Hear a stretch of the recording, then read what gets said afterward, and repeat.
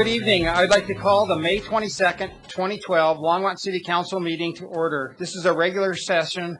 Could we please start with the roll call? Yes, Mayor Coombs. Present. Councilmembers Bagley. Here. Finley. Here. Levison. Here. Samori. Present. Santos. Here. Whip. Here. All right. Mayor Coombs, we have a quorum. Okay, well, before we get started, I'd like to explain that we're at capacity.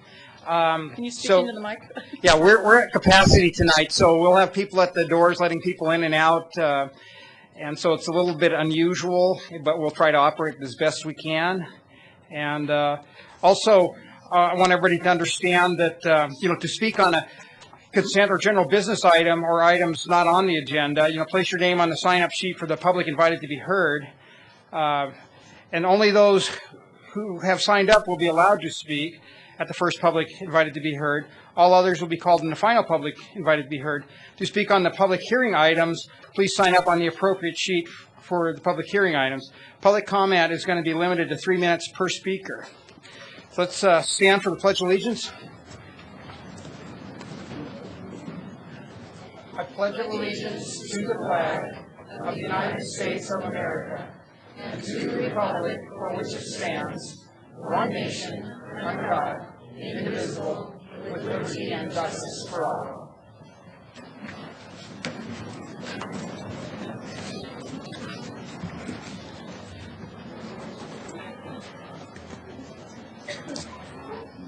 Okay. Like I said before, anyone wishing to speak at the first call public invited to be heard will need to add his or her name to the list outside of council chambers. Only those on the list will be invited to speak at the first public invited to be heard. Speakers who do not place their names on that list will have an opportunity to speak during public hearing items this evening or at the final public invited to be heard at any item this meeting. I would also like to remind everybody, we're at capacity, and so we'd like to not have any overt, clapping, cheering, jeering, and just follow all the rules. And, you can be respectful. I don't care if people stand to show their support, but just be quiet. So the first on the list is, it's just before we get that, I'm going to step ahead. Yep, no, let's see. Okay, we got to approve the minutes first. So next we need to have the minutes from the May 8th, 2012 meeting. Are there any corrections to the minutes? Yes, Mayor. A couple of corrections. On page 14, the vote under section G, it shows a motion carried with 5-1.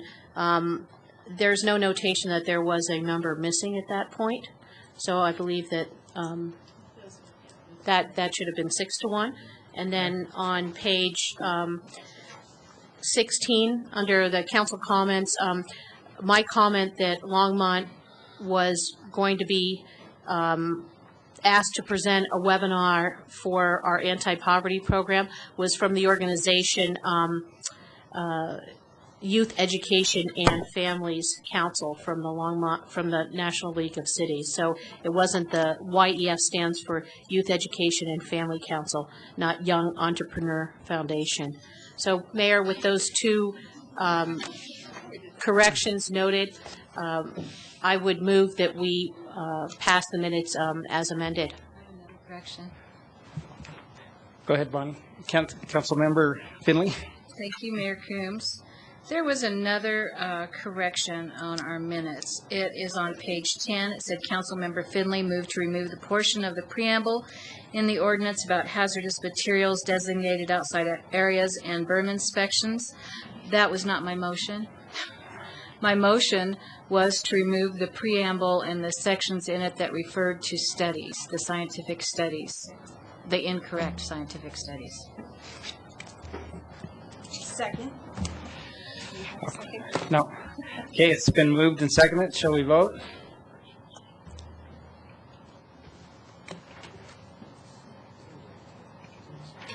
Okay, it passes 7-0.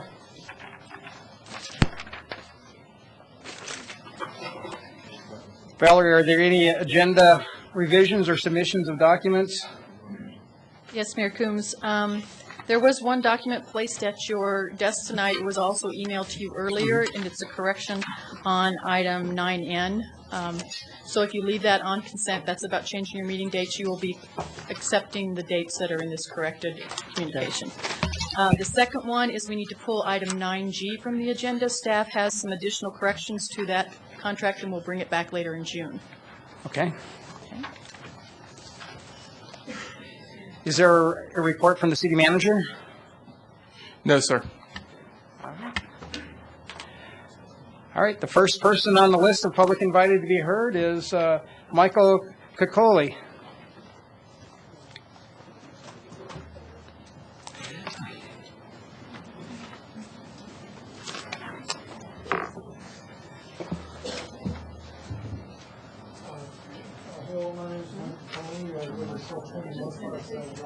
Turn your... Okay, did everybody hear that? Okay, my name is Micah Coley. I live at 420 North Parkside Drive in Longmont. I'm very happy to live there, and I didn't know there was a party tonight here. I'd like to wish everyone happy Memorial Day. That's coming up real soon, and I'd like to thank the city for helping the disabled American veterans and everybody else put new flags up at the Roosevelt Park. And I'd like to thank the city for the free rec passes, recreation area passes that they've given the post 9/11 veterans and the active duty military people. The city does everything very well here.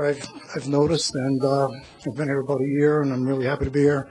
And this city uses its power very intelligently and with a lot of grace and human spirit. And I look forward to living here as long as I can. Thank you. Thank you. Paul Tiger, followed by Howard Wheeler. Paul Tiger, 350 Kimbark. That's the address you guys all use, so why don't I use it? I can remain anonymous. So there was a giant line there, but I saw this sheet that was open and it didn't have many names on it, so I signed up there. And usually I'm not with these other folks, but I do have an idea that sort of runs along the same. And that is that John Suthers several years ago told me that his job is to prevent elected officials from being sued or to defend them if they are sued. And yet he is talking about suing our elected officials.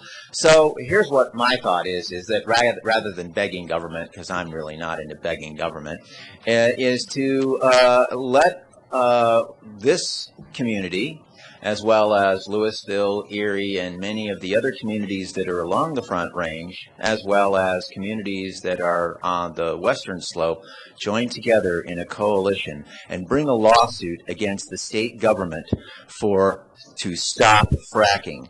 Not to mitigate it, but to stop it. Thank you. Howard, hey, no clapping. Howard Wheeler.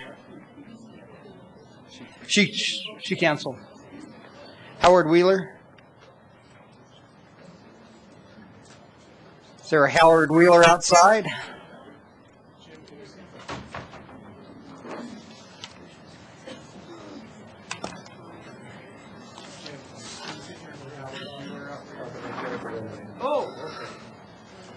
Good evening. Thanks for the time. Excuse me. Excuse me? Oh, the name's Howard Wheeler, 1839 White Feather Drive, here in Longmont, right? Thanks for the time, 3 minutes. Just by way of introduction, I'm basically a professional in the field of technically, investment-wise and business-wise, building new business in communities. I've lived here 5 years. I've been in that business 21 years, and I think it's time and past time that the folks, certainly on the council, but also in the village, realize that Longmont has a very poor reputation as a place to do business, especially with business, any business that's involved in manufacturing. There's 2 or 3 reasons for that. One of them you can't help. That reason's Boulder County, where you've got the Boulder syndrome in effect and where you have proportionally very high taxes compared to nearby areas. Another is the, frankly, mediocre performance of the public schools, especially in light of their relatively high cost. The third is the kind of controversy that we're hearing about fracking.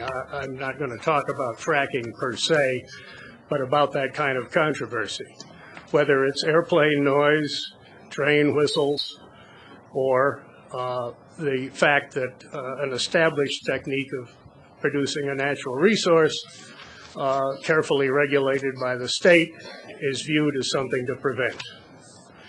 And when you view that from the outside, I happen to be inside, but when you view it from the outside, that tells people, it tells me, that this is not a place to bring new businesses, especially anything involved with manufacturing.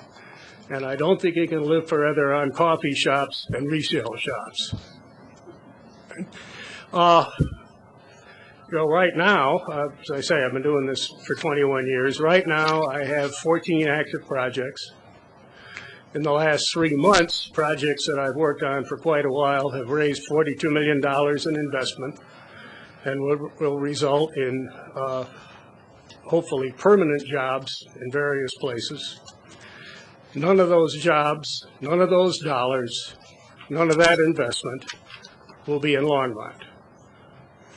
And I don't think I can sell anybody, the people I work for, that is the people with the ideas, locating in a place where everybody, as the First Amendment allows, is free to state their mind, but not necessarily to impose their will for a small number of people on a body of distorted facts. All right, your time's up. Okay. Your time's up.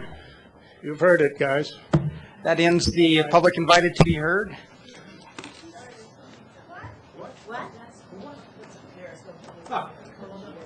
Okay, all right. Lots left.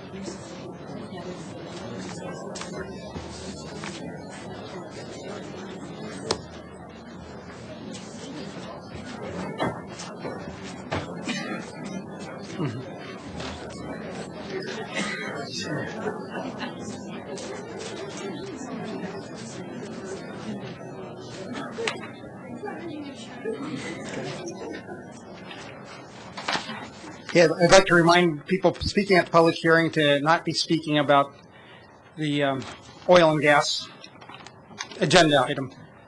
So next up is Strider Benston. Strider? Oh, no, you're sure welcome to still sign up for the public hearing item, talk under that. This is public invited to be heard, which is not, it's separate from the public hearing on the oil and gas agenda item 8A. Strider, you're up.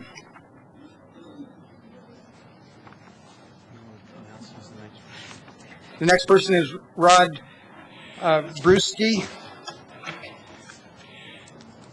Thank you. Caught me off guard. I'm Strider Benston, 951 17th Avenue. I'm sure you will hear tonight enough of the particular issues on fracking, so I won't be dealing with that. I just want to say thank you to the tribe. My bike, Tara, came home. Ta-da. And she made it almost all the way home on her own. Some of you know the story. She got stolen at Vitamin Cottage, and she made it. She was found 2 weeks later, 1 block from where we used to live. It's like when you move and then your dog gets lost. They tend to go back to where you used to live. And so 100,000 miles, and she's right out there. And we're doing better now. Thank you much. Thank you. Rod Brewski, followed by Michael Cuba. Rod, there he is.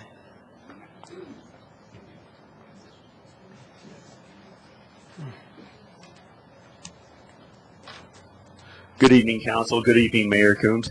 I was here to talk about oil and gas, and evidently I must have signed up on the wrong list. Okay, so we'll I put don't. you on the other list then. Okay, I'll be back. All right. Michael Cuba.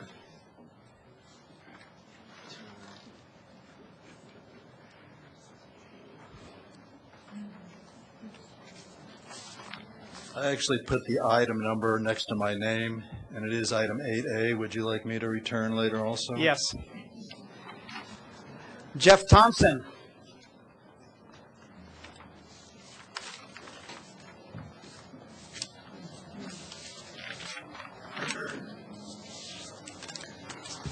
Jeff Thompson, 1616 Sumner Street.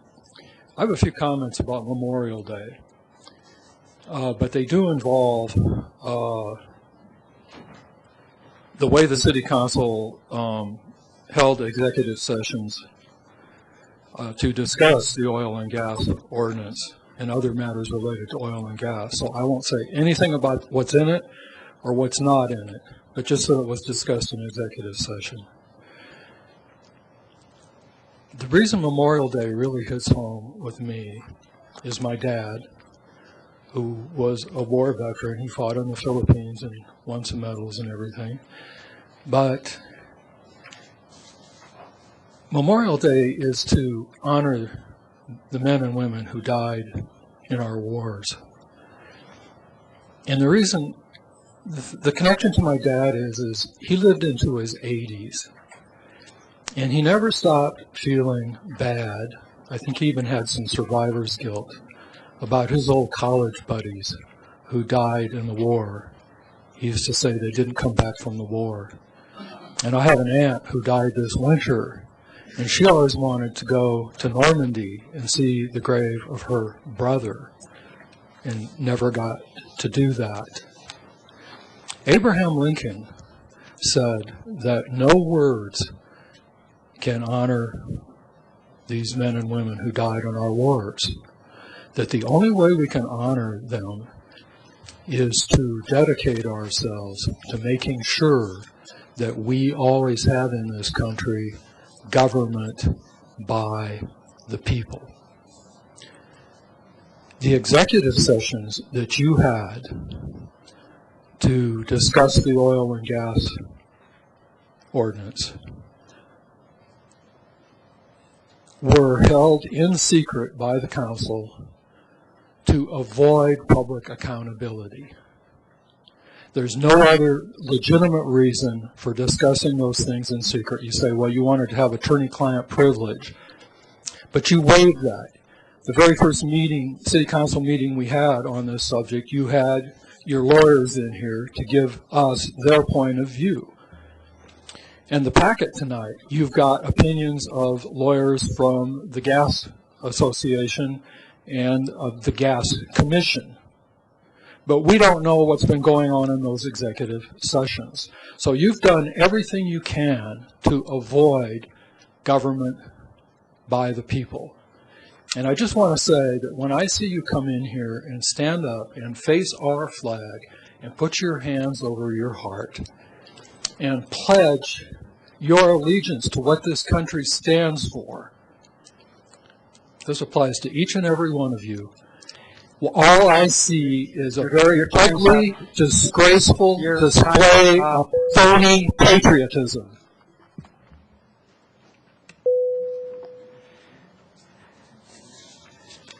Next. That ends public invited to be heard.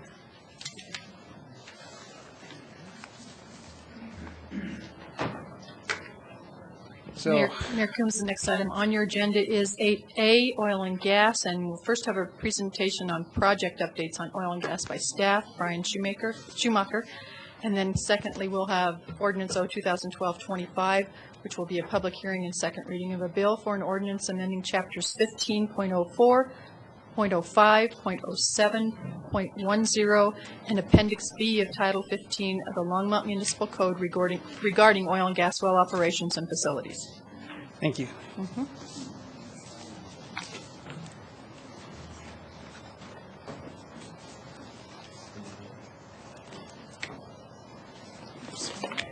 I have him. Thank you, Mayor. Go ahead, Brian. Brian Schumacher with Economic Development. And as Valerie mentioned, there's a couple items on the agenda. One is an update, and actually I'm going to reverse kind of the discussion on that a little bit to talk a little bit first about the regulations and some of the revisions that have been made between the second version and the third version. The third version is the final version that's part of your ordinance that you're reviewing this evening on second reading. And besides me, I know there's some other staff in the audience working about that may be able to provide some assistance as well if you have specific questions. But anyway, Valerie, if you wouldn't mind turning on the projector, that would be great.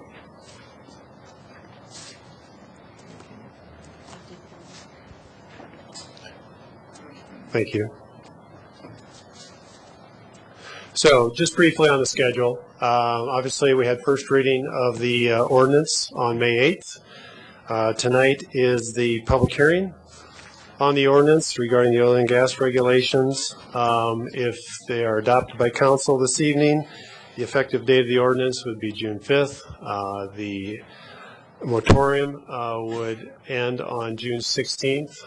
But in addition to those particular items related to the regulations, there's a number of other ongoing activities and projects that we've been working on, and I'll touch upon those briefly this evening regarding research, inspections, and monitoring projects that we are endeavoring on. So with that said, and I promise I will move through this stuff as quickly as I can, because obviously there's a number of people that would like to speak this evening. So, as I mentioned, regarding the regulations overview, we just wanted to give a brief discussion regarding the most recent revisions, and then beyond that, talk about some of the other quasi-regulatory tools, and those are listed up on the screen. I won't go through the list, but I'll talk about each of those briefly a little bit later. And then also just mention some of the ongoing research, inspection, and monitoring activities that we have. And that was part of the supplemental communication, the oil and gas projects update that you received in your packet as well. So with respect to the draft regulations, as we were putting these together, there was kind of some guiding principles with respect to the draft. And the first was that the city has the authority to protect public health, safety, and welfare to the extent that's not preempted by state or federal law. And then the second is that the mineral leaseholder has the right to extract minerals in a reasonable manner that does not adversely impact the public health, safety, and welfare, wildlife, and the environment. And as stated in the purpose section of the regulations, the city's goal is to work cooperatively with all affected parties in a timely manner, not only the operators, the applicants, but also the citizens, to work through issues and try to resolve issues and mitigate potential impacts associated with oil and gas development. So with that, just quickly, just going to touch upon some of those areas where revisions have been made. And that's reflected in the version 3 red line document that's part of your packet as well. So again, just briefly, under the authority section, we added a reference to federal laws, applicability and exceptions. That language was revised regarding some pre-existing grandfathered oil and gas wells. That was actually a suggestion that we received from a citizen that we incorporated that language. It certainly made sense, so we made that revision.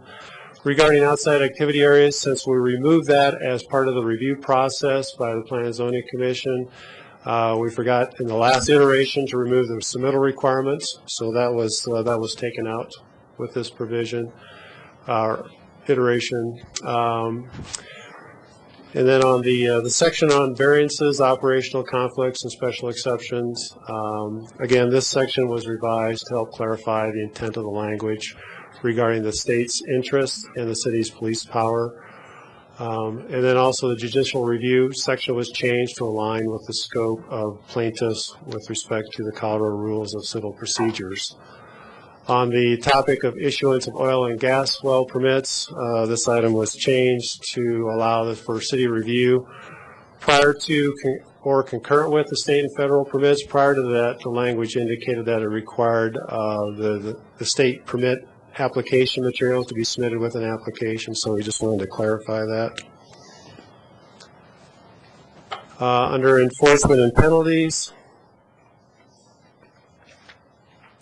the section title was revised. It was a little bit confusing in terms of what it was actually trying to represent.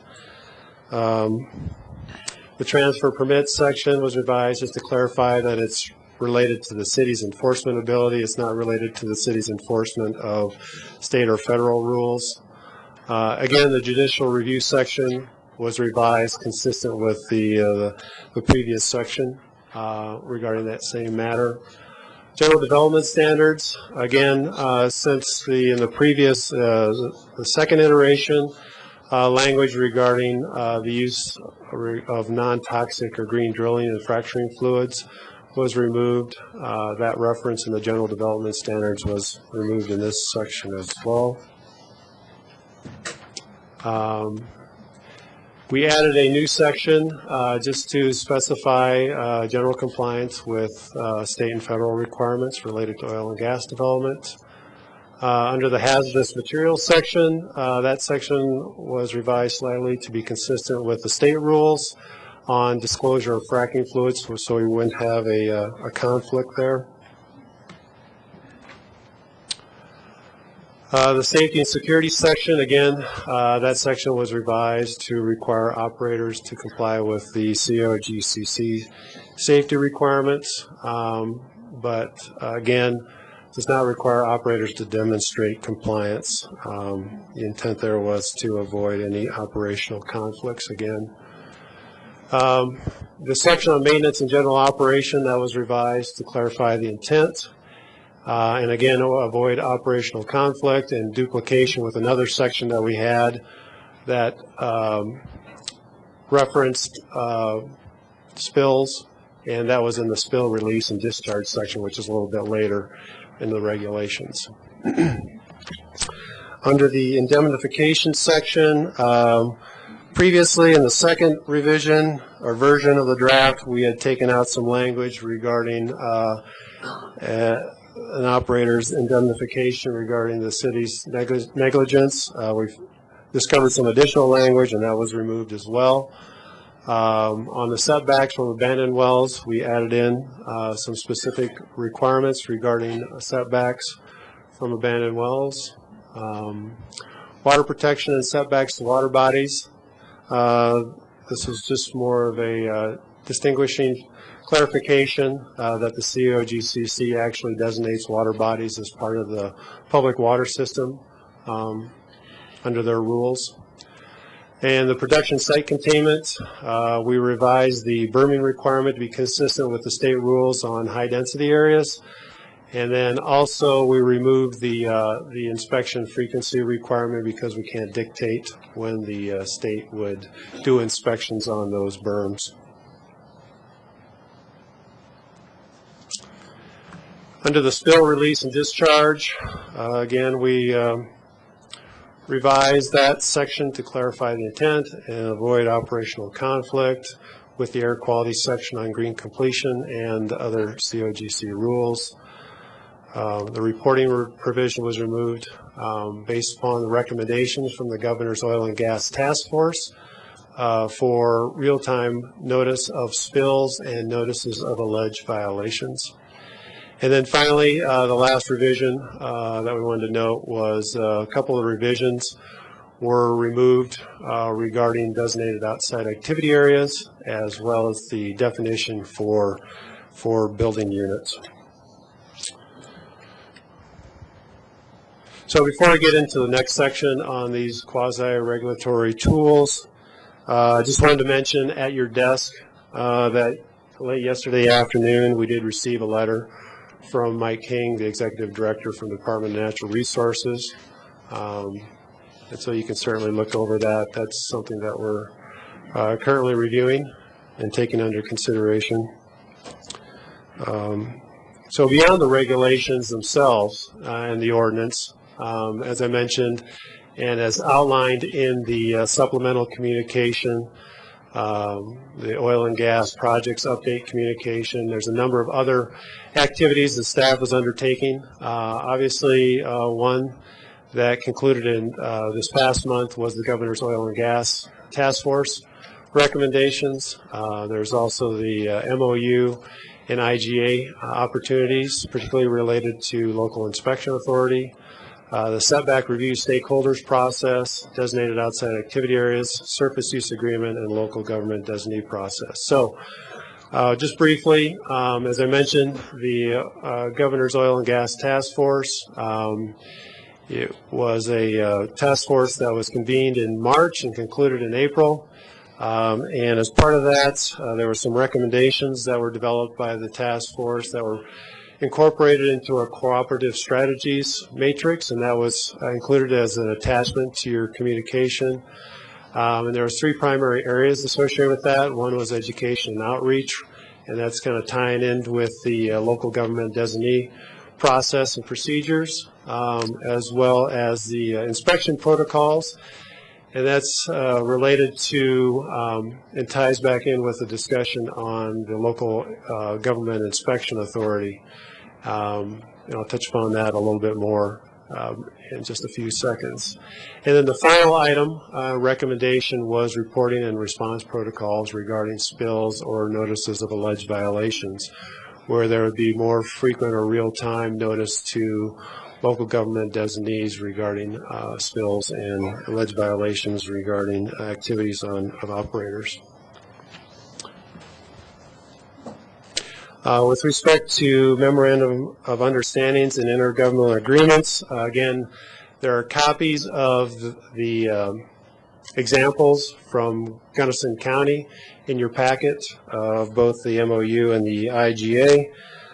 This was one of the recommendations for the Governor's Task Force, and the intent is that if the local government is interested in having a local inspection authority, that they would utilize the Gunnison County examples for the MOUs and IGAs as a template for working with the Colorado Oil and Gas Conservation Commission to work with them to have that local inspection authority. Obviously, the state intends to retain enforcement authority.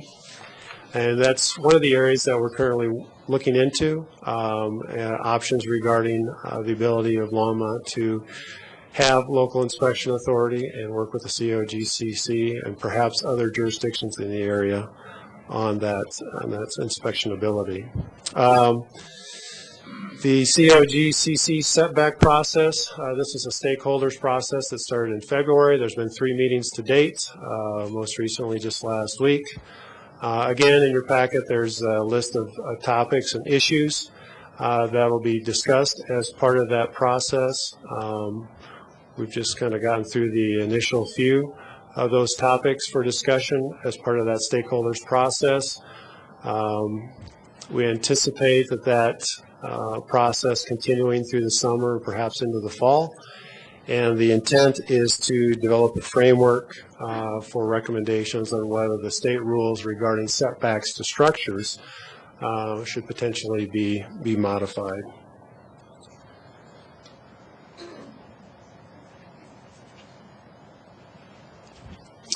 With respect to designated outside activity areas, this is a process whereby the local government, or anybody for that matter, can apply to the state COGCC for designation of an outside activity area. These are typically public gathering spaces that meet certain use criteria.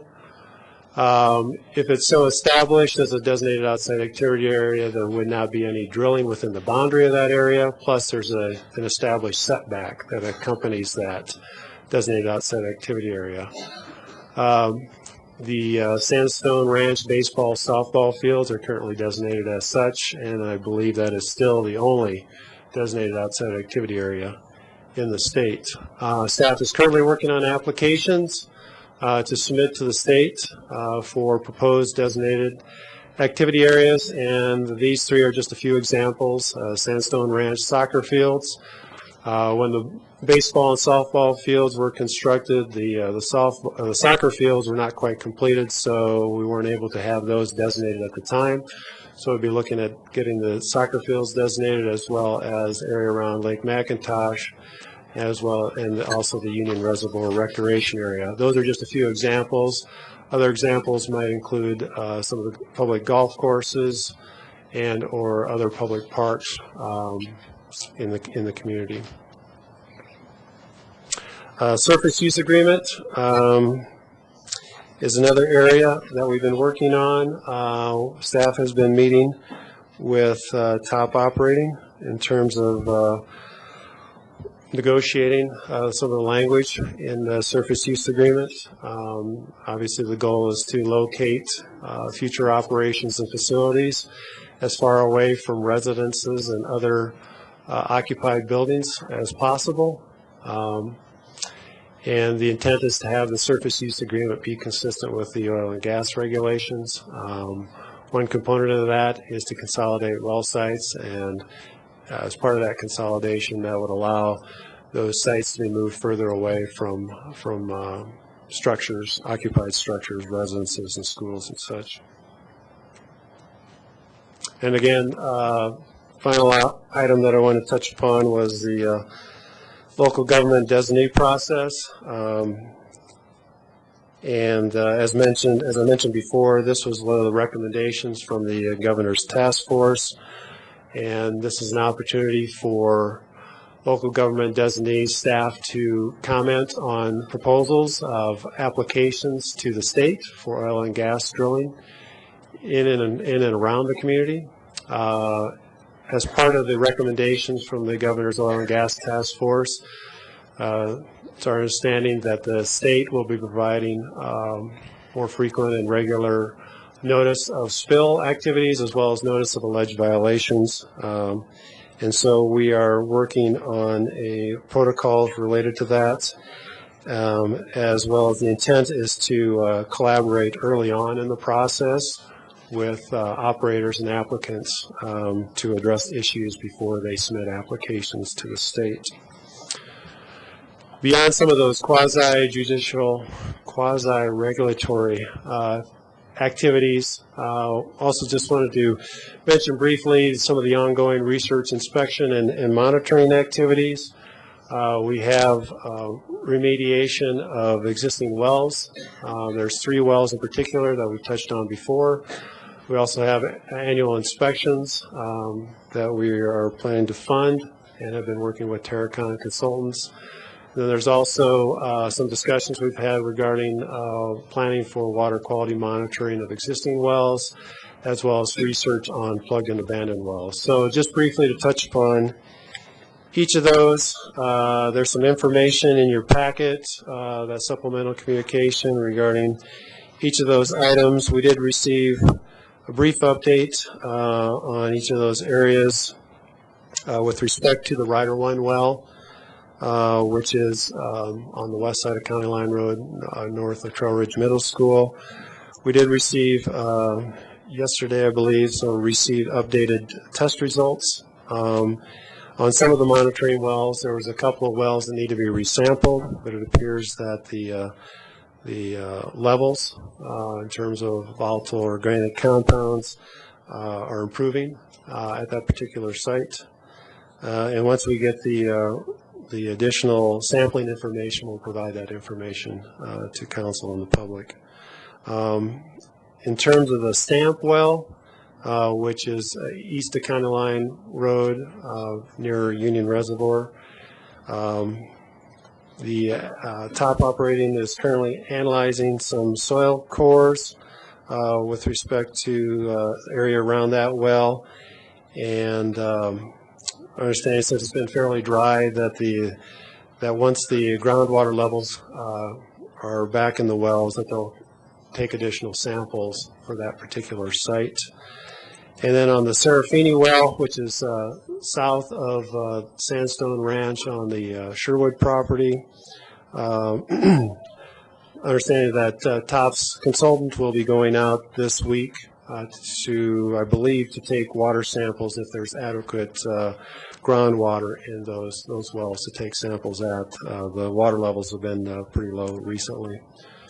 So I've got just a map up here. It's kind of hard to see, but just briefly, the Ryder well sits in this location. The Stamp well, if I can hold my hand steady, is up over here in this location, and then the Serafini well is down here south of Sandstone Ranch.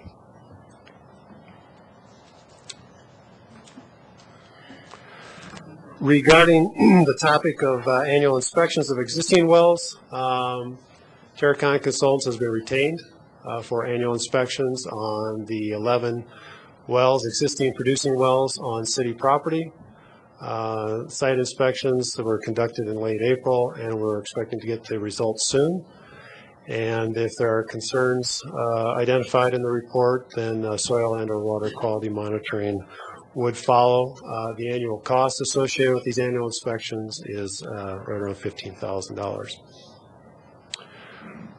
Regarding water quality monitoring, we've had some preliminary discussions with Terracon regarding developing a water quality monitoring program for the 11 existing wells on city property. Initial cost range is $60,000 to $100,000, depending upon the number of monitoring wells and frequency of sampling. And then once beyond the initial sampling, the ongoing monitoring for sampling would be $10,000 to $15,000. Funding options are currently exploring those options. And then the final item that I wanted to mention is regarding abandoned wells. As noted up there, there's currently 14 plugged-in abandoned wells in the city. There's 3 dry abandoned wells and 19 abandoned locations that were never drilled. And then Terracon Consultants is assisting the city staff with ongoing research in that particular area. So with those remarks, that kind of concludes my brief overview. If you have any specific questions of staff, I'd be happy to respond, or maybe you choose to respond. Councilmember Finley. Thank you, Mayor Coombs. I was wondering if the staff had done any research on what it would cost to enforce our regulations as we have them now? For inspections, things like that. The physical analysis of our new ordinance? Mayor and Councilmember Finley, no, we have not done that analysis. I mean, I think if we get it to the point of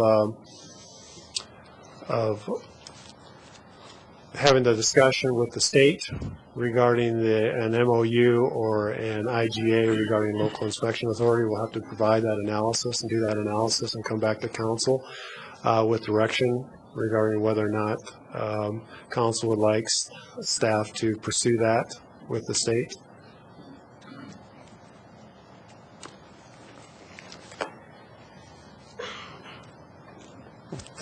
Thank you, Brian. I don't see any other questions. Okay, thank you.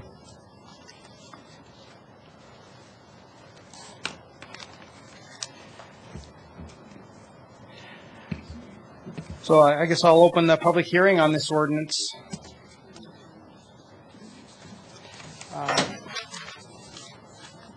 Gene Dissler. Oh, do you need to read it first?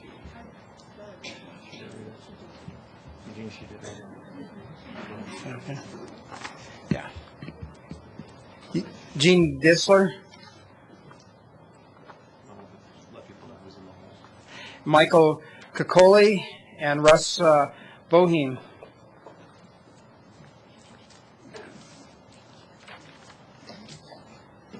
Jean Ditzler, 1541 Chucker Drive. I'm here with my husband Dan and my 2 children, Emmett and Leah. I'm also here with quite a few other people. I would like at this time to ask those who my words represent to please stand. There's a lot in the hallway.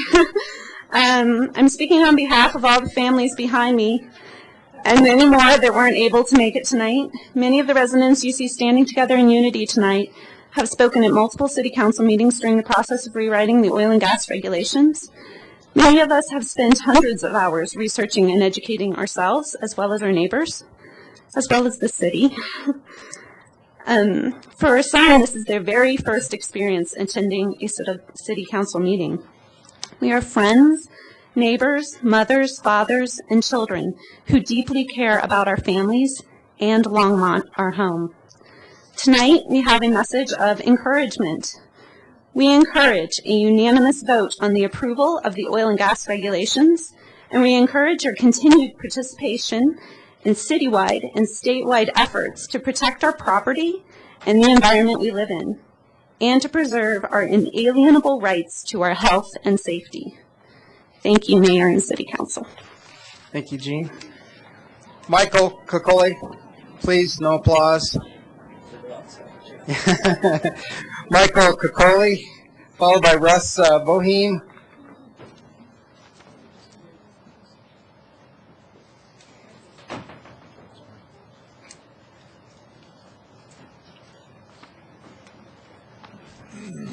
It's my turn, huh?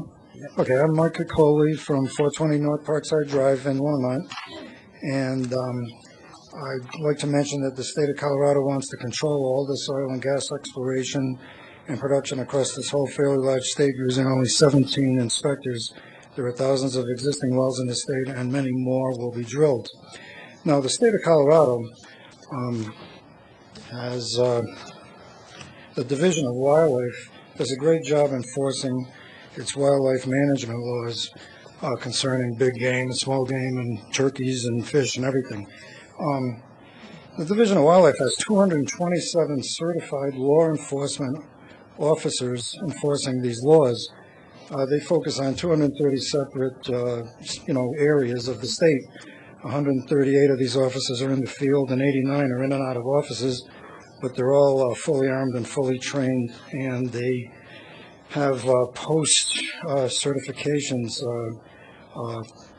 peace officer standard training, just like any other law enforcement officer. They have a budget in excess of $5 million. The state of Colorado does a great job protecting our wildlife and the ecosystems that support them and support us. So I suggest that that the state hires 200 inspectors and raises the severance tax or whatever they want to do to generate enough money to hire and train these people and equip them. And also, by the way, State Rule 906B1 states that spills less than 5 barrels, which is, less than 250 gallon spills do not have, of anything at all, any chemical, anything, do not have to be reported unless they're, like right in the river or something. So I suggest that the moratorium, be similar to Boulder's, like February 2013, send the state plan back to the state drawing board and fix it. There's also some problems with anti-disclosure laws related to, health professionals have their hands kind of tied. Form 35, and it's in the 200 chapter of the state rules. All these things are deal breakers, so it's not a good deal. It needs to be fixed. Thank you. Thank you, Michael. Russ Boheen, followed by Tom Cagle. Thank you for hearing my comments before tonight's vote. I'm Russ Bohm. I live at 1731 Sumac Street, and I lived in Longmont now for 40 years. I can assure you I have absolutely no desire to see my family's health impaired or my neighborhood blighted. I know that you're aware of state preemption laws that prohibit you from imposing regulations that place Longmont at a regulatory authority above that of the state. Your passage of the currently proposed city oil and gas regulations may, according to the Attorney General, supersede the state law and lead us to a lawsuit. Since warned, we're likely to be perceived as belligerent and be required to pay legal fees for both sides. The probability for prevailing is low and the cost is going to be high. While Longmont may in fact need new oil and gas regulations, it appears that there are some other motivations for passing this particular set. The implication seems to be that without them, operators would have no incentive to comply with unique wishes from the City Council and agree to more burdensome operating procedures and permitting requirements. If I'm not mistaken, that would make the Attorney General's case for the suit, since the reason the state law preempts local authorities is precisely so that each community cannot impede a local business from engaging in an activity that's permitted and regulated by the state. But let's isolate the hype of fracking for a moment and use an analogy to see if the current thought process is in fact reasonable. Suppose a local business manufactured a product that has been demonstrated to have the potential to cause mental and physical illness, to be addictive, to cause irrational behavior that results in injury and sometimes even death. Suppose that the marketing scheme of that company persuaded citizens to consume the product. Now, there's state laws that control the manufacture of alcoholic beverages, but I'm sure city staff could develop a special set for microbreweries to protect our family's health, rid the environment of broken beer cans and broken bottles and beer cans. We could probably make it so good that brew pub owners would probably just not move here, and we could eliminate the associated risk altogether. Sound like a good idea? I don't think so, and I doubt that you would agree either.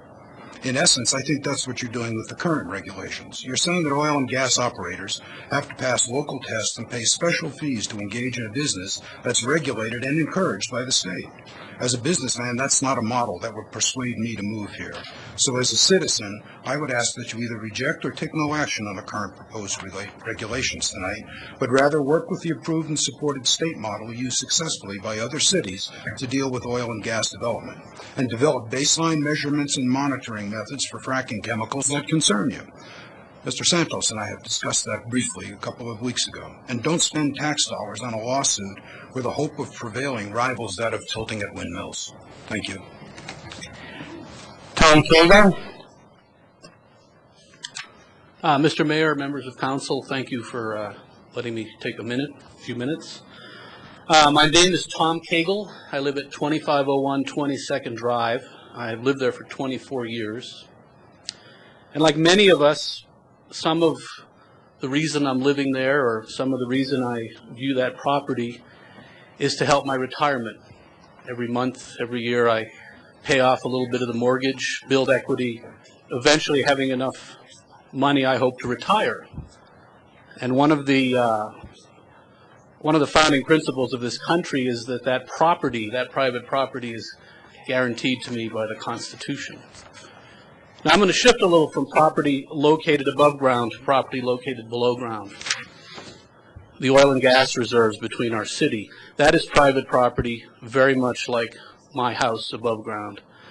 And there are people out there, individuals like myself, that own that property, and maybe they're counting on it for their retirement. They plan on having a well that's going to produce income for them every month to help them retire. When a government entity, a city, a county, the state, adds a regulation, that adds cost. The operator is going to charge more. It's going to have to pay higher costs to produce that resource, and that is going to reduce the value of that gas, that private property. And so as you consider what you're doing, please don't just consider the private property that's obvious and has been pointed out to you. Consider the private property that's owned by the people who are going to maybe retire off that oil and gas. I'd like to please ask you not to fight the state as you make new regulations in the city, but work with the state. Thank you. Okay, Jerry Olo, okay, followed by Dan Martin, followed by Sharon Robertson. Go ahead. Hello, my name is Jerry Olo, and I live on Erie Parkway Meadowview Parkway in Erie, Colorado. And I wish to thank you for taking my concerns into account before making your decision. Like many of my friends and neighbors, I think your original plan to update the regulations has expanded because of a small group of very vocal protesters. Let me explain why I believe this. For months they have lobbied you, and you have not heard much from the rest of the community. So it is easy to assume that they speak for a larger group than they actually do. Certainly they do not. If the majority of the community believed that their health was at risk because of fracking, they would have been down here with the protesters. I don't think that happened, did it? Many people in Longmont see the economic benefits from gas and oil that flow to Weld County, and it is only an irrational fear of fracking or fossil fuels that drive these protests. They cannot effectively and cogently document the type of harmful effects that they claim will come into Longmont when just a few miles away in Weld County, the opposite is true. Longmont has a choice. Will we go down the road that Boulder County has chosen, more regulation, budget deficits, and raising taxes? Or will we choose less regulation, balanced budget, lower tax rates, and increased revenue? In other contexts, several of you acknowledge that limited government governs best. That includes local government. Increasing the regulatory burden on the local level simply increases the overall burden and expands government as a whole. As council members Witt and Finley have pointed out in the last meeting, there is only one certain way not to waste our tax dollars on frivolous litigation from the state. Revise these regulations according to the Attorney General's direction. I request you to make a stand for limited government and take no action on this ordinance. Thank you very much. Dan Martin, followed by Sharon Robertson, followed by Penny Nickel.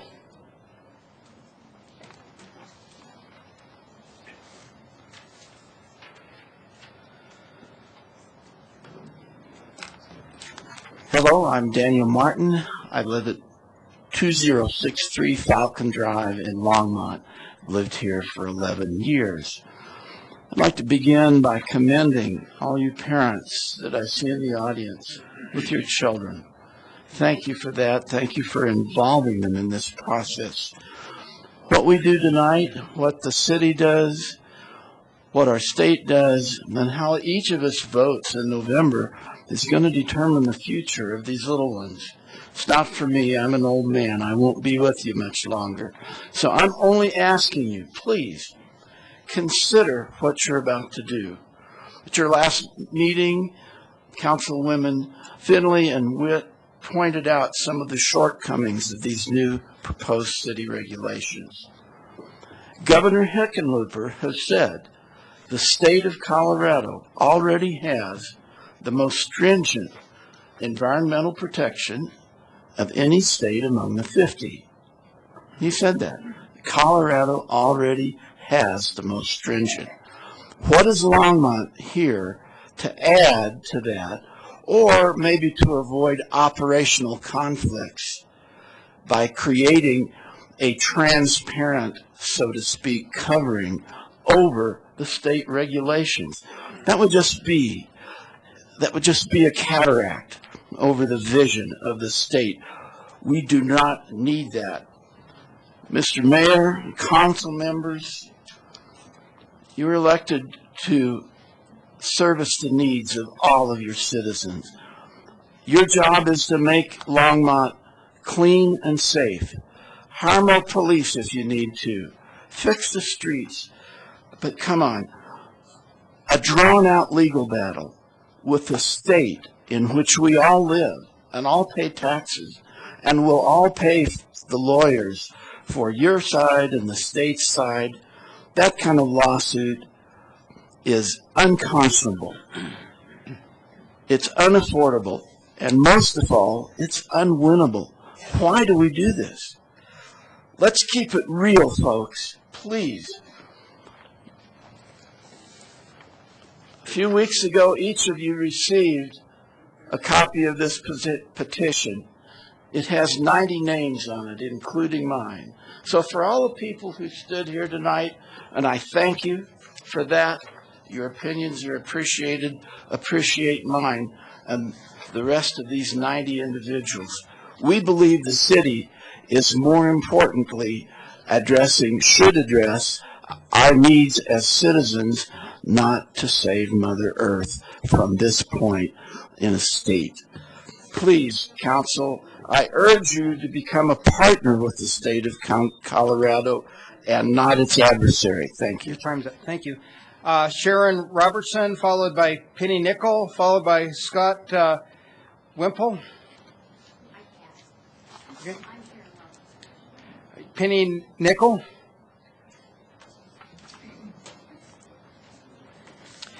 My name is Penny Nickel. I live at 1072 Button Rock. Thank you, Mr. Mayor and City Council members, for allowing me to speak on this important issue.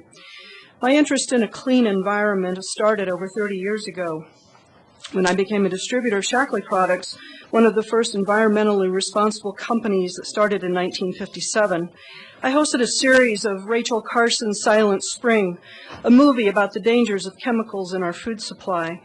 Our family is very committed to the use of natural cures for illness whenever possible and have overcome serious health issues using holistic measures.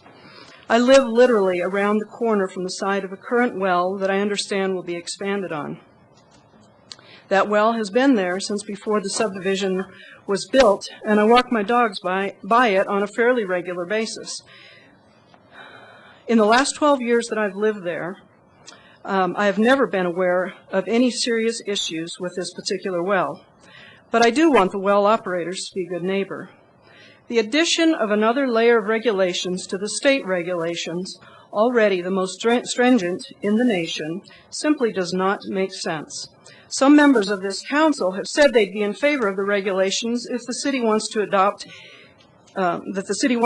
even if there was only a 10% chance of winning the lawsuit against the Attorney General. That means that you are willing to waste our tax dollars on a lawsuit that you believe we have only a 90% chance of winning.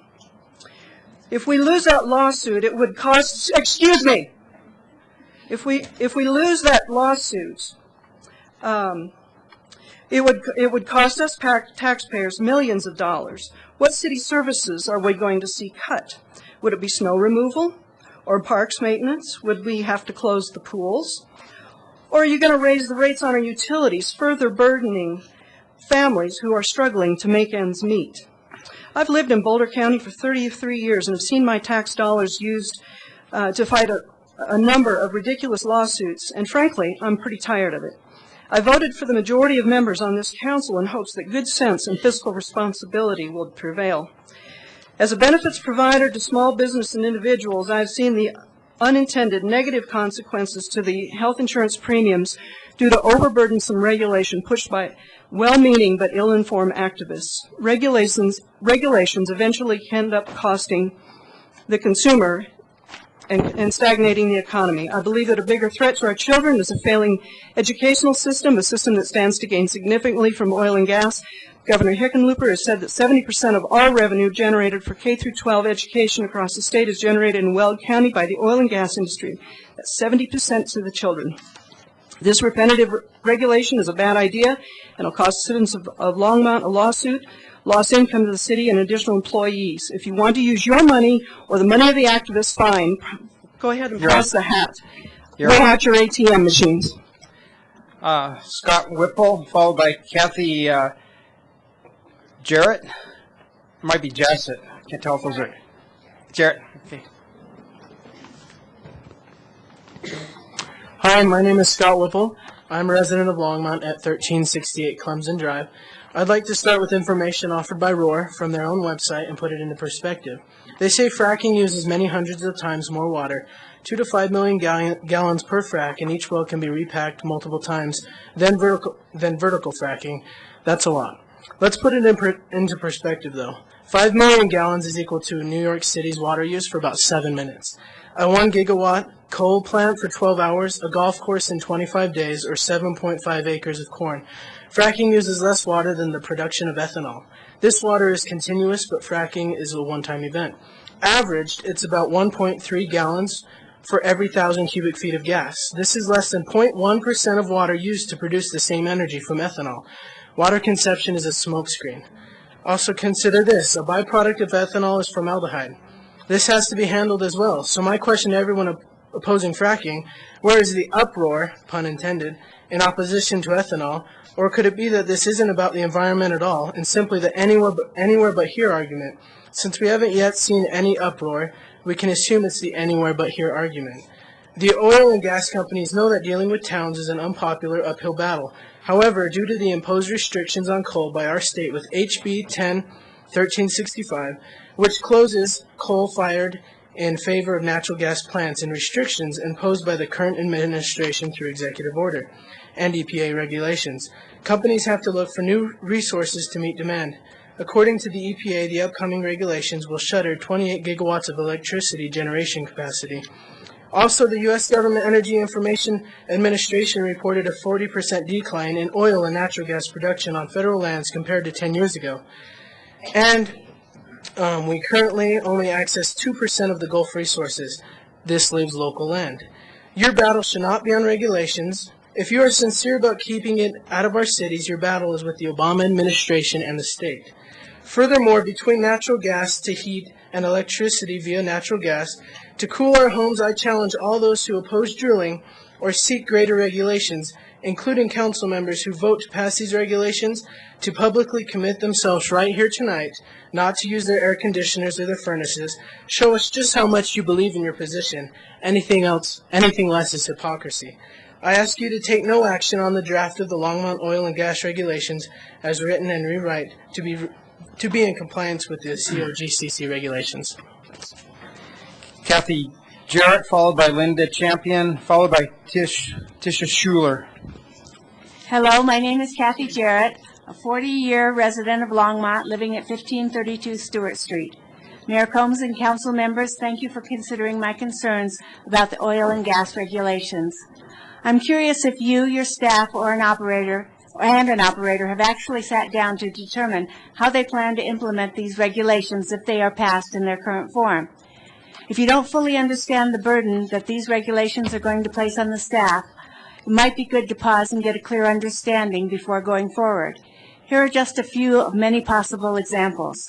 Page 7, directional drilling from outside Longmont's jurisdiction to inside Longmont requires city approval. How do you plan to monitor all well and Boulder County permits?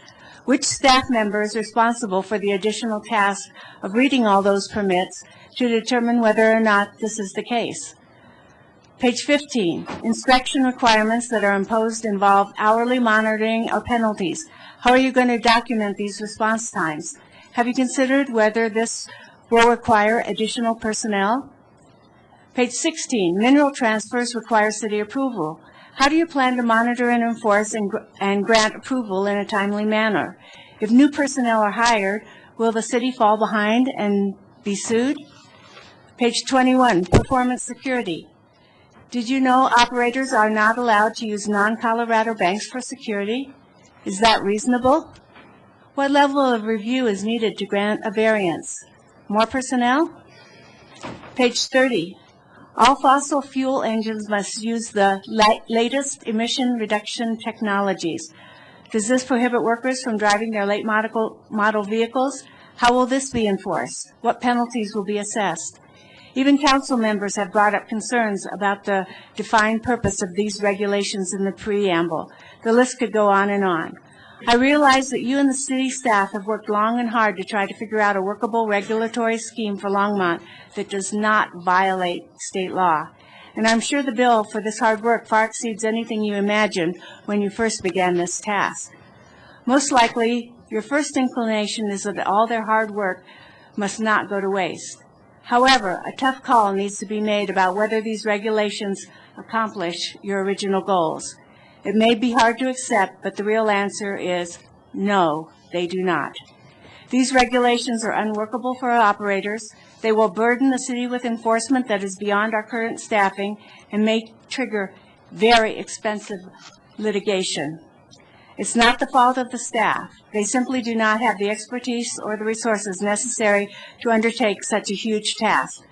In 2008, the state of Colorado spent a great deal of money to get their regs going. Longmont cannot afford to recreate the effort. Please take no action on the ordinance and follow the lead of other jurisdictions and give the state process a chance to prove itself. Thank you. Linda Champion. Mayor, council members, whatever side of this issue you are on, please. Linda Champion, 1733 Preston Drive, Longmont. Whatever side of this issue you are on, please consider the ramifications of this ordinance. I know the staff has been preparing much time on this 50-page document. You must have said among yourselves that most of what is in here is redundant and already stated in the state's ordinance. Yet there's some questionable language that you know the state will most likely not accept. A few weeks ago, a representative from the Attorney General's office came to speak to you. She offered assistance and a willingness to work with this city on any issues you have that would be specific to Longmont. To this date, I don't know if anyone here on council or if the city has contacted the AG office to find out how they would work with you. Before updating our own policy, first, contact and talk with the AG office. It looks like you've already spoken with the COGCC, and find out how we can negotiate and collaborate on those issues that are specific to our needs and will protect private property. Concerning a looming lawsuit, by knowingly creating a document which goes beyond the statutes of the state's law, will invite a huge lawsuit. We have been warned, and this will put us in a worse situation. If sued, you, this city council, and the people of Longmont more than likely will pay up to or over $100,000 in staff and legal fees. Several of you were on this council a few years ago when a poorly written ordinance was adopted. The city was sued, and it cost tens of thousands of dollars before it was resolved. This is a lawsuit waiting to happen. Please take no action on this ordinance tonight.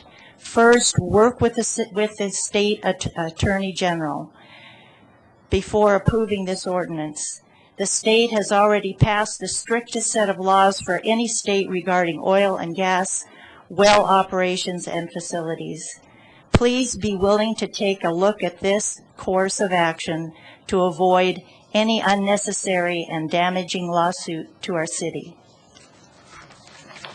Thank you. Tish Schuler, followed by Jim Robertson. Mayor, council members, thank you for the work that you've put in on this matter. Thank you to staff as well. I'm Tisha Schuler. I represent the Colorado Oil and Gas Association in Denver. I first came before you in November.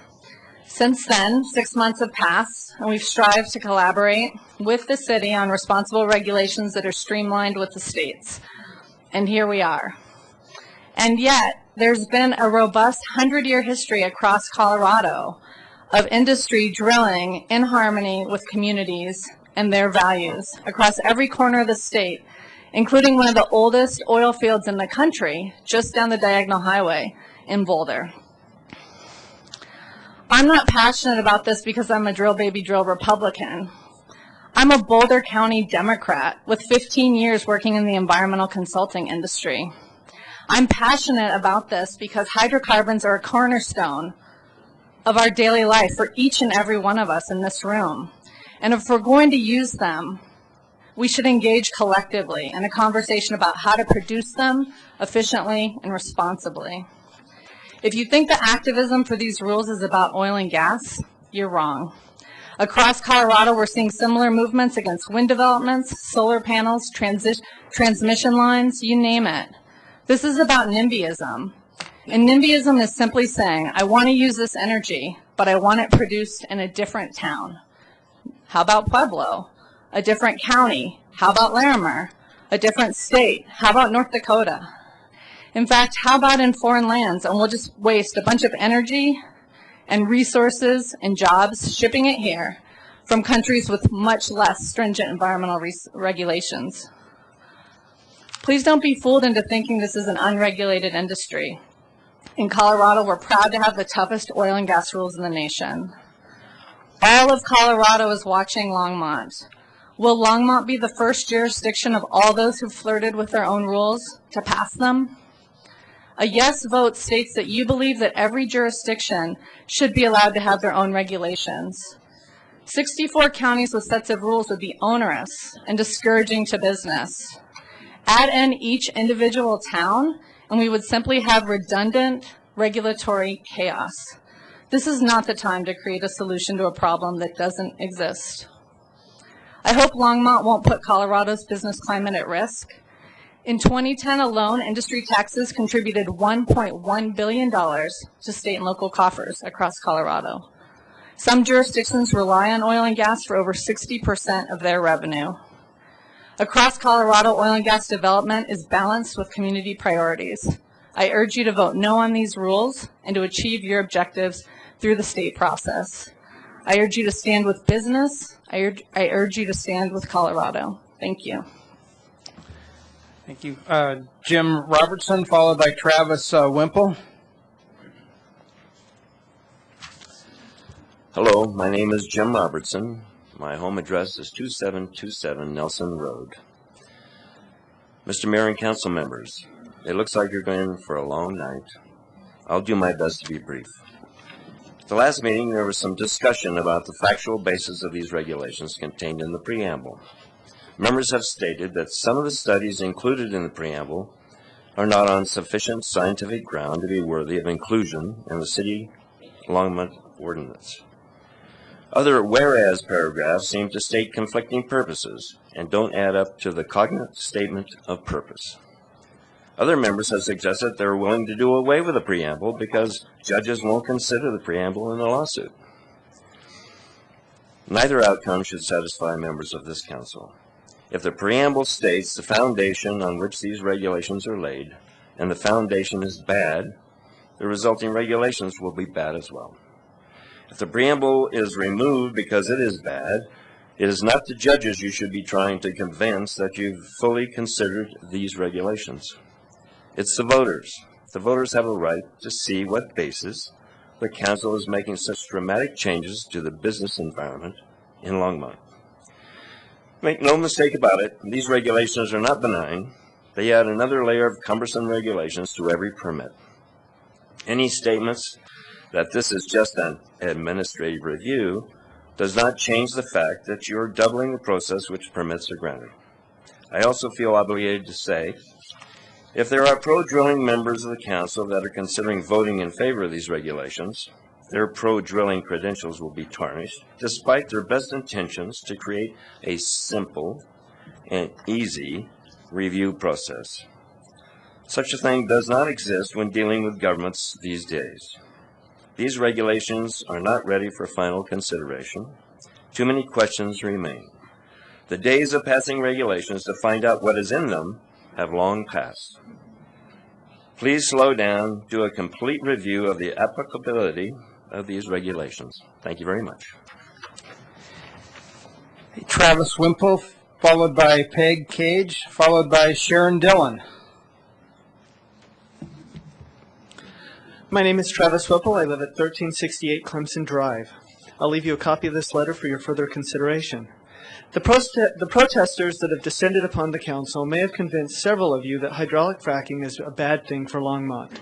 They claim irreparable harm will befall us if you allow drilling. I trust that each of you will make up your own mind about the science involved.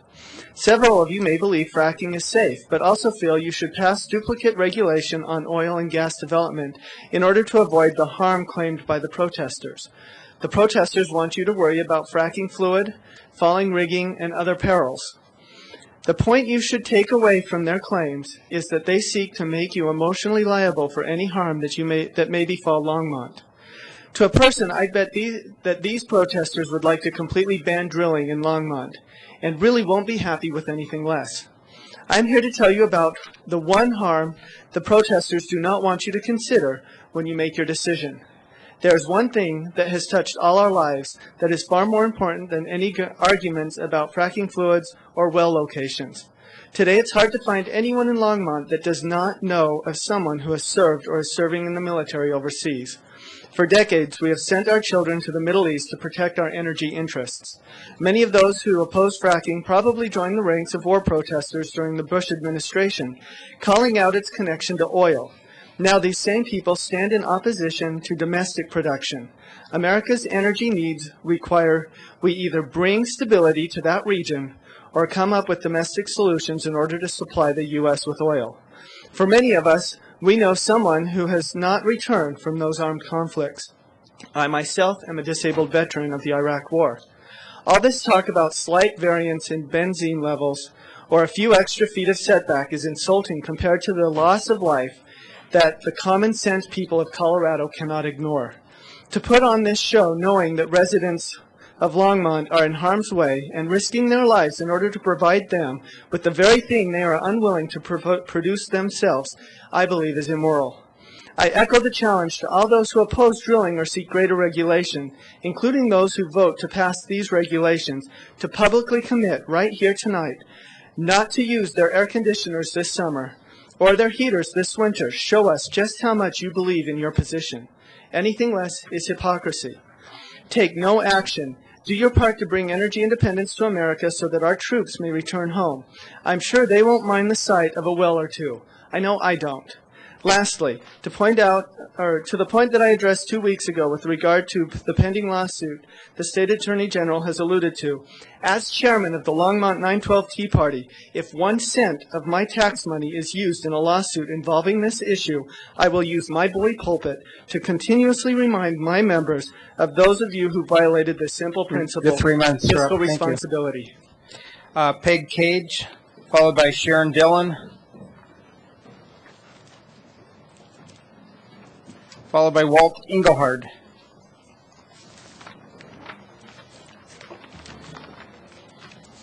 Greetings. Greetings, council members and guests. I'm Peg Cage. I live at 13683 Vermilion Trail, just outside of Longmont. I thank you for taking time this evening to hear the concerns of Longmont area citizens about your decision on how to vote on this ordinance. In thinking about what to say this evening, I contacted several friends for their opinion and have come to the conclusion that your decision basically comes down to who do you trust. One of the people I contacted is a young man who is employed by Anadarko. He has particular empathy with you this evening as he was on the Evans City Council. And he knows your job is to control local industry and protect Longmont citizens. He said he is glad that this sort of regulation didn't come before his council because his loyalties, of course, were with the oil and gas industry. He and several of his relatives are gainfully employed by the industry. Evans has many active wells, but he and his family have noticed no adverse effects from them. He visits several wells daily and has no health issues from this close and constant contact with them. He said fracking has been done safely since the 1940s and is not a concern to him. Do you trust him? My friends Katie Witt and Bonnie Finley decided that getting into the business of regulating this industry above and beyond Colorado's already highly restrictive regulations was a bad idea. Do you trust them? Weld County citizens appreciate that their commissioners allow and encourage the oil and gas industry, and they reap the benefits with lower taxes and jobs. Do you trust them?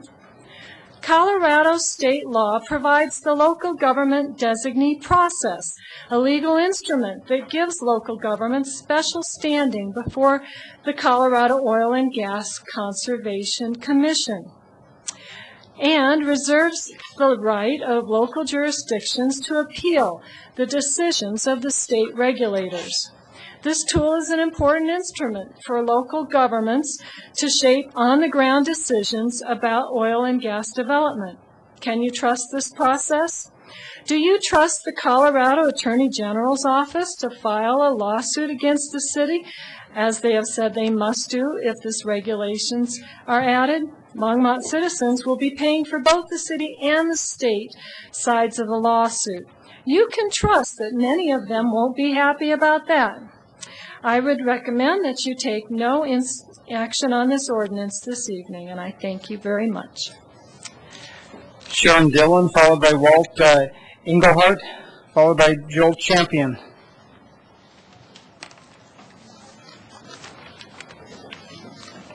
Can you hear me? Sharon Dillon, 12745 Columbine Drive. Thank you, Mr. Mayor and council members, for your time and service to the city of Longmont. Many of us know someone who is still out of work or has given up hope on the future for themselves or their families. Times are really tough. And adding new duplicated regulations that prevent jobs and stifle private investment will only prolong the pain for many families in Longmont. It's disturbing to know that there are families who are on the verge of losing their homes or who have already, and you all are considering adding to our economic problems by inviting a lawsuit in the state of Colorado. It's not just the jobs and the salaries that will be directly be created by developing our energy resources. The city could do a lot for struggling families and seniors with the added tax base that comes from the development of our natural resources. How bad does it have to get? I hope it's not one of you who loses your opportunity to support your family. These regulations place us, Longmont, at a crossroads. We could look at Greeley and Weld County as examples and embrace development and our resources, or we can look to Boulder and halt the prosperity that we all see developing around us. The people in this town who don't have an extra dime of disposable income are not represented here by the protesters. They are struggling people. They just want the pride and self-worth that only comes from having a job that supports them and their families. Nothing in this discussion tonight about setbacks and drilling noise will change that for those people. Let's please do the right thing. Take no action on this ordinance. Put your energies into making the state government process work for Longmont. Thank you. Walt Engelhardt, followed by Joel Champion, followed by Fred Gabriel. Hello, my name is Walt Engelhardt, and I have been a resident of Longmont for 20 years and a lifetime resident of Colorado. I live in the county, and so it's a possibility that... Please give your address, please. 10650 Yellowstone Road. It is a possibility that I might have a well in my backyard since I'm in the county, but I'm not afraid of it. Council members, thank you for taking my concerns regarding your new oil and gas regs. Based upon the response by the Colorado Attorney General's office in regard to the Longmont draft of oil and gas regs, the state of Colorado surely will file suit against Longmont and cause unnecessary taxpayer dollars spent in fighting a losing lawsuit. Common sense says we should pay heed to these warnings by the Attorney General's office. Will you actually waste hundreds of thousands of dollars of taxpayer money to fight the suit? Or do you plan to just revise these regulations once the suit is filed? This community will not look kindly on any council member that has mired Longmont in a wasteful lawsuit. Going through this whole exercise merely to put off the inevitable decision to revise the regulations is a gross waste of resources, not only for Longmont, but also for the state of Colorado. If any of you has contemplated changing the regulations once the lawsuit is filed against Longmont, you should stand with council members Witt and Finley today instead of waiting. Prudence suggests that you take the reality of lawsuit seriously. An inclination to revise the regulations once the suit is filed guides you to oppose these regulations now, not later. In a recent Denver Post editorial on May 2nd, it's stated that the state of Colorado not local towns and counties, regulates oil and gas drilling. That's what the law and the courts say, and it's a concept we support. In the same editorial, it stated that Governor Hickenlooper appointed a task force, and it was stated earlier, that this year to examine questions of regulatory conflict or confusion and to try to bring order to this issue. Its members did agree that coordinated regulation through a jurisdictional authority was neither realistic nor productive. Colorado has one of the stiffest regulations in oil and gas of any state across the nation. Thus, it behooves us to write the new Longmont regulations to be in compliance with the COGCC regulations. And where we differ, work with a lower governmental designee to work out differences. Thank you. Joel Champion, followed by Fred Gabriel.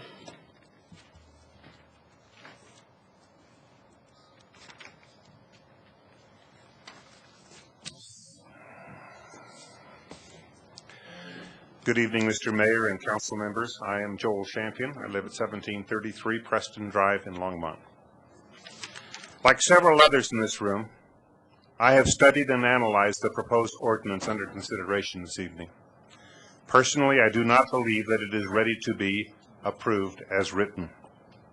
However, I do understand that there is a need to revise and update our current Longmont City oil and gas regulations. Further, I do not believe that anyone in this room wants Longmont to be sued by the Colorado State Attorney General. Let's just imagine for a moment that it's a year from now and we have spent $150,000 in attorney's fees. Wouldn't it have been better to have come together as a community and to have solved this problem ourselves? In order to accomplish our goals to establish within the ordinance itself, which would allow for reasonable regulated oil and gas exploration and production, and would meet the needs and desires of the wide range of concerned citizens in Longmont, I suggest that you consider the following course of action. Step 1. Tonight, take no action on the proposed regulation as written. Please hear me out. Step 2. Create a working group of stakeholders to achieve the following goals. 1. To review and carefully analyze the proposed ordinance and empower them to work collaboratively with the city staff, the Office of the Attorney General, the COGCC, COGA, oil and gas operators, and prospective applicants, along with selected members who represent the interests of the citizens in relationship to health, safety, well-being, the environment, and wildlife considerations. B. To compare the proposed ordinance with the Colorado State statute and regulations and to eliminate unnecessary duplication and conflicts. C. To accumulate, review, and consider portions of ordinances from other regulatory documents created in other Colorado cities that have faced the same problem and have resolved their issues without becoming involved in costly litigation. D. By a specific date, to prepare recommendations for updating this draft ordinance that will meet the needs of all the different groups to the maximum extent possible. I believe this two-step process will fulfill your objective to update the current ordinance, to eliminate the risk of expensive litigation, to relieve the burden on your staff imposed by these regulations, all while addressing the adverse economic consequences of any additional regulations. Further, I believe that we can continue to operate under the current ordinance for the short time it will take to collaborate and employ a new problem-solving approach to address and resolve these issues. Please take no action on this ordinance as written tonight. Let's create and develop a solution that will actually meet the goals and objectives outlined in the proposed ordinance. In this way, Longmont can become a model and set the standard for dealing with local issues in a responsible way. I volunteer to serve on that working group. Thank you. Fred Gabriel.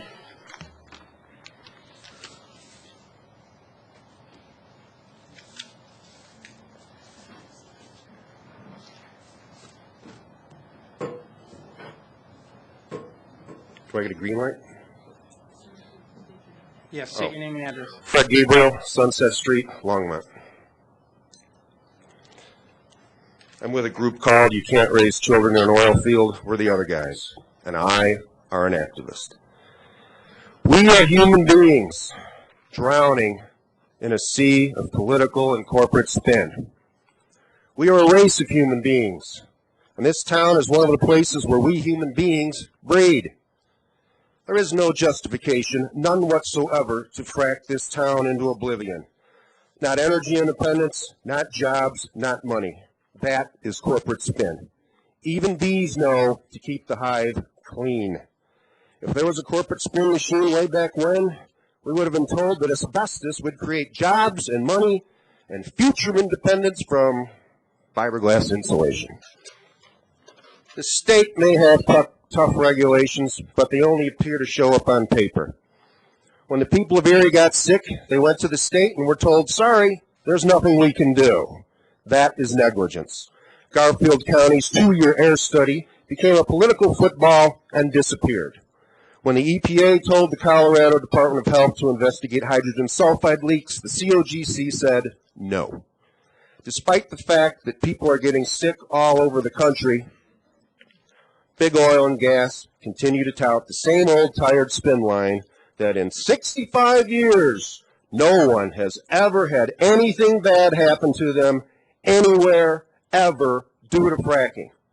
That's not even corporate spin, that's fantasy. The state's talk of regulations is a sales tool. This is a trick to get you to sign on the dotted line. And once you do, that's it. All of your pretty fracking equipment will show up, and none of it comes with an off switch. You can't say, turn that off, it's too smelly. There will be no warranty, no money-back guarantee, and no do-overs. You bought into it, you own it, and you're stuck with it. The only option will be to live with it, deal with it, or leave. This is America. We will not leave, we will not run, and we will not be overrun. Now, don't get me wrong, I'm not against drilling, but I am against being poisoned. 850 wells and 22 square miles, my God. At 10 wells a pad, that's 85 pads in 22 square miles. That's 4 well pads every square mile. That's insane. Frederick Douglass said, power concedes nothing without a demand. This is a war, and you are the front line. You hold that line. Demand self-rule. We are up against an industry that is trying to dismiss us in our own town. You are the front line. You hold. You hold. Thank you. Thank you. I think we're going to take a 5-minute recess now. Nope, no applause out there, please. So we're going to take a 5-minute recess. We have 2 more hours of hearing.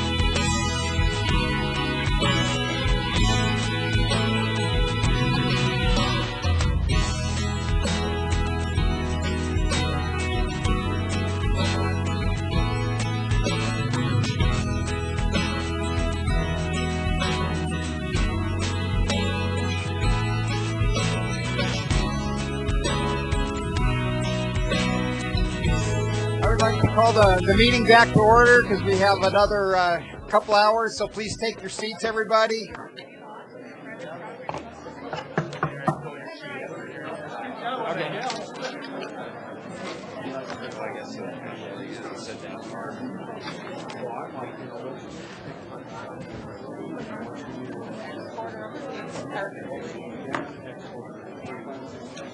Okay.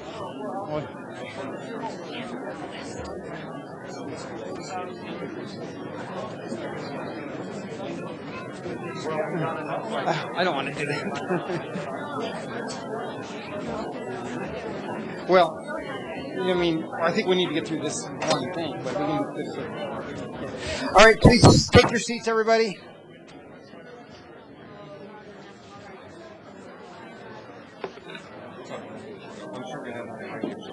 Yeah, we'll do another break after now.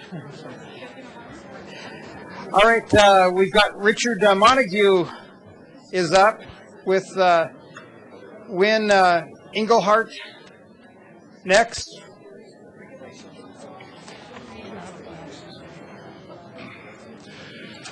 Thank you.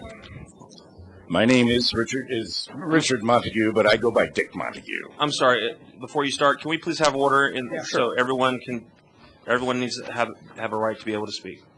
Please. So. Thank you.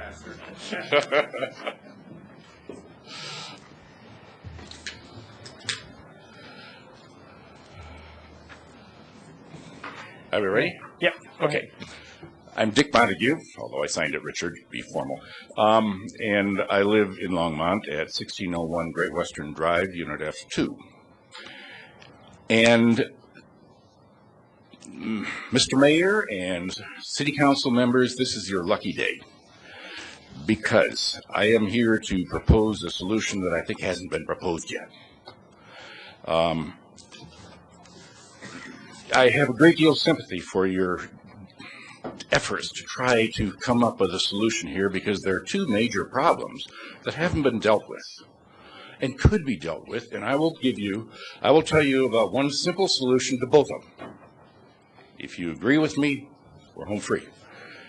The first problem is that we have very little agreement as to what is the magnitude of the risk from fracking. And it was said before that it's a matter of who do you trust. And I think that's it. And I don't know who you can trust. Certainly I wouldn't trust those who stand to profit from fracking. And can you trust those who are afraid their homes will, property values will be damaged? Well, I don't know. But I got a solution to that. The other problem is, in this situation, one group of people profits, another group of people bear the risk. That's not right. That's not fair. And even if you sue the fracking company, their net worth may not be sufficient to cover what would be a very large disaster. So, solves that problem too. Here's my solution. Require any company that wants to do fracking to get insurance coverage from insurance companies that is unlimited in amount, and that stands for a number of years, enough years, so that, you know, if there haven't been any problems in that length of time, you're home free. Now, you might say, no insurance company will provide unlimited insurance. Well, that's what you're asking the homeowners to do, and the people who live here. Provide unlimited insurance, and they don't get any premiums for that. I would say that, first of all, the advantage of this is that insurance companies are experts at assessing risk, and they do it impartially because they're on both sides here. And they know how to deal with the experts. They know whether to trust the experts. The insurance companies can do what you can't do because you're dealing with partisans. They can come up with the best estimate of the risk. They'll be unbiased, and they know who to talk to get unbiased opinions. Now, that deals with the question of calculating the risk. How about the question of one person? Okay, I'm running out of time. 3 minutes left. Yeah. In this case, The fracking oh, I'm out You're completely? you're totally out, sorry. Oh, my gosh. Yeah. So when Engelhard, followed by Christie, and the last name is spelled Koene. Konecki, okay. I just signed up to attend. I'm not speaking. All right.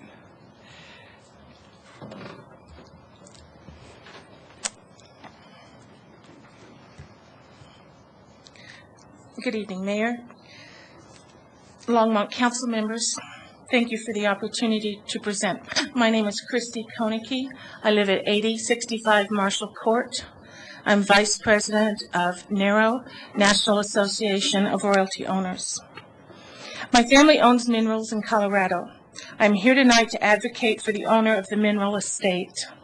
Land ownership is a legal concept and includes not only the surface area, but undersurface and airspace above the land, as you know.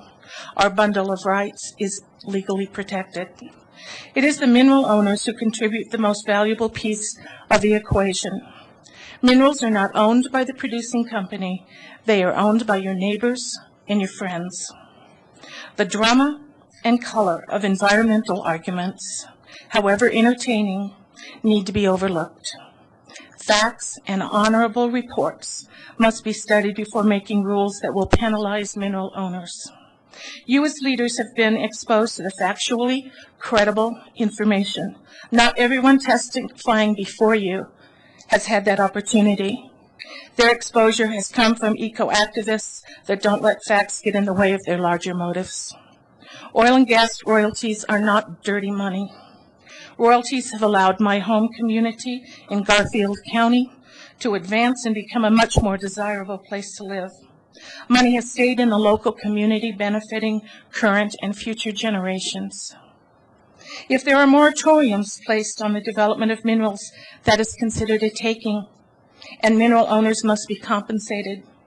Can the City of Longmont reimburse their mineral-owning families for the lost opportunity to develop their legally owned minerals in multiple formations for multiple generations? Instituting moratoriums in the face of responsible mineral recovery across this nation flies in the face of good judgment. Regulations are the responsibility of lawmakers, and they have been done and are working well. The redundancy of new regs is paralyzing to economic growth of our nation. Please rise above the factually deficient attacks on fracking and the oil and gas industry. Work with the state regulators. Avoid the all or nothing thinking which resides in the wheelhouse of eco-activists who use fear-mongering and untruths. Developments in hydraulic fracturing technologies associated with development in horizontal drilling will allow the United States to recover and remain a strong economic engine. Solar panels and wind turbines will not power this nation, not in this generation and not in the next. Regulation is necessary and good. Regulation that is overreaching and burdensome is limiting to our freedoms and to our prosperity. Each time an individual community erodes the rights and freedoms of its citizens, America is weakened. I ask for Longmont to be an example of realistic, reasonable, and responsible governance. Thank you. Thank you. When Engelhart? So you're not going to speak. Okay, then we'll go to Bob Konecki. Okay. Susan Hall,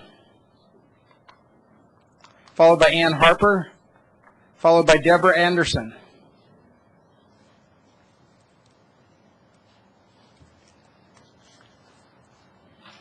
My name is Susan Hall. I live at 2636 West 134th Circle in Broomfield, Colorado. I represent the Green Party. I am the U.S. House of Representatives District 2 candidate for the Green Party, and I am here to speak to you about the dangers of fracking. I came to you before about how my husband worked for the oil company in the north area for 20 years, and he let me know that with all the people that he worked with, there was a good chance of the water being contaminated, and that they often spread that oil and the benzene and the other toxics over the roads. Most of the men didn't even realize it was toxic. Maybe we need some education in that area too as to what is in these fracking units that they're putting in there. I'm not sure we know all of those things. Shouldn't the public have a right to know those? So those are some of the things that I'm concerned about. I also said that we lived next to an oil rig because we didn't know, and some drilling and some fracking, and I took my son to the hospital at 2 years old in an emergency situation. And maybe that wasn't because of the oil or the fracking or the gas, but I have found out since that everyone that helped clean up the Valdez has suffered from some kind of respiratory ailment. Also, those at the Gulf that cleaned up at the Gulf suffered some kind of respiratory ailment. So that should show that there are some things that are connected there. I also heard people speak of things that I wasn't really going to talk about, but one of the things I heard someone talk about was trust. Who should we trust? Well, this week, some informed intellectual people brought a lawsuit against our president. And so far, the judge is siding with our president, against our president, for the National Defense Authorization Act. I called my brother when they first had that going through. I said, they are attempting to allow arrests and hold people without trials all over this world. He said, they can't do that. That's unconstitutional. Well, our 2 Democratic senators passed it. 3 out of 7 of our representatives in this state passed it. So it does make you wonder, who do you believe when the judges in our country say that the National Defense Authorization Act is not something that's constitutional? So maybe we better think long and hard about who do we trust, and we should do our research. I think that's why everybody's here. Also, I'm wondering, if we don't care that much about water because we have so much, why do I hear all the time on the news that we are upset when we have to use so much water to put these fires out? If global warming is true, and it appears that our Earth has increased in its temperature, that we can expect to have a few more fires, and we're going to need a lot more water on the fires. We're going to need a lot of water for our drinking. Colorado is growing. The population is growing. I don't think we can afford to take it out of its natural system, because once that water is used with toxins, it can never be returned to the natural system. Thank you, Susan. Ann Harper, followed by Deborah Anderson, followed by Tim Rempel. Hello, my name is Ann Harper, and I live at 517 County Road 18 in Weld County, and I stand here resolutely as a Weld County citizen that is dismayed and disappointed about all fracking that happens in Weld County. I look west, I look east and see a huge brown cloud because of the 18,000 wells out on the prairie. Otherwise, there wouldn't be a brown cloud there. So let's think about the wells in Longmont and the brown cloud that would soon be there. So I wrote a letter that I would like to read to you again, or I would like to read out loud. I attended the last city council meeting and spoke about my concerns with bringing fracking to the city of Longmont. Thank you so much, Brian, Gabe, Dennis, Sarah, and Alex, for your vote. I hope you all can remain strong in your views.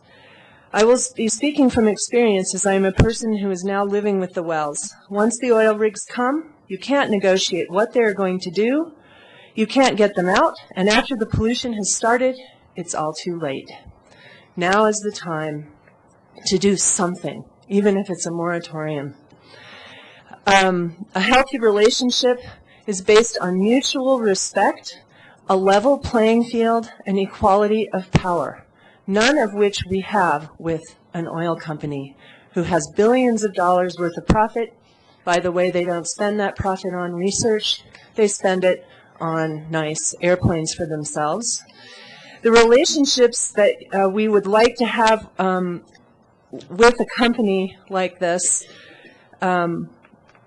the only people you actually get to communicate with are on the bottom 100th in terms of power and ability to influence any kind of what you want in Longmont. The PR that the oil and gas companies have is intent on 3 things. 1, placating the emotions of concerned citizens and getting what their bosses want, 2, which is to drill, and 2, to fill their pockets with foreign money, which they are now selling because of the surplus gas that's already being created. Why not save this for our grandchildren? to get the gas out of the country. And 3, they spend money to reassure and convince cities and their citizens that fracking is safe and that they will, they're bullying us. That's their 3rd thing. Please, please reconsider your vote and give all of us more time. What is the rush? Take 5 years and build a real relationship. See if they can be trusted by watching what they do in other communities. Look what's happening in Erie. What about explosions, other unforeseen issues? Observe how they respond to the voices of dissent. With a lawsuit, it's not very nice. That's called bullying in my book. Thank you. Thank you. Deborah Anderson, followed by Tim Rempel, followed by Raymond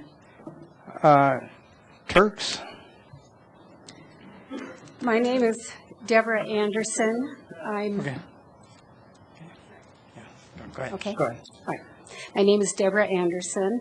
I am on the board of directors of the National Association of Royalty Owners, the Rockies chapter.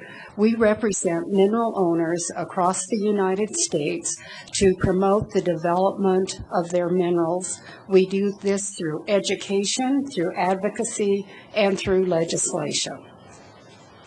I've heard a lot tonight that is very emotional testimony. And that emotional testimony was not what I had originally intended to address. However, when I hear people talk about the selfish oil and gas companies and how they are out to destroy our country, I just shake my head. 3 years ago, my husband was diagnosed with tongue cancer. He had 2 surgeries at Porter Adventist Hospital. He went through a whole regime of chemotherapy and radiation treatment. That oncology wing of Porter Adventist Hospital was paid for and built by oil companies back about 30 years ago and is still financed from them. This is only one minor and small example of how oil and gas gives back to their community. Thank you. Thank you. Tim Rempel. Good evening, Honorable Mayor and Council. I'll talk about this a little bit in a minute. 2954 Spinnaker Place here in Longmont. Let me do this backwards tonight. First, let me thank all of you for all your hard work, city staff for all your hard work. I'm sure this has been tough. I'm sure you're thankful it's second reading is the final one. I think what we need as a city when we enter any kind of negotiation is to understand what we want. I have friends that live in southern Colorado, west of Walsenburg. The oil companies are coming there too. They don't have the power of a home rule city. They don't have the infrastructure of a Longmont. They know they're coming. They know they won't go away. And they know that they have to deal with them. And the way they have to deal with them is first of all figuring out what do we want. Now, one specific piece of that, for example, is about setback regulations. I heard recently that in Texas, the standard setback is 1,000 feet. And I went and did a little investigation. My mom's side of the family is from Texas, so I have a whole history of that. It turns out one of the premier towns down there is a lovely place called Flower Mound. They're in the north central part of the Dallas-Fort Worth Metroplex. They started in 2003 on a process very similar to what you are. There in Texas, unlike what we heard earlier, it's not done at the state level. It's done at the municipal level. They adopted a set of regulations, had a 1,000-foot setback on public buildings, schools, churches, and also residents owned by somebody who did not have a mineral interest in it. I think what the city has done is a good job of coming up with a set of regulations that's a good point to move forward from. I don't think that it makes sense to do nothing. I don't think at this point it seems like the best course is to move ahead and kind of go through the process a little like Flower Mound did. They started in 2003. You can look up the little data sheet on their thing. It's kind of cool. They had setbacks, and this is Texas I'm talking about. They didn't outlaw drilling. They didn't try and make it go away. They worked with it. Now, admittedly, that's Texas, different state laws and so forth. But I think that's really the point. We've got to know what we want. We've got to stand for what we want. And I don't know about you guys. The other comment I had was that, unlike previous evenings, it's sort of astounding the level of insults flying, and sometimes the just lack of factuality. To me, it comes down to something very simple. It is about our kids. And the gas and oil industry may think us caring about the health and well-being of our kids is a special interest, as if that was bad or evil. Our children are a special interest, and our children's children are a special interest. I urge you to pass the ordinance. Thank you. Thank you. Bob, no clapping, please. Bob Murphy, followed by Howard and Dorothy Hardlery. Is there Barb Murphy? Okay. How about Howard and I think it's Dorothy Handler? Okay.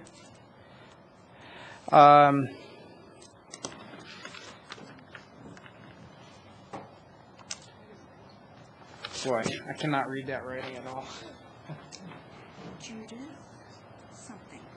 Okay, is there Judith something that lives at 3025 McIntosh Drive? Okay. Richard Kessler. It's a 3025. Okay. Leslie Manring Brochers.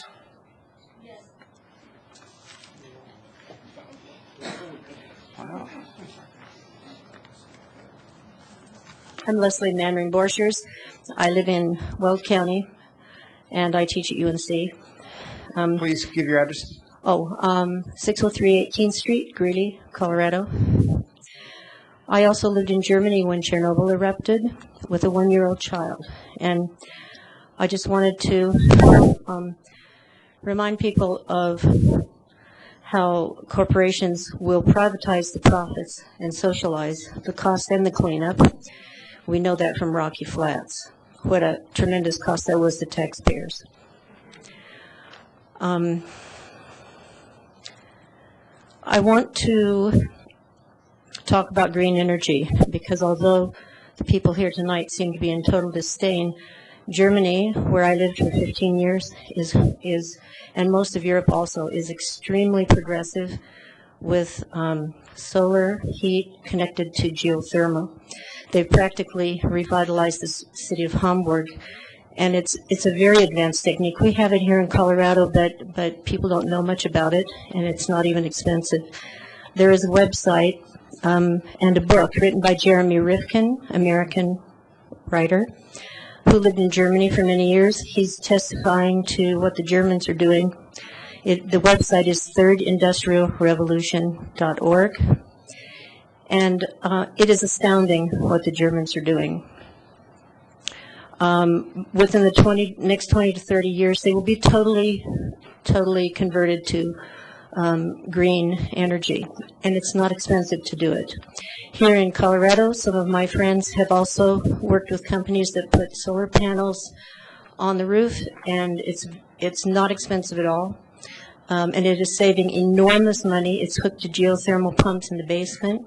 My one friend in Greeley, it cost $17 a month for her entire gas, electric, and water hooked together to this, and she paid $3,000 for a 20-year lease. That will be, those profits, that money will be realized within about a year and a half. Green energy is actually real. It's being totally ignored by the West, but it's not ignored in the rest of the world. I just want to finish saying that this energy is dirty energy. When people talk about all the jobs it's bringing, these are not permanent jobs. They come with a company normally because they're trained, and they leave with a company when they go after they've destroyed the environment. Would we accept prostitution just because it is a job? No, these are dirty jobs. Living in Greeley, I see this every day. The NOAA, the National Oceanic Atmospheric Authority, has a tower in Denver, which has enormously high readings coming from Weld County. I see it every day. There is fracking 2 blocks from my house. Thank you. Your time's up. Karen Bandy, followed by Mark White.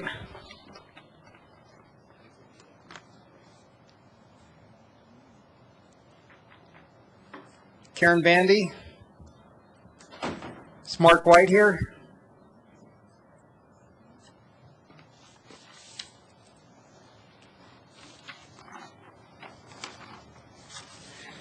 Mayor Coombs and City Council members, thank you for this opportunity. And thank you for your work on the regulations. Even though it may not be appreciated by some, but I appreciate it. I was here when the COGC... Oh, please give your address. 1917 Garden Wall Way, sorry. Okay. I was here for COGCC, a dog and pony show.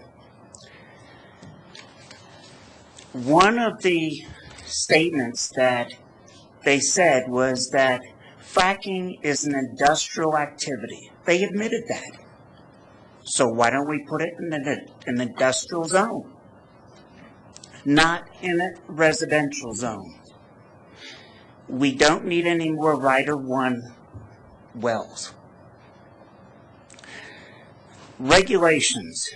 We all benefit from regulations. Right here, there was a fire code. It is so many people in this place that they had to resist letting more people in. Stop signs. That's a regulation. Speed signs. That's a regulation. Do we want to do away with all the regulations? I don't think so. I'm asking you, no drilling in residential areas, no drilling on the golf courses. Put it in an industrial zone, please. And I asked you if there's any spills and so forth, take a baseline test of the air, water, and the soil prior to having any drilling, please. This way, if you have to go to court and you have to push the people to actually correct what they messed up, you have something to hold on to, something to say, this is the way it was before you got here, this is the way it is now. We want it cleaned up. Thank you very much for your time. Thank you. Barbara Fernandez.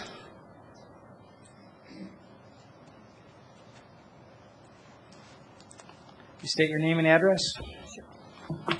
I'm Barbara Fernandez, 1917 Garden Wall Way. Mayor Coombs and council members, I'd like to thank you again for patiently listening to us all of these months. First of all, there are many people tonight who tout that the state regs are the strongest in the nation, but these regulations allow drilling in residential areas. When this industrial use is prohibited by the state in residential areas, then I will say Longmont doesn't need to have its own regulations. Second, as you all know, I don't think these regulations go far enough. I have consistently supported a moratorium and an extension. And why I do that is because I think every day new information comes out. I hope you saw the Sunday paper with the Denver Post article about how the oil and gas industry got an exemption for its workers. They work long hours and they have more fatalities on roads than anyone else. Do you really want these people driving within the city limits of Longmont? I am proud to say that I want drilling to be far away from Longmont.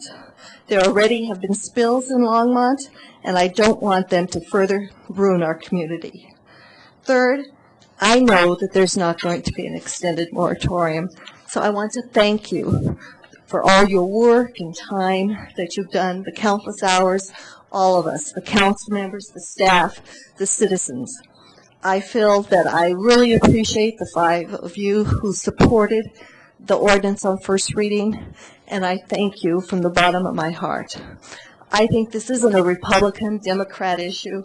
It really is the health, safety, and welfare of the Longmont citizens. It pains me when poor Councilman Bagley, he's my rep, has to say that, gee, I'm losing some of my good friends here, and that they've targeted me. I guess all of you who support this ordinance, I want you to know that you have been targeted by all of us who appreciate all of your efforts, and I hope you stand strong tonight and approve this ordinance. Thank you so much. Thank you. Sue Heinrichs, followed by Kate Johnson. Is there a Sue? Okay, it's Kate Johnson.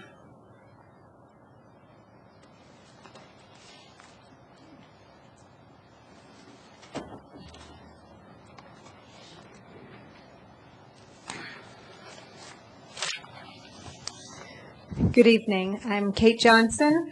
I live at 11227 North 66th Street in Longmont. Thank you, Mayor Coombs and Council, for having us here tonight. The Colorado Constitution reads that all persons have certain natural, essential, and inalienable rights, among which may be reckoned the right of enjoying and defending their lives and liberties, of acquiring, possessing, and protecting property, and of seeking and obtaining their safety and happiness. Until long-term studies have been conducted that prove that my health and property will not be adversely affected by fracking, or when new, safer methods of extraction have been developed, I believe the Constitution requires that City Council adopt the strictest regulations of fracking as possible. If nothing else has become apparent during these months of research and discussion, it's clear that COGCC loves to promote the idea that Colorado has the strictest regulations in the country. But the fact is that COGCC does not have an adequate number of inspectors, nor the track record to ensure our essential inalienable rights under the current regulations. I'd prefer that the City Council ban fracking altogether until more is understood about the long-term implications. And to be honest, if you think you're going to be sued over these minimal regulations, why not go for the whole enchilada? I appreciate your willingness to go out on a short limb, though, and for trying to defend my life, liberty, safety, and happiness. Although more is surely needed, and perhaps extending the current moratorium would be wise. But at the very least, don't bow to the pressure from the industry now. I'd like to just take a moment to thank Brian Bagley, who I personally believe has shown the most guts in all of this. You know, Brian, you're pretty good at calling a spade a spade. And I think that you've gone against your own party's wishes. You're supposed to just address the chair, not Sorry, by not bowing to pressures that are certainly being thrust upon him. I just believe that he is going, and all of you are going with your heart to do the right thing and not just toe the company line. And I think that's admirable and appreciated and shows a refreshing display of independent thinking. But now it's time to put the rights of people and planet above the rights of corporations. Thank you. Thank you. Lindsay Kahn, followed by Paul Danish. Mayor, before the next person starts, there's applause. And I'm going to read the council rules of procedure. So if it continues, we're going to have to do something about it. Those attending council members, attending council meetings shall refrain from disruptive, vulgar, or abusive language, applause, heckling, and other actions that interfere with the orderly function of the council. The chair may take reasonable steps to maintain order and dignity of the council meetings. Please refrain from applause. Lindsay Kahn. Gahn. Kahn. Hi, I'm Lindsay Gahn. 2268 Indian Peak Circle. Dish, Texas is a town of 225 people who allowed their city to be named Dish a few years back in return for every citizen getting Dish Network for 1 year. This is a town willing to go lengths to promote corporate interests. Recently, its mayor has chosen to move away because of the illness he and his family have developed since fracking began in the small town. NPR article that was published this week by John Hamilton stated that he was quoted as, Bill Cisco is his name, has a message for people who live in places where gas drilling is about to start. Run. Run as fast as you can. Grab up your family and your belongings and get out. As our city council, it is your responsibility to look out for the best interests of your citizens. The plummeting house prices, damaged roads, increased crime rate, polluted air and groundwater, and long list of health effects caused by the chemicals associated with fracking are most certainly not in our best interest. And I, frankly, don't really care about the handful of people who have a financial interest at stake. My children's health and safety is more important. Our city council should be doing the most it can do to protect us from these dangers. The most we can do is ban fracking. If it is illegal to ban fracking, then we should be extending the moratorium again and again until it is no longer illegal to ban fracking. We should be doing the most we can do. The very least we can do is protect our neighborhoods and schools with a residential zone ban and applications for outdoor activity areas for our parks. I am happy that the city council, most of you, seem committed to doing the very least that you can do to protect the residents of this town. The COGCC has chosen to do nothing. Their regulations with 350-foot setbacks and no consideration for schools or homes are as good as nothing. Please, City Council, I beg you to stay committed to doing something. My request is that you extend the moratorium on fracking, but if that is not an option for one reason or another, I beg you to stand strong with your regulations protecting residential zones. Even with this small step, I fear that many of the residents of this town, myself included, will be heeding Bill Cisco's advice and running away as fast as we can. Thank you. Paul Danish.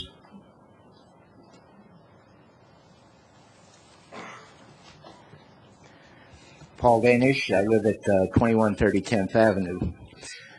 I get the sense that these regulations are a solution in search of a problem.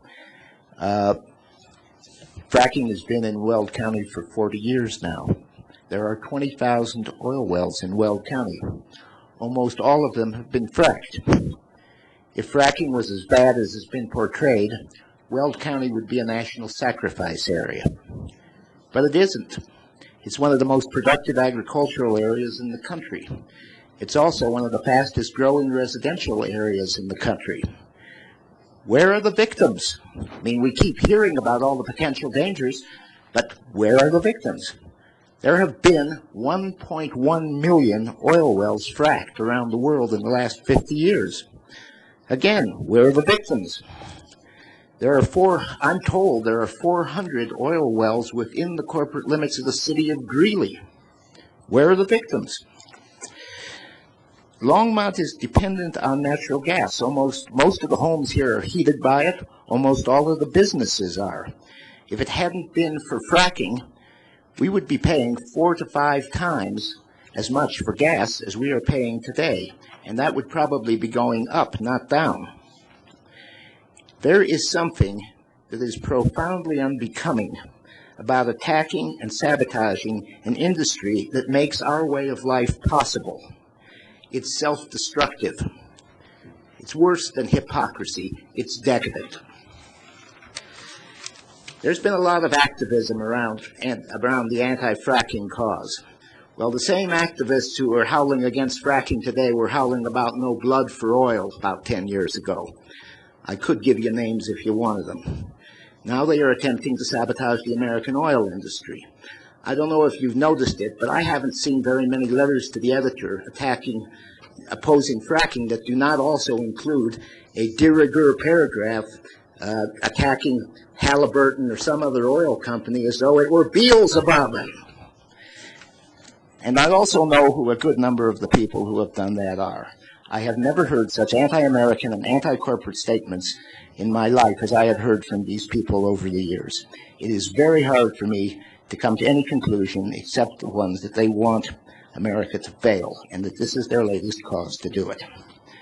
This is not just an environmental issue, although God knows there are environmental issues involved. It is also a national security issue. The dangers of fracking and oil drilling are minor compared to the dangers of sending hundreds of billions of dollars every year to foreign oil companies, to foreign countries who are sustained by those dollars and who want us dead. I don't think Longmont should be in bed with the people who want that. But if you approve these regulations, you're going to be. The address is 72 Collier, and I just can't. It's maybe an Siluher. 72 Collier. All right, I guess we'll go to Lauren and Eric Heising. How about George Morris? How about Rosie Jones? Allison Zenmark?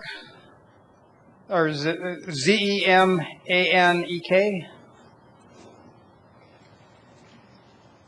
Dale Lannon.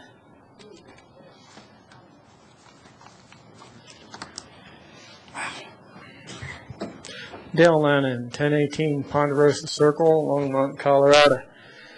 I've heard a lot about fracking. About 5 to 7 years ago, the producer of Split Estate came here and showed it to a bunch of concerned citizens, and I never thought this would be coming down into our town like it has swept in here like it is. Anyway, I've been very, very active online and paid close attention to what's happening to our environment. And the effects of fracking on our children and on the environment, on citizens of community and homes that live nearby is very strong, as described in Split Estate. But what's happening in the Arctic within the last few years is that there are kilometer-wide bubbling up from the shallow continental shelf of pure methane. The East Siberian Arctic Shelf contains 2,200 billion tons of pure methane that's vulnerable to release due to a little bit of heat, and the heat is reaching bottom. There are 500 of that, 500 gigatons is as gas in sediments, and then there's about 700 billion tons in the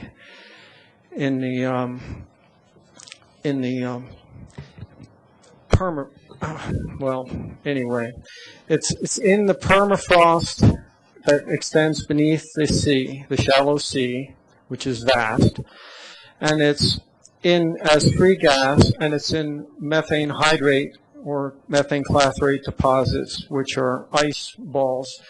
Essentially, they contain any type of gas, but when they contain methane, it's by volume, it's 170 times in methane.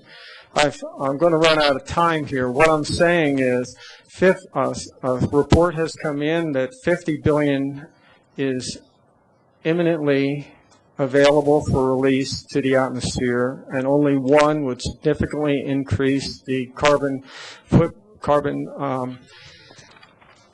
greenhouse gas footprint in the atmosphere and cause subsequent release. This is happening now. It wasn't observed previously.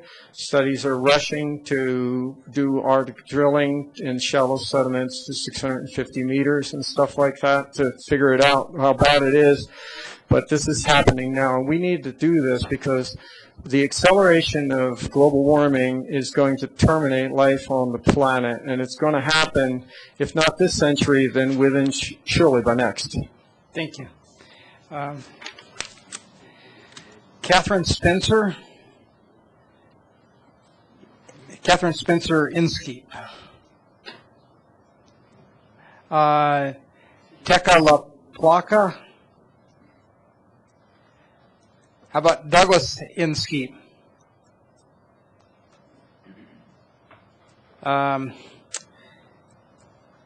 Kinley Dong.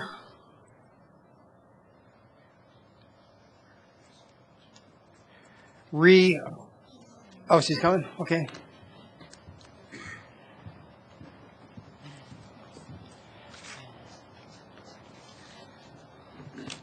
Good evening. My name is Keely Dang, 568 Foundry Lane, Boulder, Colorado. It's getting late, and my daughter should be in bed, but she wanted to stay. I have a little story to tell you. I'm going to speak from the heart. I know the decision that you make will not be easy. There's a lot of pressure on you. My parents, let me start that again. When I was 1, Saigon fell to the Communist Party. And my father was imprisoned. My father and grandfather were imprisoned for 3 years. My mom was pregnant with her 3rd child at that time, and she never knew where my dad was for a year. Once they finally released my dad from prison, they searched for a way to escape Vietnam. Why? Because the communists was very oppressive. People who worked for the South Vietnamese government were unable to go to school or to find jobs. They couldn't get identification cards at all. So they wanted something. They had hope and dreams for their children. And so they tried to find a way to get out of Vietnam. They had to pay the communist government just to leave our home country. And we left in a boat with 240 people, a fisherman's boat, 16 meters by 5 meters, 2-story. 240 of us in that boat. We were on the sea for 9 days and 9 nights. We got stuck in a whirlpool for 2 days, not knowing if we were going to survive. We made it. We finally made it to Hong Kong. And their dreams and hopes of coming to the U.S. finally came true 10 months after, a year after we finally escaped from Vietnam. We came to the States, and you know what? America helped us with the dreams and hopes that my parents had. So I want the same for my children, the dreams and hopes for my children to be able to live as well.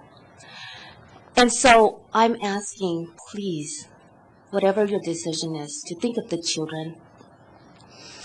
And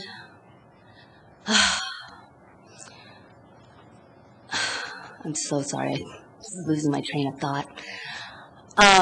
But the message is just to think of the children and to think of their dreams and hopes. And if you can't be healthy, how are you going to achieve your dreams and hopes? And tonight, when I came to this meeting, I told my daughter about it. She's only 4.5. And I explained to her what this meeting was about, and she understood. And then I asked her, I'm sorry, you have a great story. It's very heartwarming, but your time's up. Okay, Thank you. I trust that you will make the right decision. Ree Owens. How about Athena Eli?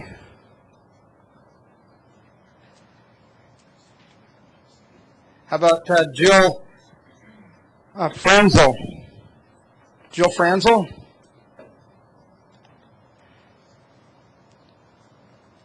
Jeff Thompson?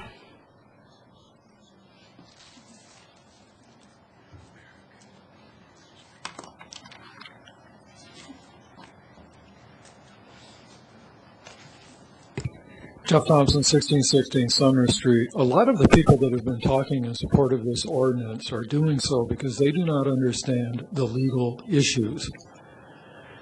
And the reason they do not understand the legal issues that you do understand is because you gained your understanding in secret. That's why you had all those executive sessions, so that you could discuss whether this ordinance, the way it's written, would hold up in court. And you were told by your attorneys that it will not hold up in court, that this ordinance is worthless. And you're trying to sell the people, you're trying to get off the hook. Your job is to protect us, and you don't want to do it because you're a machine Democrat, and the Democratic machine in this state will not go up against the oil companies, and you're going along with that. And so that's the situation. And you could change something in this ordinance. It's booby trap, where the section about the location and that you can't locate a well site in a residential area. That makes it a location regulation, not a ban. And then you go on to say, well, if that should by any chance conflict with the regulations of the Oil and Gas Commission, then we'll just grant an exception, and then you can place a well site in a residential area. And you know that's exactly what will happen. That's a stupid, it's not even a good lie, what you're telling the people here. If you would change that, so that the way this is, so that it's not a location, the ban on wells in residential areas is not a location regulation, but simply a ban in residential areas, you've been told by your lawyers that it would probably stand up in court, that you probably could just ban it. Then you're not regulating it, you're banning it, and that's what case law says. And I know you know that. And I know that's why you have these meetings in secret. So the people wouldn't know that, and they think this ordinance was worth something. But you're just conning the people. These people that are supporting this ordinance and telling you what a good job you're doing, you know that's not true. You know that you've just played the role of a really dishonest used car salesman in this. Brian Frazie's.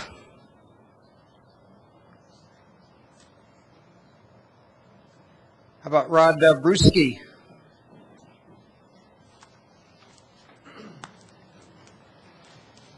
Good evening, Council. Good evening, Mayor Coombs. Glad to be here this evening. I know that you know about this, Dennis, Mayor Coombs, about my past. Please give your name and address, please. Rod Brewski, 8381 East County Line Road. I'll start all over. Good evening, Council, and thank you for your efforts tonight. I want to go back to 2 times last month when I was chemically trespassed on a consolidated well went online about 600 feet from my family's home. I know you guys have all heard this story. I went outside, and I don't know how many people here in the audience have ever put a 9-volt battery on the tip of their tongue and had that metallic taste. Well, that's the way the air smelled and tasted at my house. I called the Colorado Oil Gas Conservation Commission and the Colorado Department of Health.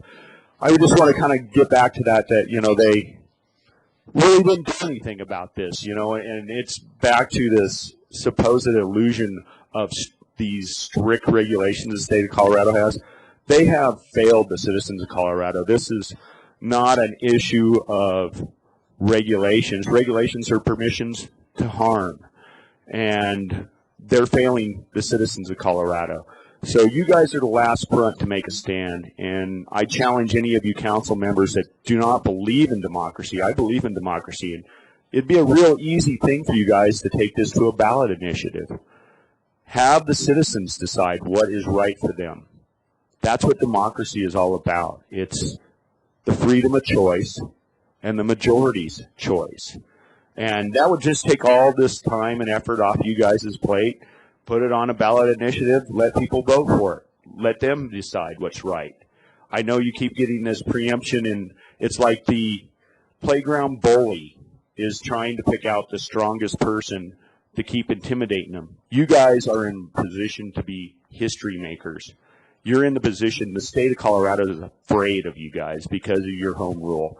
You guys need to make a stand, and push that bully back so other people know that the bully is not such a big bully. This goes back to like McCarthyism, terrorism. It's the big corporate war machines that are trying to create us this fear-mongering. Don't be afraid. You guys are getting pushed on. Just push back. You'll find out that bully isn't as big and bad as you think it is. And you guys do have the legal ground under the Constitution to hold your ground and do the right thing by the citizens here in Longmont. And do be bold. Be history makers. You guys could go down in the history books of being somebody who stood up to the corporate interests. Please do it. Thank you. Yvonne LeBlanc. How about, oh. Is that Evan? Evan LeBlanc. Please state your name and address. Okay, so my name is Evan LeBlanc, and I live on 2161 Westlake Drive. And, you know, I don't really use as big of words as all these people around me, but I hope you guys can still understand it. But I'd kind of like to speak about why we shouldn't let fracking in Longmont at all, because they just pump 300 chemicals into the ground, and that can get all over our water and everything. And you and me drink that every day, and frogs and fishes swim in that all the time, and they can get poisoned and sick and even hurt. And also there's methane all over in the air if any of that gets broken or something. And so I actually have friends who live in Erie, and NOAA did a study on this where they have this big tower with a box on it with all this equipment, and it goes up and it measures the level of propane in the air. And they found that there was high levels of propane in the air in Erie, more so than there was like anywhere else. And so I have friends who live in Erie, and one of those friends has asthma, and I'm really afraid because my friend could get an asthma attack, probably like worse than if he didn't have propane in the air, and my friend could die, and I don't want fracking to be passed. So I just may be a little kid, but you know, if you guys say yes to this, I'm going to be taking all the blows when I grow up. So thank you for your time. Thank you. Michael Cuba. Hi, Michael Cuba, 6865 Walker Drive. I thank you for the opportunity to be here, and I give you a quick background on myself. I moved to Colorado in '74, the son of a native. I've got 3 children born here and 5 grandchildren. I lived 2.5 years off the grid, no electricity, no running water, and I'm here as a small businessman. I have a company that I work with. There's 3 of us, and it's an oil company. And you have to realize that most of the wells drilled in this country and are small businesses. I hear the corporate greed thrown out here regularly. The reality is the oil and gas business in the United States is a small business. We create the jobs and we generate the energy. Excuse me. This ordinance, as you all know by now, and I hope you believe, is clearly against the laws of the state of Colorado, and it will not survive a court challenge. This is citizens' money, time, and effort being wasted. It is not possible further for each jurisdiction within a state to have their own rules. It would wreak havoc on the ability of the industry to progress effectively and generate for us the critical oil and natural gas we need to survive. The focus of the city of Longmont needs to be on working with the state of Colorado to implement further changes to the statewide regulations that satisfy the needs of the citizens of Longmont. Attempting to go this alone will not succeed, and it will cause havoc in the industry, an industry critical to the security future of this country. This state, believe it or not, does have the toughest laws in the country. And it also has an air law passed that the EPA has recently decided is going to become the national model for the rest of the United States. So there's issues that people have here. One is fracking. Let's talk about that. there has actually been 1.5 million wells fracked in the United States since 1947. 2.5 million fracture stimulations.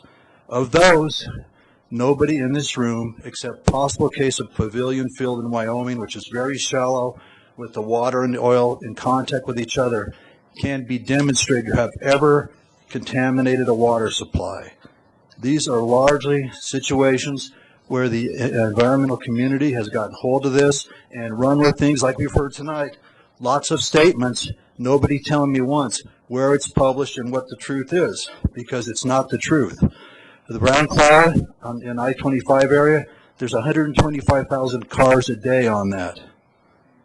Property values in Weld County have gone up for 12 years. I've got the facts to prove that right in my possession. I've also can tell you that 0.08% of the water consumed in the state of Colorado, that's less than 1/10 of 1%, goes to fracking. It's a very minimal amount. Thank you very much. Well, it's been a long night. There's nobody else on the list, and so I'm basically going to close the public hearing at this point. Normally, people get a chance. Yeah, but we've hardly started, and I'd like to close the public hearing.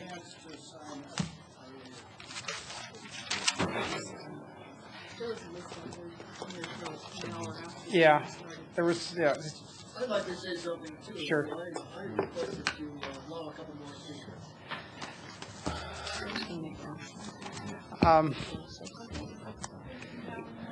Mayor. We had the sign-up sheet out there for a very long period of time. We do have a final call public invited to be heard at the end of the meeting. If people would like to stay and make a comment at that time, they could.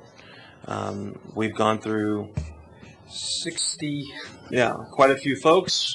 It's now time to get on with the business. Councilmember.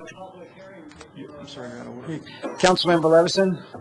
Yes, Mayor. I'd like to make the motion that we pass ordinance 2012-25.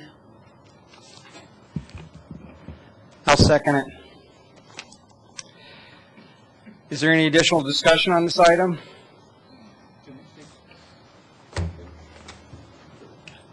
Yeah. Councilmember Whit.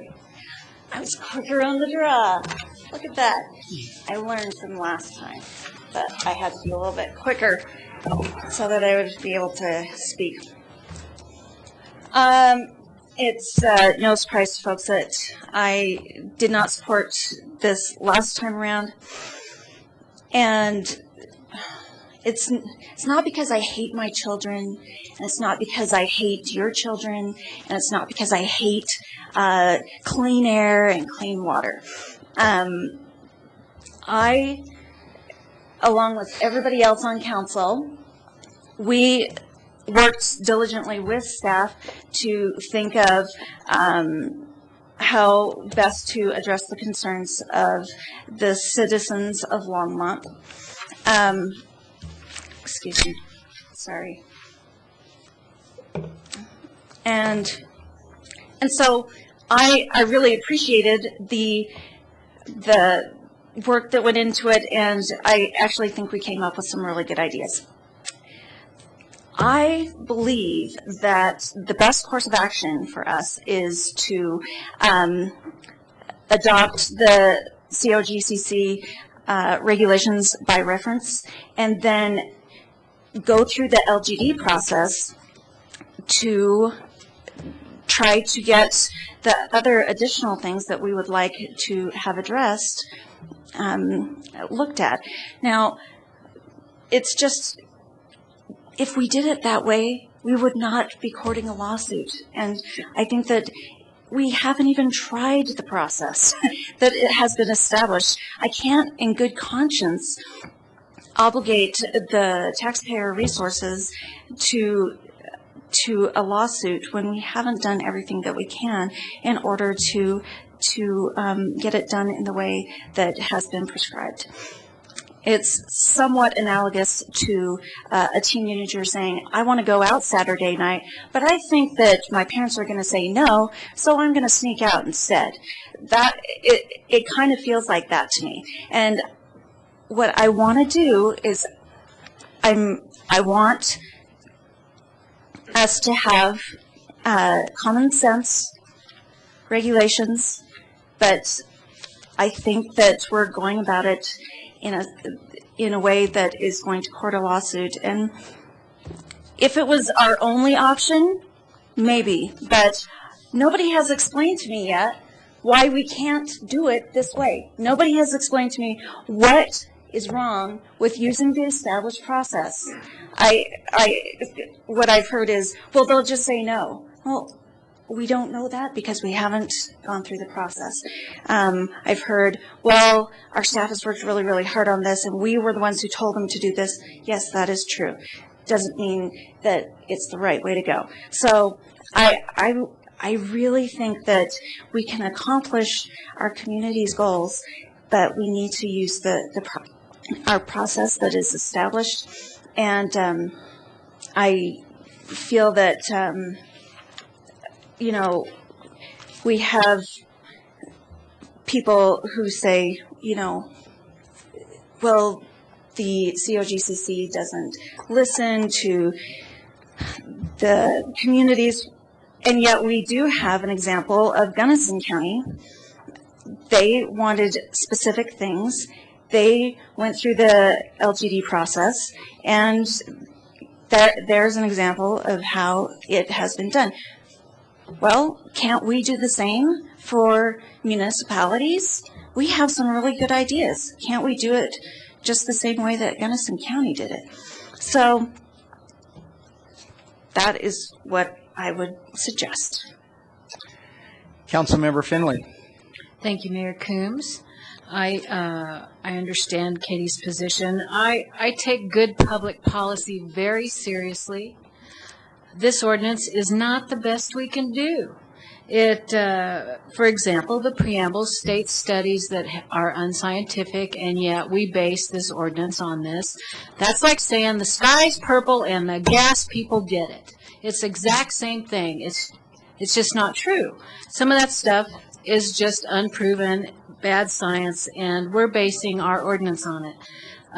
It's a bad ordinance, but it could be some of the regulations in it are very good, and we could take what we have and tweak it and make it a good ordinance and go through the process that's there for us, get what we want, and not have a lawsuit.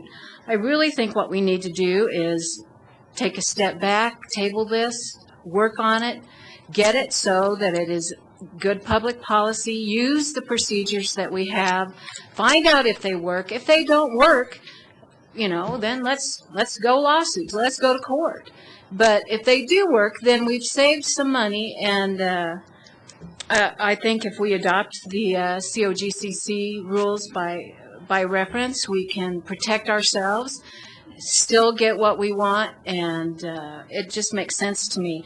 There's a reason the other communities, when they got this letter from the Attorney General, did not go forward with their ordinances. There's a reason for that. It isn't because they don't love their cities.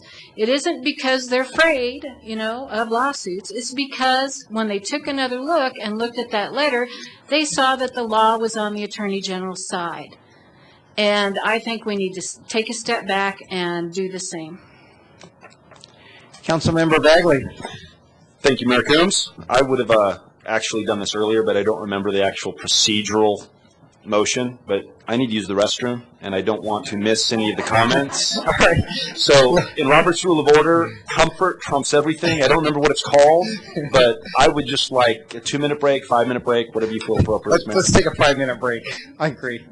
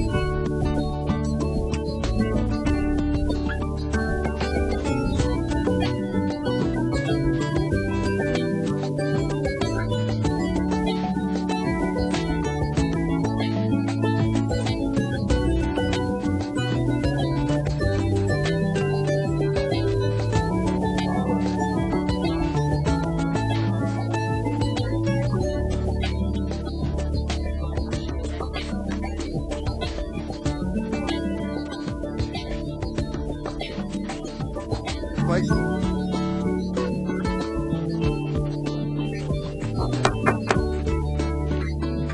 Councilman Dagley, your light's on. Are you? Thank you, Mayor Coombs. A lot of people here are not normally at City Council, and I've said some of this before. I'm sorry to bore you. Those of you who've heard it before, but I'm conflicted. And the reason I'm conflicted isn't about the regulations. It's moments like this that I think, I wish I wouldn't run for council. No, I'm being serious. You know, Joel Champion was the one who approached me. I blame him. He and Mayor Baum came up to me and they said I was at one of my first chamber events, and they said, "Have you ever thought about running for council?" I said, "No."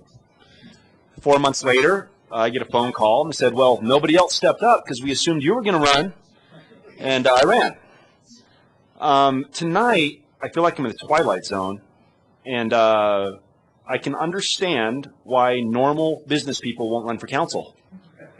This is stupid. And I know that'll make the paper. This is stupid. You get that? Scott, spelled S-T-U-P-I-D. But what I'd like to do, and hopefully you'll indulge me because I listened a long time, and hopefully you'll just listen to me for just a little bit. In the Old Testament, you know, one of my favorite stories is about Gideon and the Midianites. And if you're not familiar with Gideon, what happens is Gideon's going to lead the Israelite army against the Midianites. And there's 100,000 soldiers that he gets together, and he's walking to war, and all of a sudden God whispers, "Gideon, you have too many men." So he says, "Okay, fine. Everybody who's scared, go home." Drops from 100,000, or it's actually about 32,000, down to about 10,000. And he says, "You know what?" And I'm not a biblical scholar, so if I'm getting the details wrong, forgive me. And he says, "No, Gideon, there's still too many men. So when you come up to the watering hole with your 10,000, just wait for the men who kind of cradle their weapons and laugh with their hand. Those are the men you go to battle with. 300 is the army."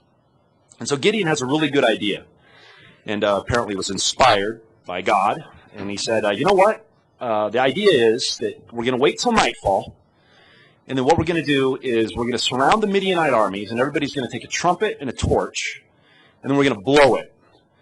And so they waited till nightfall, and then they waited till the Midianites were asleep. They surround them with these trumpets and the lanterns, and when Gideon gives the signal, they take off the lantern that was covering the torch, throw it to the ground, hold up the torch, blare their trumpet. Midianites come out, they're sleepy, they don't recognize anybody, and they start killing each other.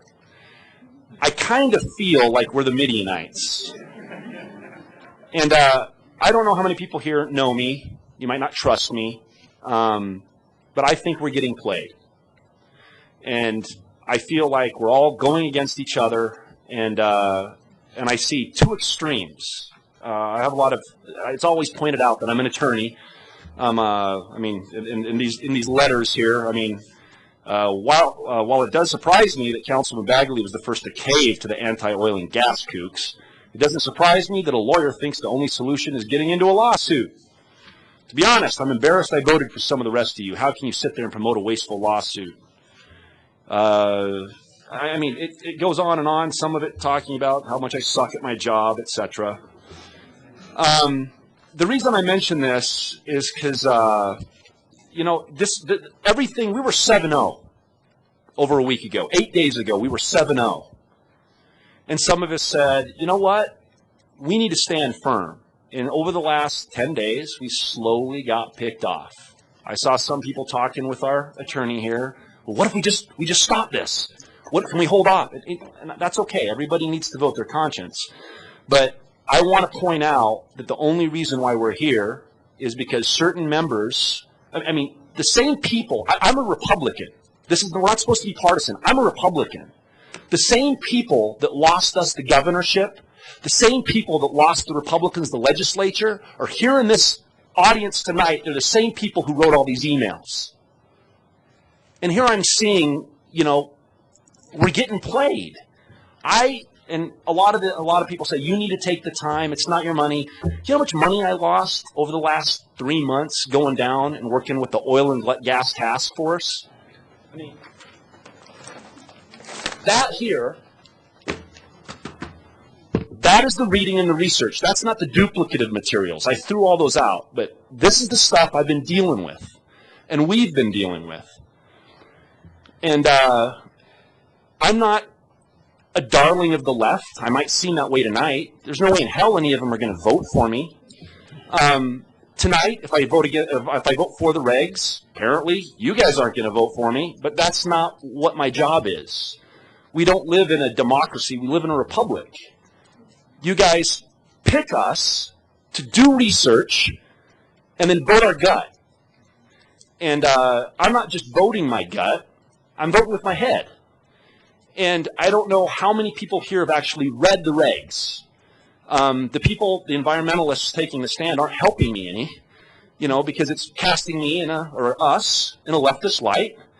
And but I don't. They were totally against this until about 10 days ago, when all of a sudden the oil and gas industry started nuking us, and then all of a sudden it was, oh, they must be good, they must be awesome. And so, well, what the regs say, it's pretty simple. This is what I view, and this is not an argument about pro-energy, anti-fracking. That's a red herring. That's not what this argument is about. This argument is about who gets to make the decision. And I find it laughable that, so we're making an argument to the state saying, we at the local level can decide for ourselves. And the state comes back and says, no. Too many jurisdictions, too problematic. I face that every day. I'm in court in Greeley, in Fort Collins, in Boulder, in Colorado Springs. I always have to ask the clerk of court, well, what's your procedure here? Because I forget, there are too many, but I still make a decent living. Construction, if you're going to build somewhere, you got to play with the rules of the local municipality. Now, you might say, oh, no, Brian, you're not thinking right. But then you hear the state go to Obama, and they say, well, no. Federal shouldn't tell us what to do. The state should tell us what to do. And the game we're playing right now is, well, we're just going to argue whatever we need to in order to hold the line on drill nowhere or drill everywhere. And it always changes. What happens if everything flip-flops? What happens if all the local governments in Colorado were totally pro-drilling, the state was anti-drilling? It would be exactly the opposite. You'd hear the exact opposite saying, no, municipalities need to be in control. We don't know what the future holds. 5 years from now, it could be the exact opposite. The reason I'm for the regs is simple. One, the only thing in the regs, number one, is it shouldn't happen in residential areas.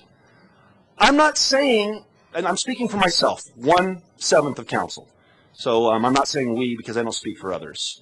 But the thing is, I don't believe necessarily the hype around fracking. I want them to drill, baby, drill. There are drillers in the audience, and I've been working my butt off trying to get drilling to occur. The mandate that council has given staff is drill, baby, drill. Let's just figure out how it's going to get done quick. I think we've made more progress with our local drillers in the last 2 weeks, 3 weeks, than we have in 10 years, 18 years. So we want drilling to move forward. Jobs aren't going to be impacted. There's one driller, top operating here locally, that owns most of the mineral rights. Longmont owns the other. I mean, this isn't a global problem. This is a very small problem that we are working through with our local operators because the local government designee process and the COGCC and the industry haven't been able to get it done. We are. That said, so number one, don't drill in residential areas. And that has nothing to do with your health. It has nothing to do with, it has to do with property values. I've said it before. Everybody here is right. You've got surface owners and subsurface owners occupying the same space at the same time. The regs simply say, you know what? Try to drill outside. They could actually come in a mile, in addition to over a mile, actually reach the mineral rights by coming in at the side via horizontal or directional drilling. It takes 1/4 mile just to take the turn. Just to take the turn. There's no reason to just go on top of somebody's living room and drill straight down anymore. It's not necessary. And so that's the only prohibition. And even then, as it was so eloquently pointed out by Jeff Thompson, even if they cannot access their mineral rights, you can still drill in residential neighborhoods. Now, in here, you know, I'm an attorney. We have an attorney. I'm not an oil and gas expert. Nothing in these regs is preempted by state law. I know that that's what you're being told, and the reason why a lot of these letters say, what's this say? Bagley attacked the oil and gas industry by name, saying he flatly did not trust the industry. I don't. I don't trust any government. At the same time, Councilman Bagley has publicly scoffed at conservative Attorney General John Suthers, and this was beautifully written, beautifully. And I don't scoff at him. It's just how many times have I gone into court and actually had somebody say, well, you're going to lose. And the guy was an attorney. Attorney General John Suthers does not wear a black robe. He's not a judge. He's the other side, opposing counsel potentially. So number one, the regs say not in residential areas. The second thing it does is say, hey, local operators, you've been unable to get drilling here for years. We're going to make it easy on you. We are going to set up a fast track. You can actually go out, and if you agree to put your drill heads 750 feet beyond homes. Now, again, forget the environmental problems. It's about property rights. Both need to reach their property. Both need to reach them. And so what that means is that, you know, I looked at the map. We looked at the map. They will be able to access their mineral rights. And so if voluntarily they go beyond 750 feet, they get fast-tracked. No government process, no meetings like this. They just go. That's a good thing. Drill, baby, drill. And then last but not least, you know, I mean, I was the one who came back and told everyone we were going to get sued. It was me. As we wrapped up the oil and gas task force, Stan Dempsey and others looked at me and said, you know what? Some things just have to be litigated. I was the one that came back and said, we're going to get sued. I wasn't going, woohoo, we're going to get sued. Bring it, baby. What I was saying is, confront the brutal facts. We are probably looking at litigation. That's okay, because the real issue here isn't pro-energy or anti-fracking. It's about who gets to determine the future of Longmont.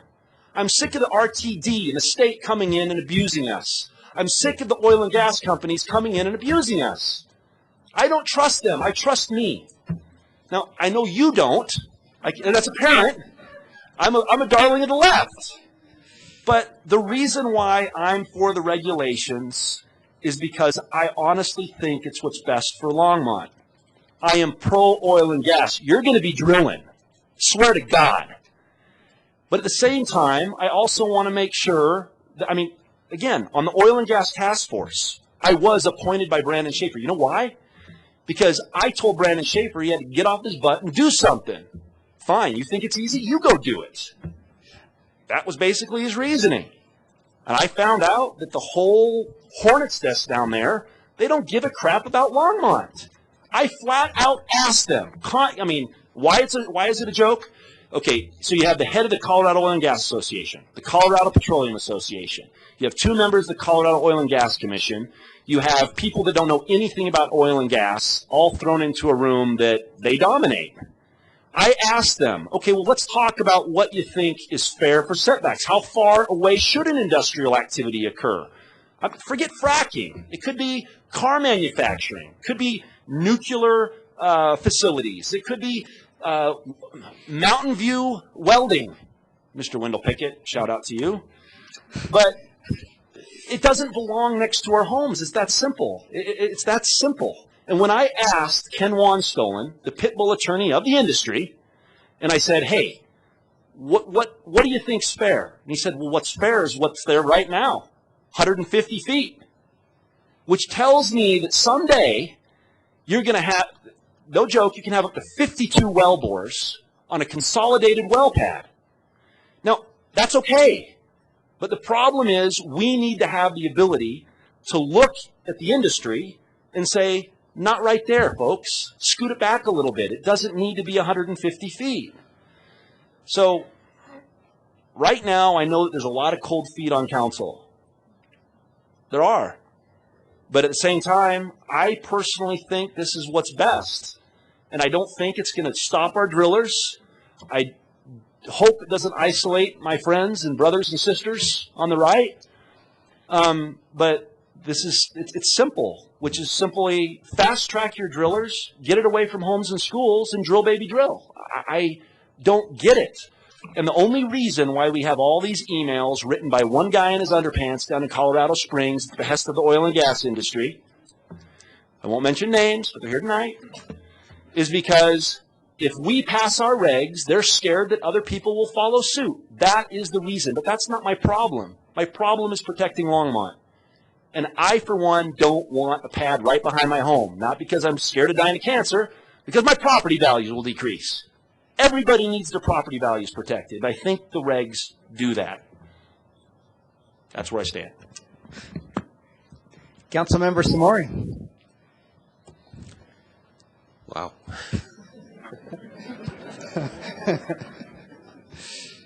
Okay. Where do I go from here?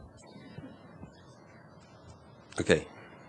Our job as council people is to filter out the emotions that's brought before us and consider all the facts that are laid in front of us by all parties. And over the last 6 or 7 months, I think we've worked very hard with staff and with everybody else to come to a reasonable, logical, non-emotional solution. And not necessarily to a problem, because fracking is not a problem. Some people would argue would need that fact. But as Councilmember Bagley stated, it's property rights. Okay? They have the right to the minerals. We have the right to the surface. How do we work together so that both people can access their rights without trampling each other? And I fully agree with Councilman Bagley in what the regulations' intent and purpose is and what it states. I don't think any of us really are, whether you spoke for or against, I don't know that you would want fracking in your backyard. And for somebody to come up and say, you know, if you're so anti-fracking, are you willing to give up, you know, your heat, your air conditioning? I don't have any air conditioning in the house, so it's easy for me to give it up. So that's not the point. The point is, as eloquently stated by Councilman Bagley, who gets to speak for Longmont and its future? Okay? And so, in sifting all the comments, all the facts, yes, we have a dilemma.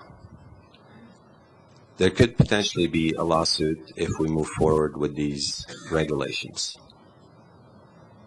Also, it could be a bluff on the state's part, trying to get us to capitulate like other communities have. We don't know.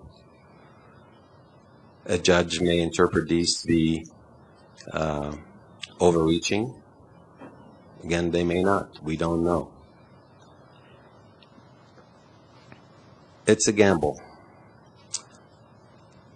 Do we want to roll with snake eye, a 7-Eleven, or double up? But that wouldn't be consistent with our manner of considering all the facts and taking all things into consideration. So, not so much cold feet, but maybe to give us the additional time to consider how we must best proceed. I know there's a motion on the floor already, but I'm going to make a motion that would follow that motion. I think it may be wise to table this discussion short term, give direction to staff to go through the LGD procedures and see how far we can go or whether we can get what we want. And this way, if we have to come back and push these regulations through, at least we have tried, and we will know whether the COGCC and COGA are willing partners and collaborators with us in this effort. And if not, we still have the opportunity to move forward with the regulations at a later date. Councilmember Witt? Thank you, Mayor. I so wish that I could talk like Councilmember Bagley. Oh, man. When he talks, it just makes you want to do something or hit somebody or something. You know, but good drama doesn't always make good public policy. And what he didn't address for me, and I'll ask you again, why do we have to preemptively put it into our regulations? Why do we want to circumvent the process that we already have established? I want to know what is the harm in using that established process, number one. Getting played. I'm going to agree with you on getting played, but in a different light. And I admitted to this 2 weeks ago. I got played because I got all these letters telling me, I don't want you to kill my children.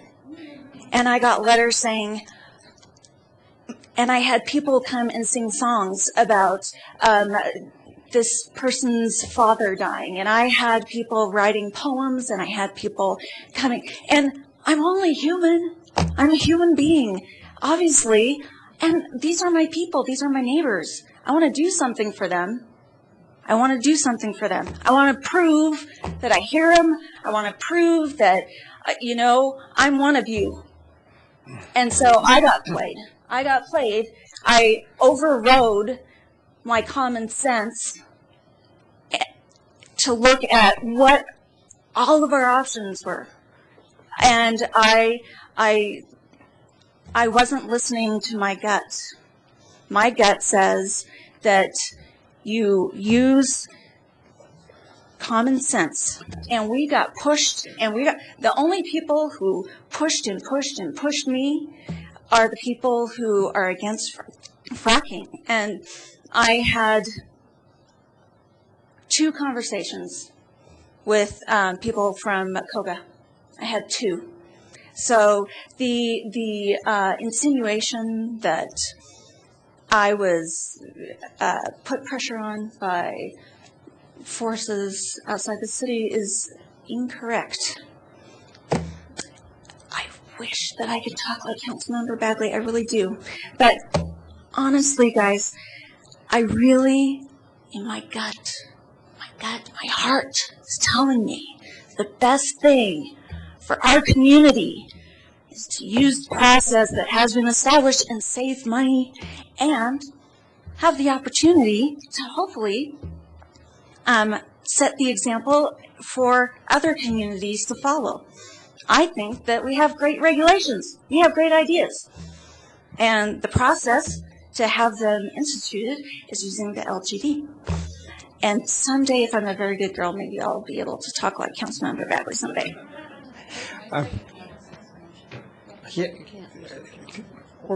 Did you formally make a motion?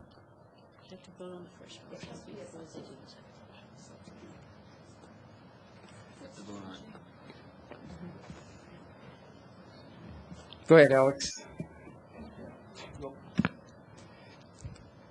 I should have brought my Robert's Rules of Procedures book with me. I'll make a substitute motion as I stated before. Second. Okay. Councilmember Levison. Thank you, Mayor. You know, we only got to this point that people are talking to us because we have something on the books that we are willing to move forward with. And if we take that away, people will say, you know, we can put everything we needed to pay attention with Longmont on the shelf, and let's go find the next victim. Or let's go find the next city that might have a good idea. Frankly, we should know about this procedure. something is not going right, and whoever is supposed to be the enforcer or be looking after the public interest or the regulations and enforcing them are not doing it. And so some legislative body comes up with an idea to say, well, we're going to address this issue where we can at a local level, where we have some authority. And then all of a sudden, everybody else now is rushing in to say, what can we do to make sure that you don't have to do this? We can help do everything for you. We can make it all right. And it's like those terrible stories you hear about war, where people come in and they hold the women and children and say, we're going to start killing people one by one unless you give us what we want. And people start capitulating. So for us, I mean, we're in a position where if the LGD process is such a great process, we can have regulations, and let's pursue that simultaneously. But we also, this is the council that said, frankly, it's recent history. We told the staff to go out and do this. We told the staff to say, look at all the parallel processes as well. And we are coming up with the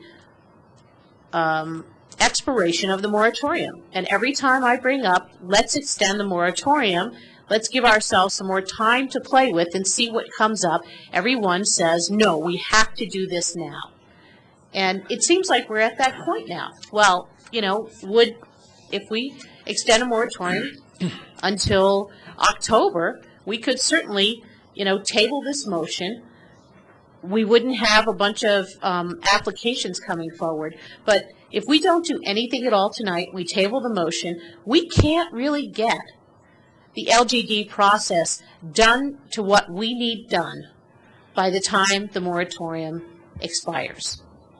And unless people are willing to, I would certainly be open to tabling it if we extended the moratorium till October, to January, to February, whatever the amount of time is needed.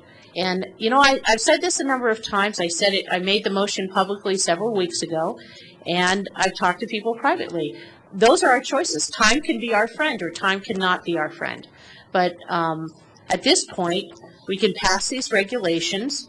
We have 10 days. We can see what happens. But, when you pass a regulation like we have, people will be coming to us.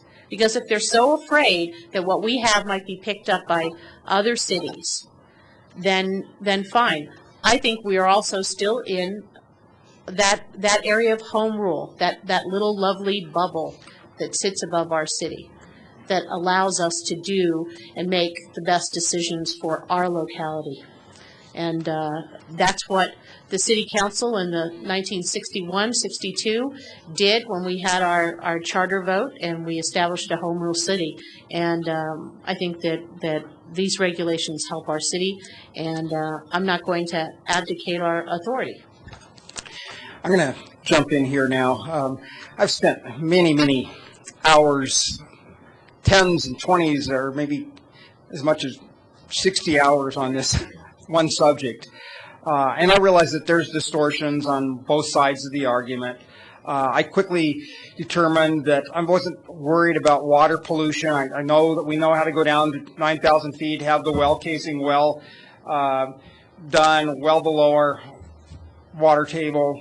I'm not worried about that. I quickly became concerned, though, what the air pollution problem is. And the problem is, we've never had multi-head drilling wells. We've never had this technology since 2007. So nobody really knows the long-term effects of health of putting, 10 wellheads 150 feet from someone's home. My gut instinct says that it's potentially very harmful to your health, and I'm worried about it. Health is the most important thing to me, and if you're right up against it, and these things do outgas volatile organic compounds, you can see them with the thermal camera. It scares me. And, so you got one side that says, well, it doesn't cause a health problem, but they can't prove it doesn't. And you got the other side that says, well, gee, we think it causes a health problem, but we can't in a double-blind, scientific study prove it either. But I just don't want to risk people's health, and I just don't think it belongs in neighborhoods. I think we were on a right approach with, having our drillers develop their mineral rights and get to it. Agree with Brian Bagley's approach. I agree that we've just barely pushed the yellow light things that aren't preempted. I think our regs are very good. I think they're very defensible in court, and I think the oil industry is being bullies and rattling their sabers. I think the best thing for our city is to go forward with these regs right now. So that's my 2 cents. Councilman Witt. Thank you. You guys are going to be so sick of me. But this is the discussion that we're supposed to be having. So, first point I want to make, Councilmember Leveson made the point that, and I think Councilmember Bagley also said that the only reason that we have any motion on our memorandum of understanding is the threat of our regulations. I don't think that that is true. I don't think that that is true. I think that we have motivated people who want to get their small business up and running. That's what I think. Also, if Longmont was so oil rich, why haven't we been overrun before we updated our regs? So the thought process that if we don't put in these regulations right now, we're going to get overrun with other oil and gas companies coming in, that doesn't make sense to me, because it would seem natural that they would have come in before we updated our regs rather than after. Let's see. Also, we don't need to extend the moratorium in order to get this done, because we can adopt the COGCC regs by reference. And so that would be kind of a stopgap measure in the interim. And preemptively putting these things into our regs, that's what draws the lawsuit. That's what draws the lawsuit. I think what I have heard is that COGA, COGCC, they're more than willing to admit that their regulations are, there's gaps and there's holes, and they would be glad to work with us on fixing those gaps and holes. And so, but we have to go through the process. It's not, they're saying that our idea of administrative review is awful on its face. What they're saying is, we have a process, use the process. That's what they're saying. So I need to understand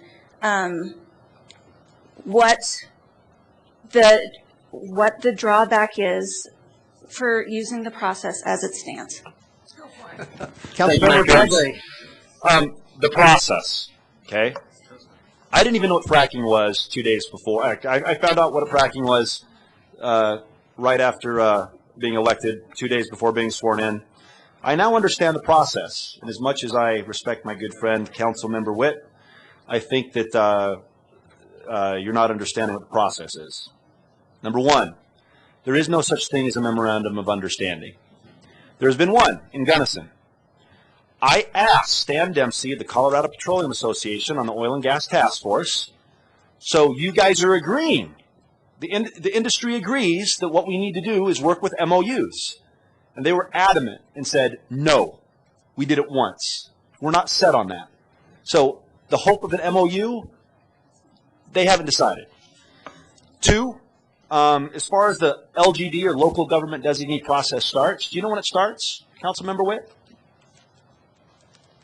It starts when the location of the drill, the location of the well pad has already been determined. We discussed at the Oil and Gas Task Force, well, what we should do is get local communities involved on where these could be placed. The answer was no. We're going to drill where we want. You can ask, hat in hand, but we're not going to let you participate in the LGD process until, believe it, I was there. I'm not lying, but they are not going to allow us to participate in the LGD process until there is a location of the well, and that's 80% of the battle. The residential ban addresses that battle. Now, that said, that's why. You don't have to come to the podium, my friends and the local drilling operators, but this has a fast track.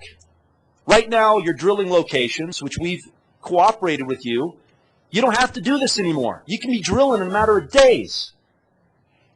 Are we really going to not pass the regs and just keep going? No, pass the regs, keep it out of residential areas, let our drillers fast track their profession, and let's just get on with life. And I understand where the pushback's coming from. We do. But it's not the right thing to do. We can make everybody happy by passing the regs. They just don't know it yet. Councilmember Samori. Okay, I'm going to stop following Councilmember Bagley.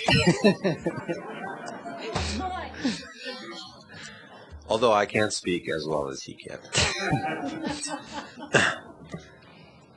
So, Eugene, have we had simultaneous conversations with the COGCC and COGA on how we can work some of these issues? Mayor and Councilmember Samori, Eugene May, City Attorney, we have had conversations with the COGCC, not necessarily COGA directly. The Gunnison Local Inspection IGA was pursuant to explicit statutory authority to enter into those types of agreements where the COGCC would delegate local inspection authority. We did approach COGCC on looking at IGAs to address these other areas which are considered red light or even beyond what was authorized by the statute. The COGCC expressed concerns that could be interpreted by the industry as a runaround to rulemaking and could be challenged on that basis. And at least that was the reason given why they would not be interested in expanding the scope of IGAs beyond local inspection authority. So, if they're knocking on our door saying that they want to have discussions and collaborate, but the answer is no, where's the collaboration? There hasn't been that much collaboration.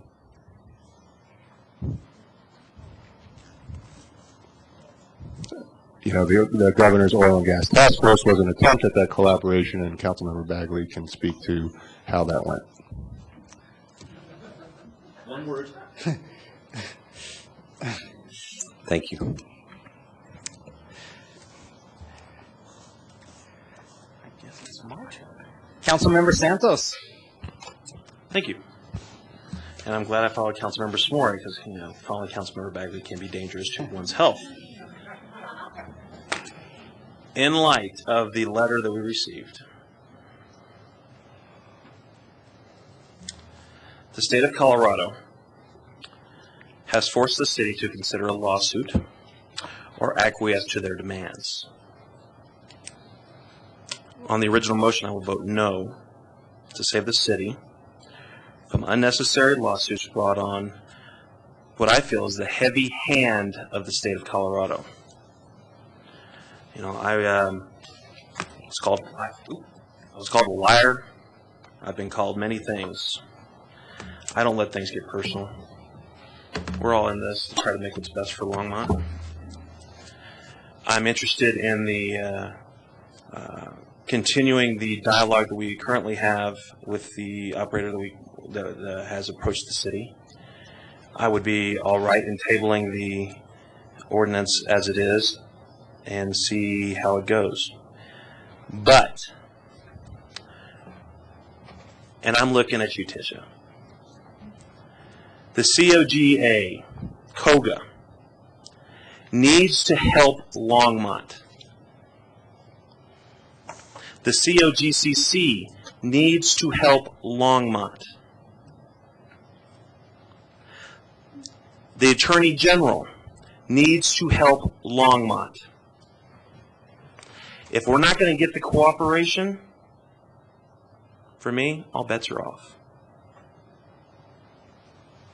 I'm not happy, which is a bad thing. You know, I've had friends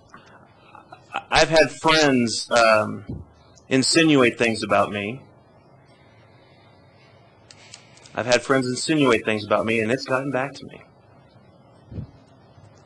I've had people who don't like me say, "Hey, you're great." No, I'm not. Don't lie to me. Don't lie to my face. You know, I want what's best for the city of Longmont. If we can continue with what we are currently doing in our conversations with top operating, I'll be all right. I think Longmont will be too. But I challenge COGA, the COGCC, the Attorney General, the state, and actually the House of Representatives. Put away the partisan bickering and actually get something done.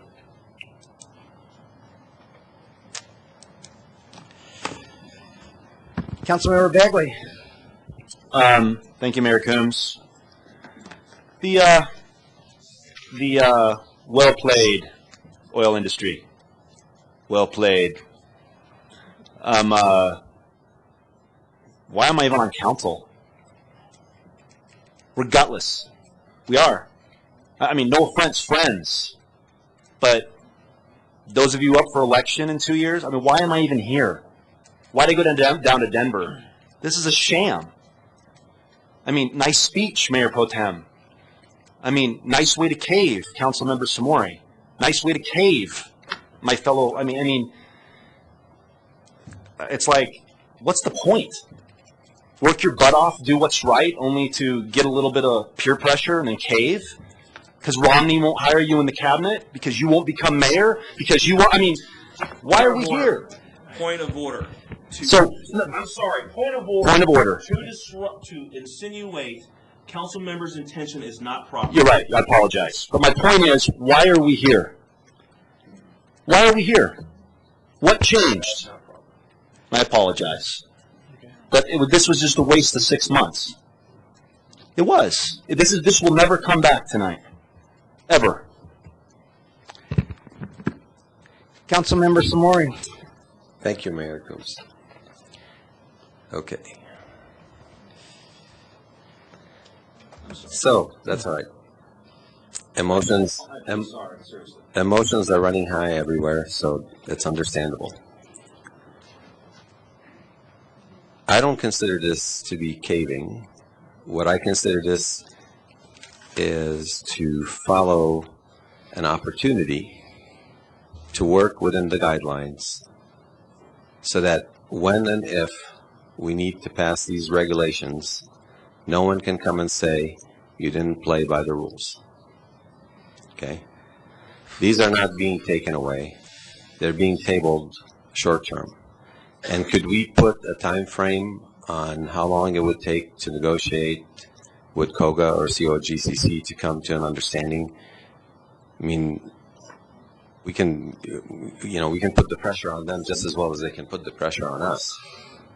And if we don't have an agreement within 30 days, we can bring this back and pass it. Go ahead, Eugene. So, Mayor and Councilmember Samori, I do have a suggestion which it sounds like may satisfy what I'm hearing on council in terms of interests. One is to give the LGD process a try. Second is to protect the interests of Longmont. My suggestion would be perhaps to extend the moratorium for a period in which TOP could apply to the COGCC for their state-issued permit. The city could go through the LGD process, see how local concerns are addressed through that process with the moratorium in place so that there would be no local permit.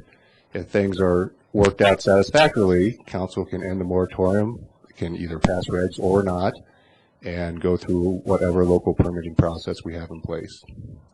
And what time frame would you recommend?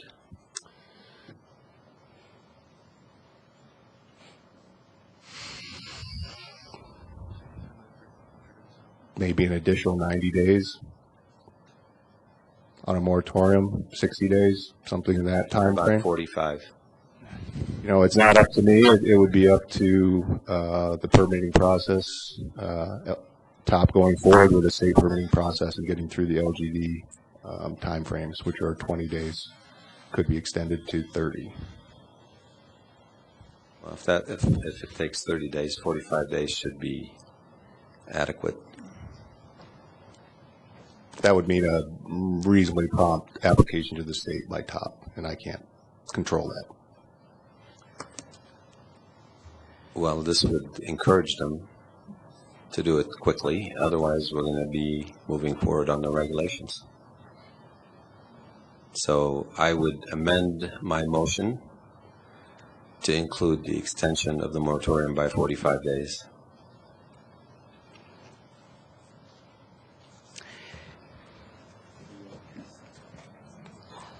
Councilmember Levison. You know, I don't think 45 days is enough time, and I'm with Councilmember Bagley. I say we pass the regulations, and we can always do something later. Again, the regulations are a piece of leverage. It is not poking a stick in somebody's eye. It's, you know, it's bringing a gun to a gunfight. I mean, if we want to bring a wet noodle to a gunfight, we can bring a wet noodle to a gunfight.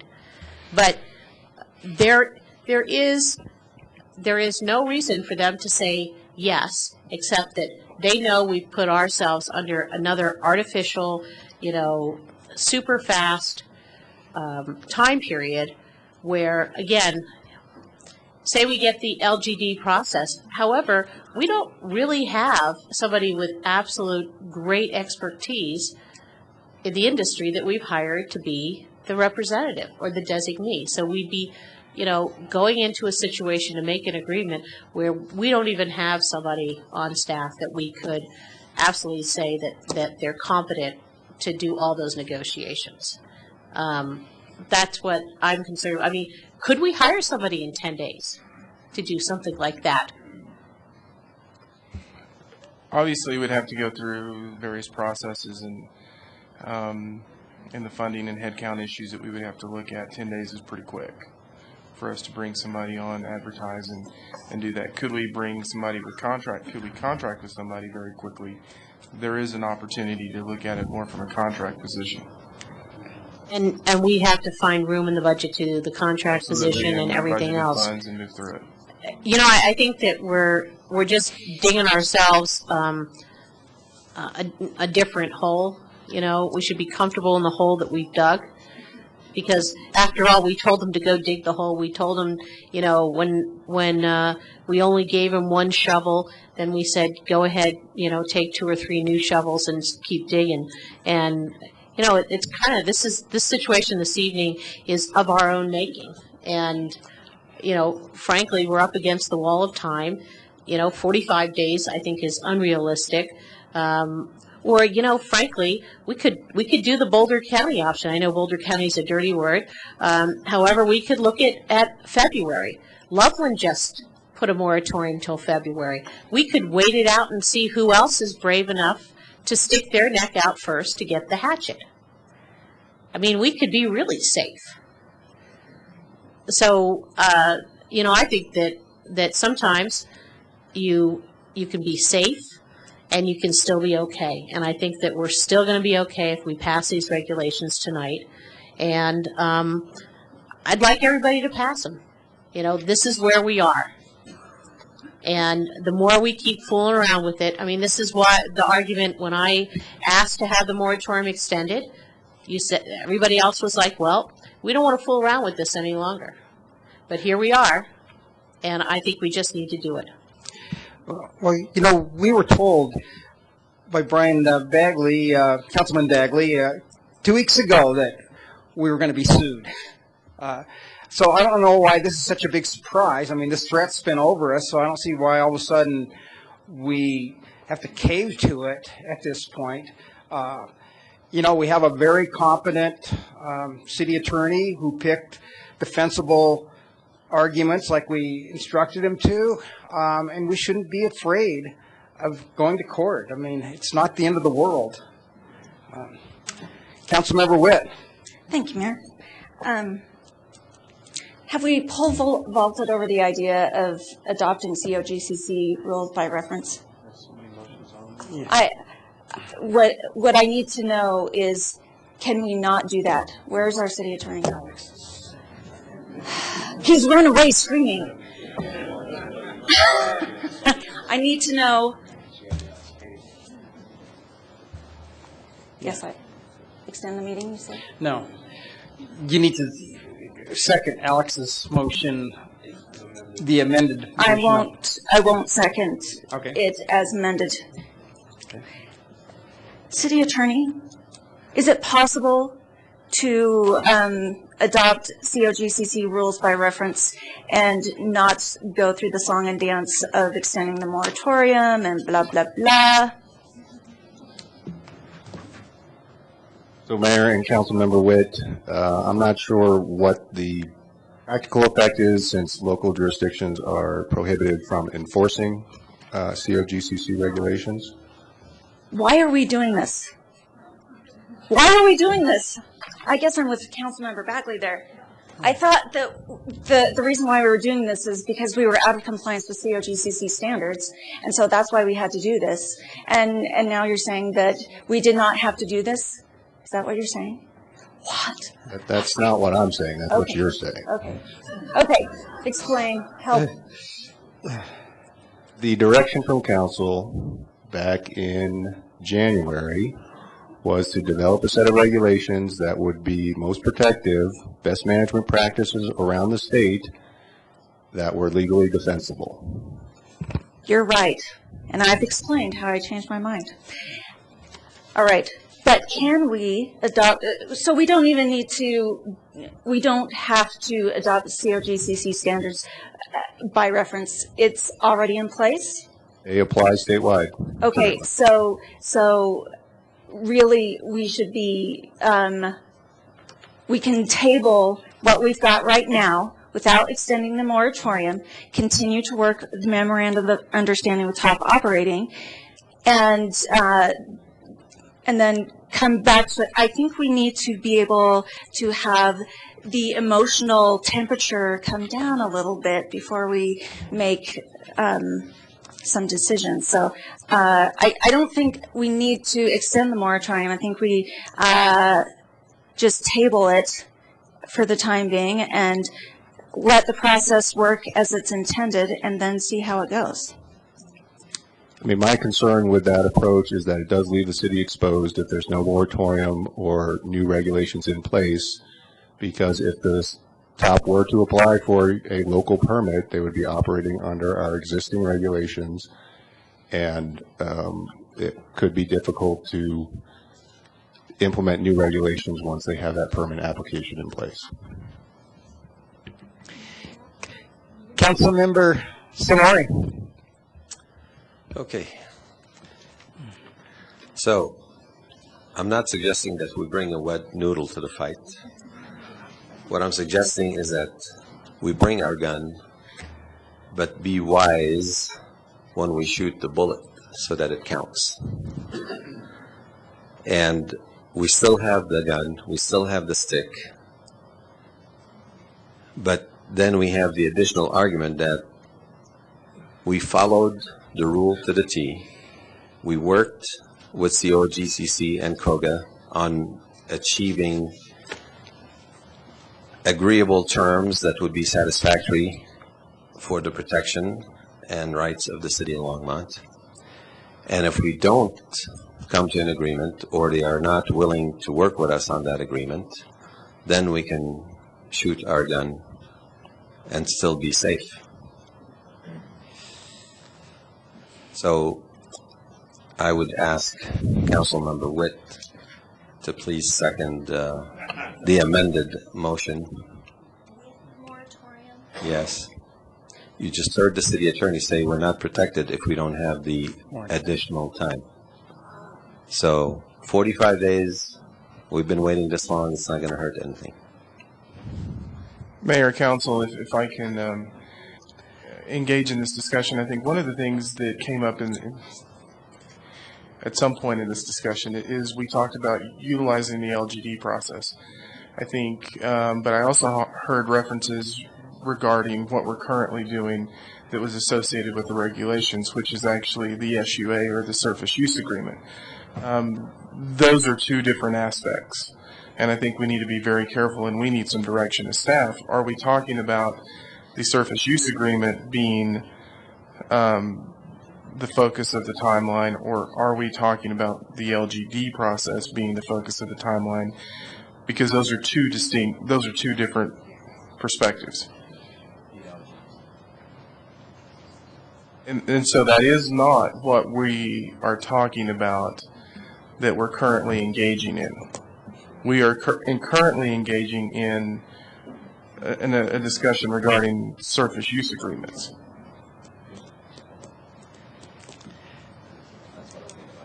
Yeah.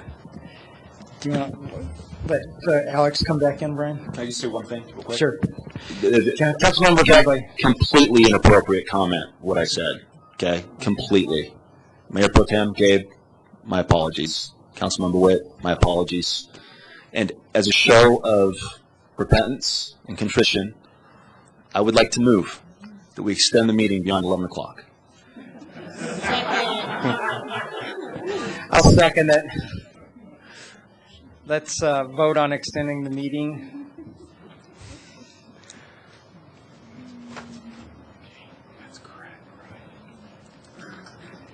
Okay, it passes 5-2 with Councilmember Santos and Witt dissenting.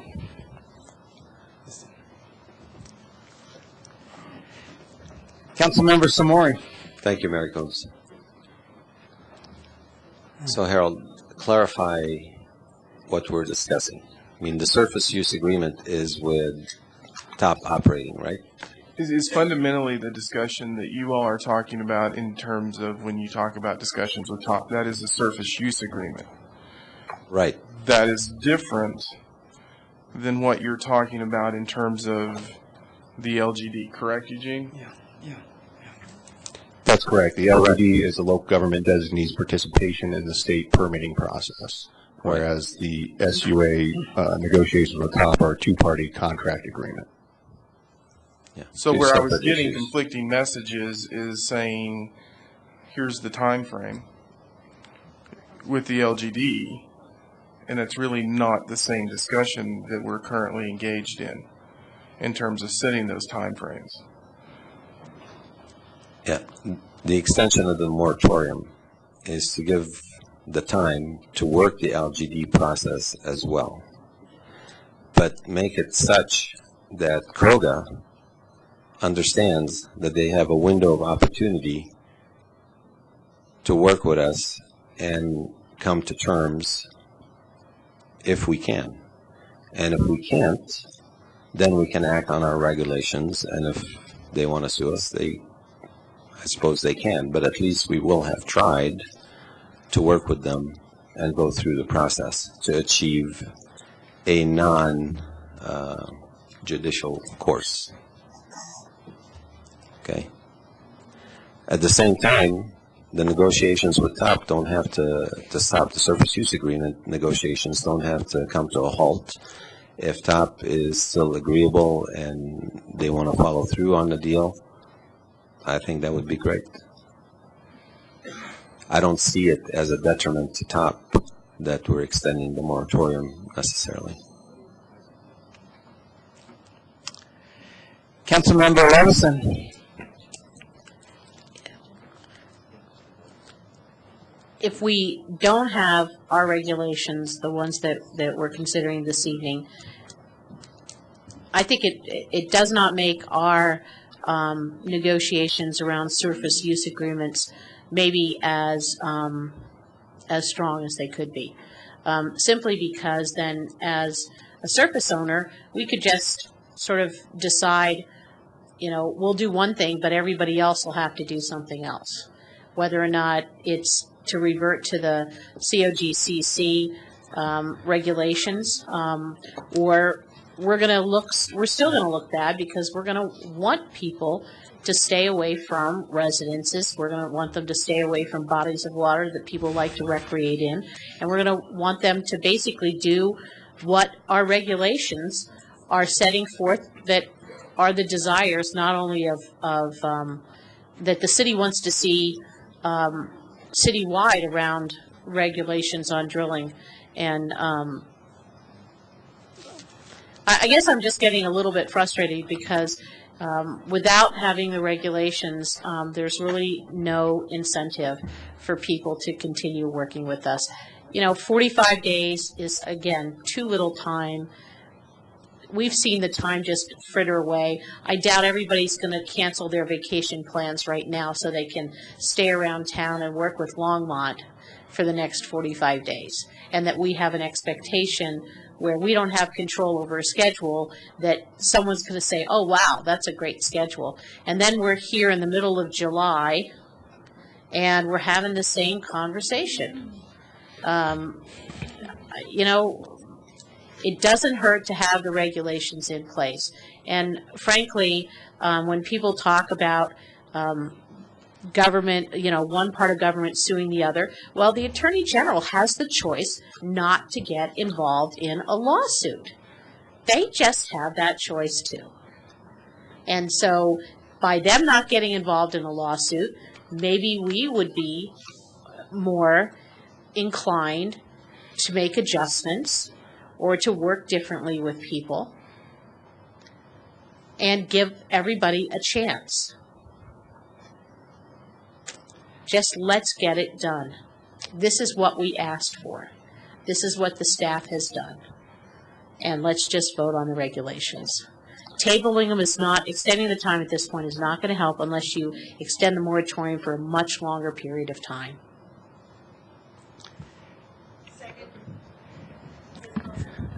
Councilmember Bagley. Thank you, Mayor Coombs. This is what I was talking about.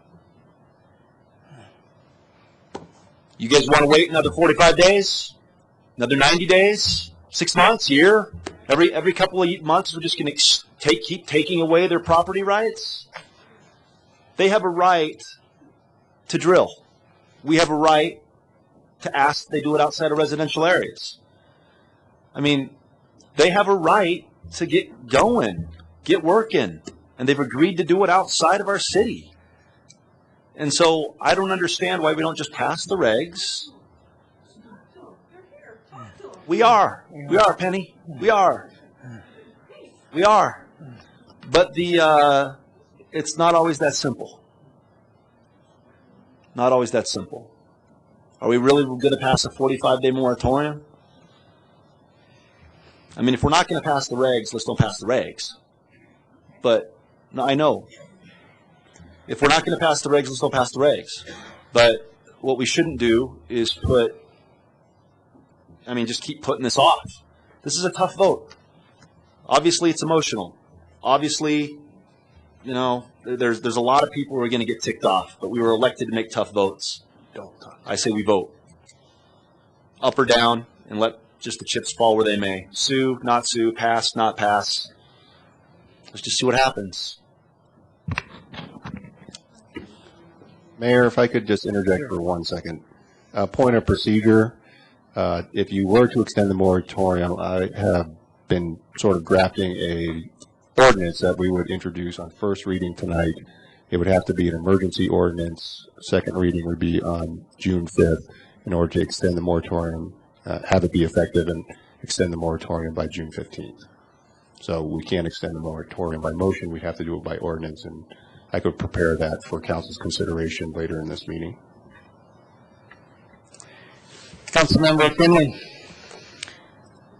When Brian got up and gave us some more information, he said the guiding principles for our regulations, the first one was to protect the health, safety, and welfare of our community to the extent that it is not preempted by state or federal law.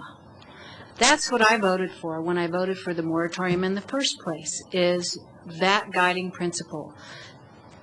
Public policy is good when only when the problem is defined. To me, the problem was our rules and regulations were out of date. That is the problem that we needed to fix. The ordinance that we were given, you know, you're saying this is the same thing we've always voted for. Well, it's not. The preamble to that ordinance is not anything that I would have agreed to in an ordinance. The regulations themselves, yeah, I agree to those. And I still would, but I cannot agree to the stuff that's in the preamble or the way it even starts out. The reason I voted for the moratorium in the first place was to update our regulations to the extent that it would not be preempted by state or federal law, which is what the guiding principle was supposed to be for our staff. And somehow it got twisted into, oh, we need to, you know, stop fracking, which is just not good. And, you know, you're asking us to vote for an ordinance that's not the best we can do. It has, even the regulations themselves have some things that are not perfect. And you know, how can you vote for something that has inconsistencies in it? It just doesn't make sense to me. It's bad. It's a bad public policy.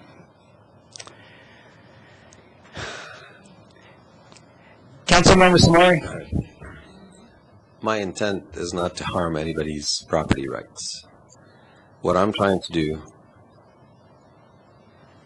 I guess, is balance what we're facing in terms of a potential lawsuit versus another 45 days where we may be able to avert a lawsuit. And to put the blame on us, I don't think is fair.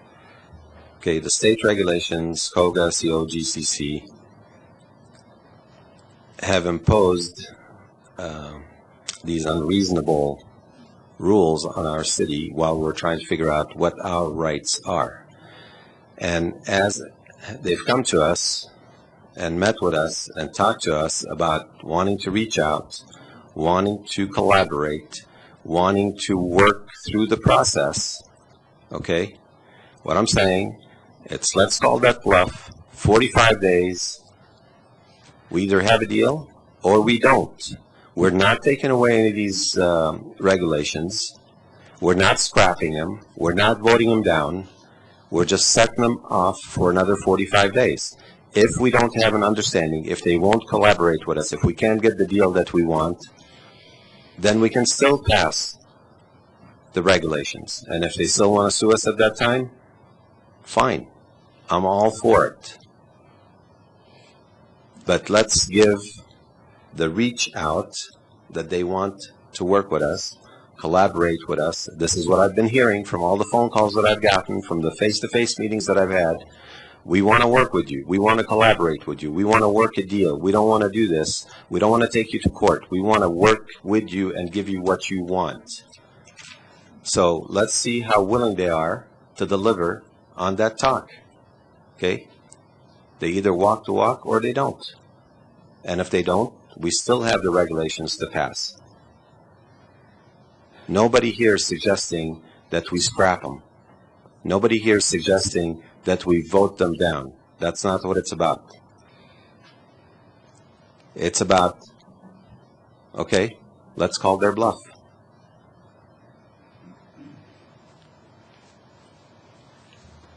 As Councilperson Finley, sorry, said a while ago, you know, we're not going to get bullied by anyone, right? So we're holding our ground, and let's call their bluff. Councilmember Bagley. Thank you, Mayor Coombs. Got an idea. Building off what's been said. What if we were to do the following? This isn't a motion because I think there's like 12 on the table right now. But what if we were to take out the preamble altogether? It's of no legal consequence. We replace it with something short and sweet that says, because we're concerned with property values and the health and safety of our town, we hereby enact the following ordinances. Done. Then what we do, that addresses Councilmember Finley's problem. Then what we do is we pass the regulations like that, not to take effect for 45 days. And then, if we have an agreement, we back off the regs. If not, in 45 days, they take effect. Councilmember Levison. I'm sorry, Councilmember Bagley, but you know, I think we leave. I know you're trying, and you know, I've been trying too. You know, and when I started tonight, I was like 5'2". I think I'm 5'1" now. I got beat down. I think we leave the preamble in because that is. I mean, it was a recommendation from our council, and you know what? I really don't think Eugene is dumb. I mean, I don't think he's stupid either. But I also think that what he presented us with was a very good piece of advice by putting in the preamble. And it allows us to have some kind of platform to say why we think there could be a risk or is a possible risk to health and safety. We have to basically say, what's your reason for writing these? Because that's what Councilmember Finley and Councilmember Witt are saying. Well, why would we write these anyway? And it's because there are things out there that we've taken into public testimony already. We've accepted those reports. And that's become part of the public record. And the preamble is an acknowledgement of that. It doesn't mean that if you're voting for it, that you believe everything in the preamble. Because I don't think that everybody's going to always be 100% happy with any of the regulations that we have. But I think it's, you know, this is kind of a slippery slope because now we'll have the regulations pushed off. We'll strip out the preamble. One of the things that I think is difficult is that now we're at second reading and we're rewriting an ordinance on the fly. And, you know, in the past I've heard other council members feel very uncomfortable about that. And I just think that while it's great to say, well, what kind of compromises could we make so that everybody will vote for this? And I don't think that we're going to get to that. We're going to get to that point because, you know, I could suggest a few things that I would like to have in or out, but that may not be something that everybody else is happy with too. I think we just have to do something. And, you know, if 5 days from now, if we get a positive vote on this, 5 days from now, if a lawsuit shows up on our doorstep before something takes effect, we still have time to act. We still have time to act next week or on June 5th. We could extend the moratorium for more than 45 days, but I think that 45 days is too short, and it doesn't seem like it's going to help us unless we extend it a much longer period of time. Councilmember Samori. I guess, from my perspective, I would rather not pass the regs and have to retract them than just wait and make sure that when we pass them, we don't have to retract them.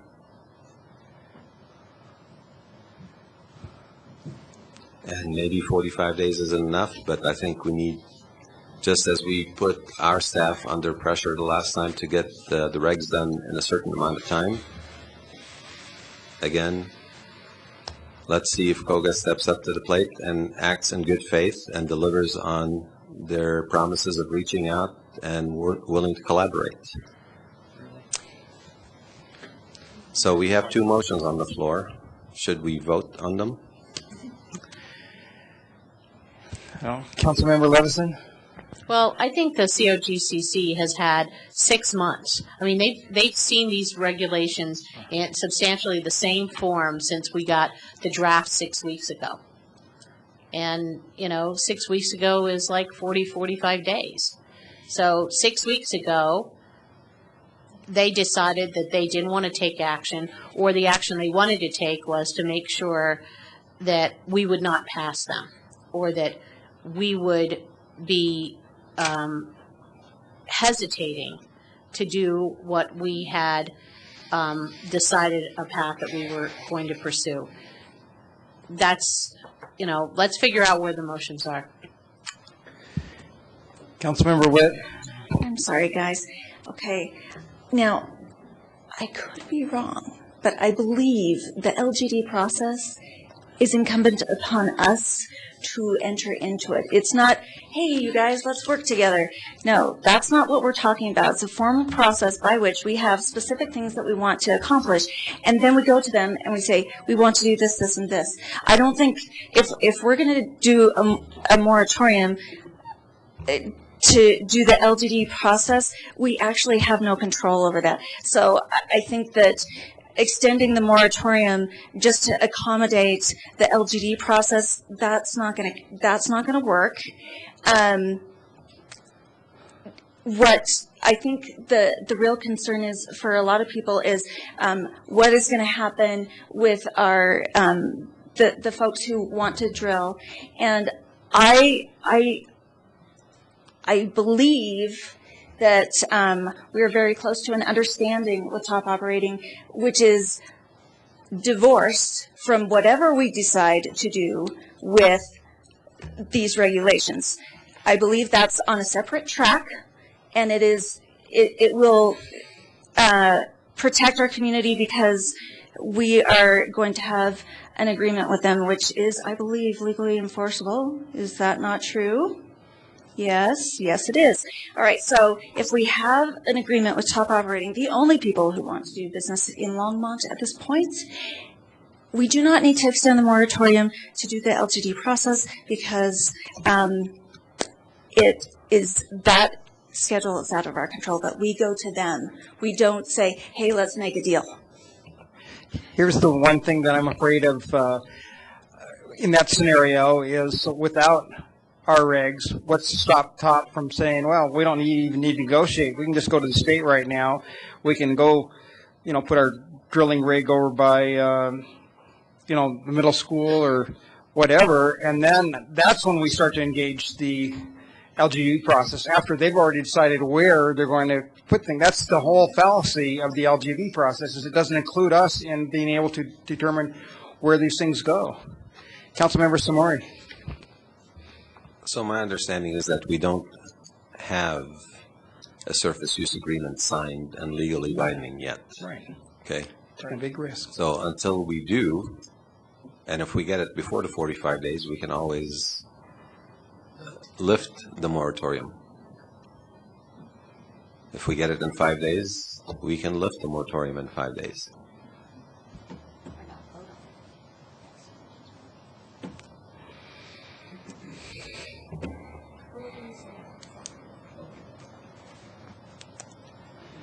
Councilmember Bagley. Thanks, Mayor Coombs. So we've got, it sounds like 3 people for the regs, 2 people for a moratorium, and 2 against the regs as they currently stand. So for us newer members of council who can't keep their mouths shut, where do we go from here, the senior members of council? On what? Well, there's a motion on the table, first of all. Yeah. My understanding is that we have to vote right on the first one. Can you read back the amended motion that, the replacement motion? Yes. Actually, this is Councilmember Samori. Let me find it. It's in bold. Offered a substitute motion to table this discussion short term, give direction to staff to go through the LGD procedures and see how far we can go and get what we want. That was seconded by Witt. In order to pass that, it will take 2 votes. One to substitute the original motion with that one, and then to vote on it again.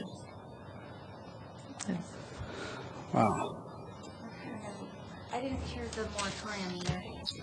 Because he made that as an amendment, and I never heard a second for it. So, is that seconded? Is that included in it? I can certainly do that.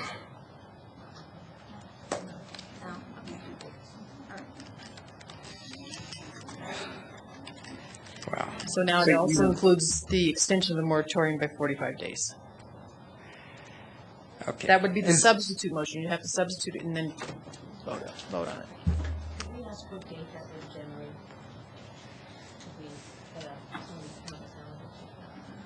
Actually, I need to.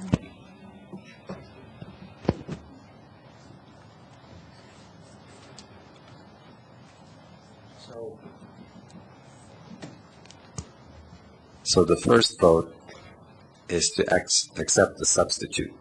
Motion. And the second vote would be to pass the motion. Mayor, Yes. Go ahead, Eugene. and pursuant to my earlier comment, I would think that the motion regarding the moratorium would be direct staff to prepare an ordinance for council's consideration. It would be an emergency ordinance, so that it would be effective 5 days after final publication. And pursuant to the charter, emergency ordinances need to be passed by 3/4 of the council on second reading. So that would be 6 out of 7. Say that one more time. Ordinances are usually effective 10 days after publication. In this case, because our moratorium expires on June 15th and second reading would be on June 5th, there would not be enough time for a normal ordinance to be effective prior to the expiration of the ordinance. The charter provides for emergency ordinances, which are effective 5 days after final passage, but those need to pass by a 3/4 majority of council on second reading.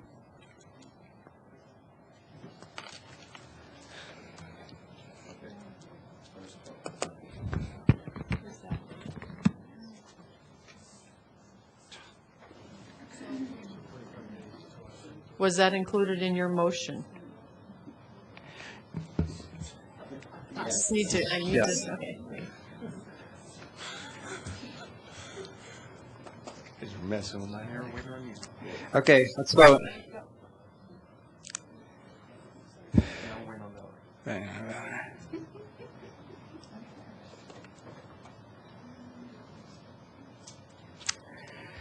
Okay, so that passes with Councilmember Bagley, Levison, and Coombs dissenting. 43. You need to vote again to accept on the motion itself. Yeah, okay. Now we have to vote again to,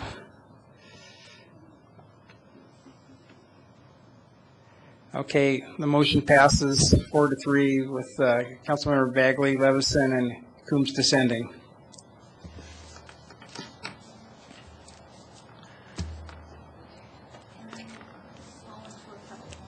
Well, then we have the original motion. Okay, all right. All right. Councilmember Levison. So now what we need to do is bring up direction for staff to draft an emergency ordinance while we finish the rest of the meeting. Mayor Coombs, that's why I asked Councilmember Samorian whether that was included in their motion, and it was.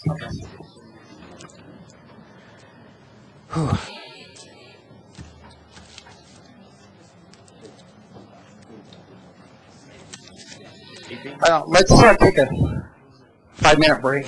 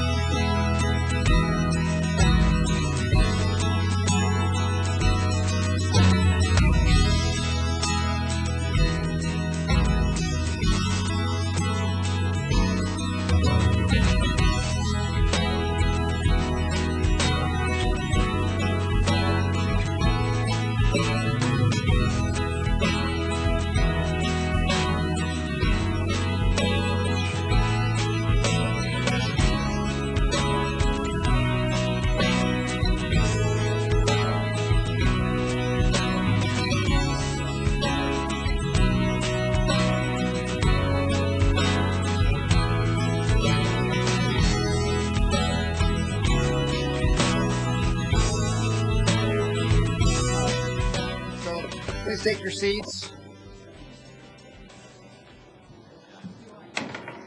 Hey, Dale. Dale.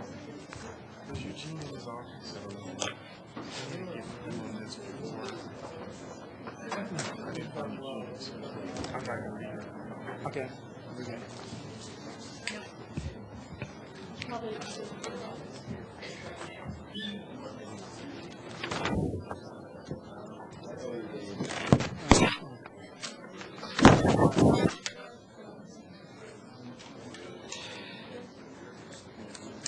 So can you introduce the next item on the agenda? Yes, we will move on to item 8B, which is, where are we? Airport hangar leases. First one is ordinance 2012-26. It's a public hearing and second reading of a bill for an ordinance authorizing the city of Longmont to lease the real property known as Vance Brand Municipal Airport Hangar Parcel H14A to Robert Epp. B2, do you want to take each one of these individually, or? Why don't you just read them all? Okay, I'll read them all. Yeah. Ordinance 2012-27, public hearing and second reading of a bill for an ordinance authorizing the city of Longmont to lease the real property known as Vance Brand Municipal Airport Hangar Airport Hangar Parcel H14D to Doug Jackson. Ordinance 2012-28 is public hearing and second reading of a bill for an ordinance authorizing the city to lease the real property known as Vance Brand Municipal Airport Hangar Parcel H14E to Rick Basilier.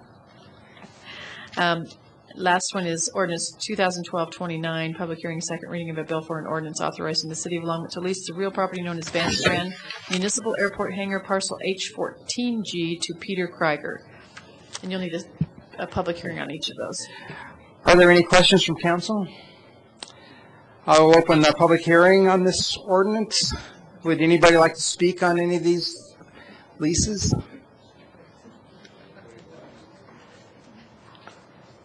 Seeing no one, I will close the public hearing on these items.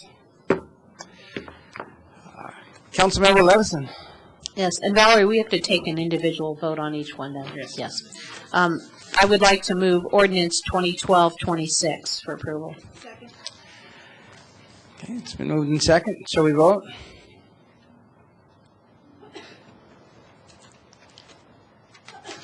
Passes 7-0.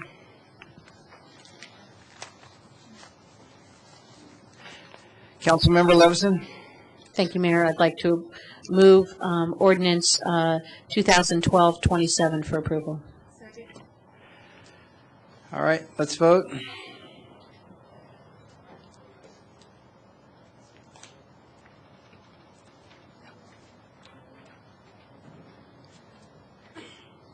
Passes 7-0.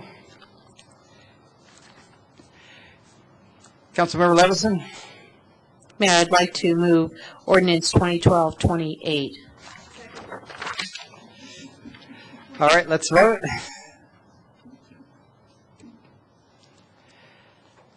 Passes 7-0. Councilmember Levison. Thank you, Mayor. I'd like to move ordinance 2012-29. Okay, it's been seconded by Councilmember Finley, so let's vote. Passes 7-0.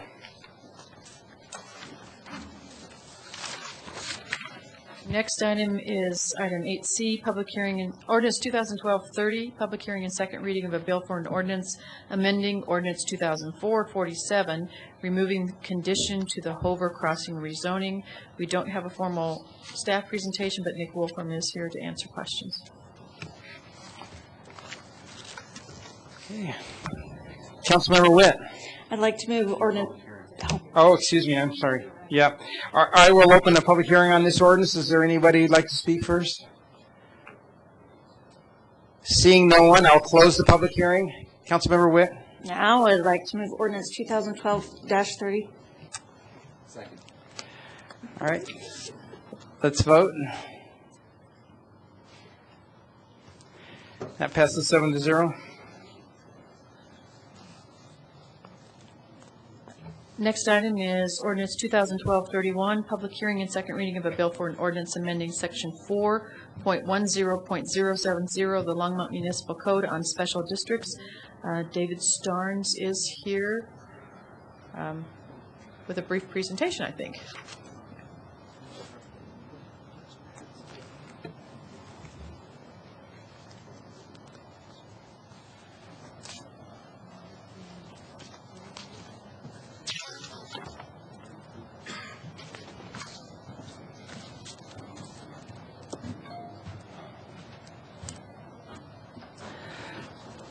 Good evening, Mayor Coombs, members of council. This is the bill for ordinance amending section 4.10.070 of the Longmont Municipal Code on Special Districts, second reading. And it's related to the commercial redevelopment opportunities. City staff is proposing an amendment to the city's current ordinance on the formation of special districts to allow the formation of a Title 32 special district for commercial redevelopment projects within urban renewal areas that would meet the November organizational requirements. This ordinance would allow for the submittal of a skeletal service plan under limited circumstances with an amended and restated plan with all necessary exhibits, financial information to be submitted once the special district is formed. Your options tonight are to approve the ordinance or do not approve the ordinance. All right, are there anybody in the public that'd like to speak at public hearing on this ordinance? Seeing no one, Councilmember, well, let me close the public hearing first. Councilmember Witt. I would like to move ordinance 2012-31. All right, let's vote. That passes 7-0.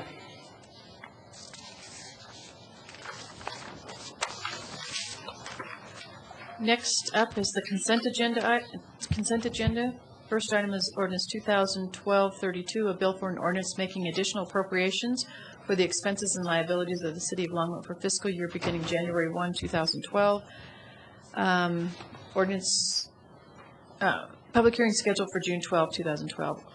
Item 9B is ordinance 2012-33, a bill for an ordinance amending the 2012-2016 capital improvement program. Public hearing is scheduled for June 12th, I'm sorry. Item 9C, ordinance 2012-34, a bill for an ordinance amending 14.46.020 of the Longmont Municipal Code on public building community investment fees, with public hearing and second reading scheduled for June 12th. Item 9D, ordinance 2012-35, a bill for an ordinance amending chapter 13.36 of the Longmont Municipal Code on park improvement fees. Second reading and public hearing scheduled for June 12th. Item 9E is resolution 2012-33. It's a resolution of the City of Longmont authorizing a loan from fund balance in the city's fleet fund to the DDA construction fund and providing for repayment of the loan from the DDA tax increment income fund. Item 9F is resolution 2012-34. It's a resolution of the City of Longmont approving the intergovernmental agreement between the city and the City of Boulder for its child care services program. We removed item 9G from the agenda, so item 9H is resolution 2012-36. A resolution of the City of Longmont approving the intergovernmental agreement between the City and County of Boulder for a facility use license for use of Isaac Walton Clubhouse. Item 9I is resolution 2012-37. Resolution of the Longmont City Council approving intergovernmental agreement between the city and Boulder County for funding the State Highway 66 and East County Line Road intersection improvements. Item 9J is resolution 2012-38. A resolution of the Longmont City Council approving the intergovernmental agreement between the city and Left Hand Water District for a permanent exchange of water service. Item 9K is approve and authorize the mayor to sign the Phase 2 Energy Savings Performance Contract. Item 9L is approve and authorize the mayor to sign a special counsel contract with Buchler Law Offices, LLC for bankruptcy services. Item 9N is approve a motion to eliminate the exceptional benefit tool. Item 9N is approve a motion to suspend City Council Rule of Procedure 25 to make multiple meeting date changes for 2012. Councilmember Santos. Thank you, and we're about to have a 9-0 if I'm not mistaken. Item 9O is a bill for an ordinance amending ordinance 2012-6 imposing an, I think there's a typo, imposing Ordinance 2012-18, extending the moratorium on accepting or processing land use applications, permit applications, or other applications seeking approval to conduct oil and gas extraction or related operations within the city limits.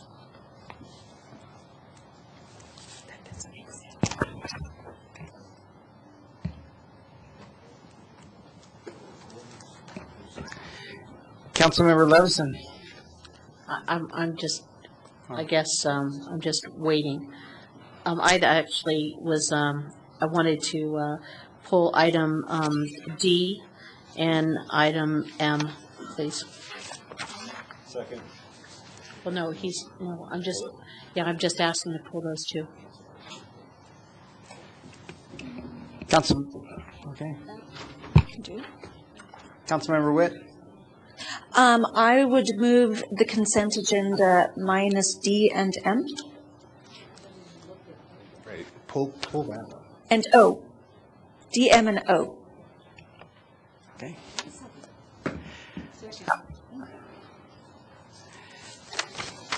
All right, so we're going to vote on approving the consent agenda minus D, M, and O.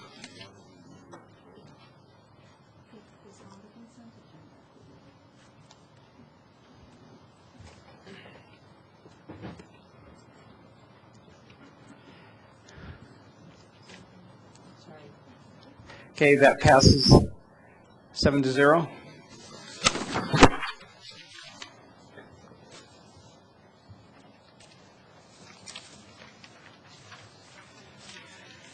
Councilmember Levison. Yes, I've been really struggling with the issue on this ordinance, simply because, as was pointed out by the Parks and Rec Board in a letter that we received that's in our packet, that supports, I think all of us support this project. However, having this come before we actually write new regulations or look at how we're going to go forward on park improvement fee,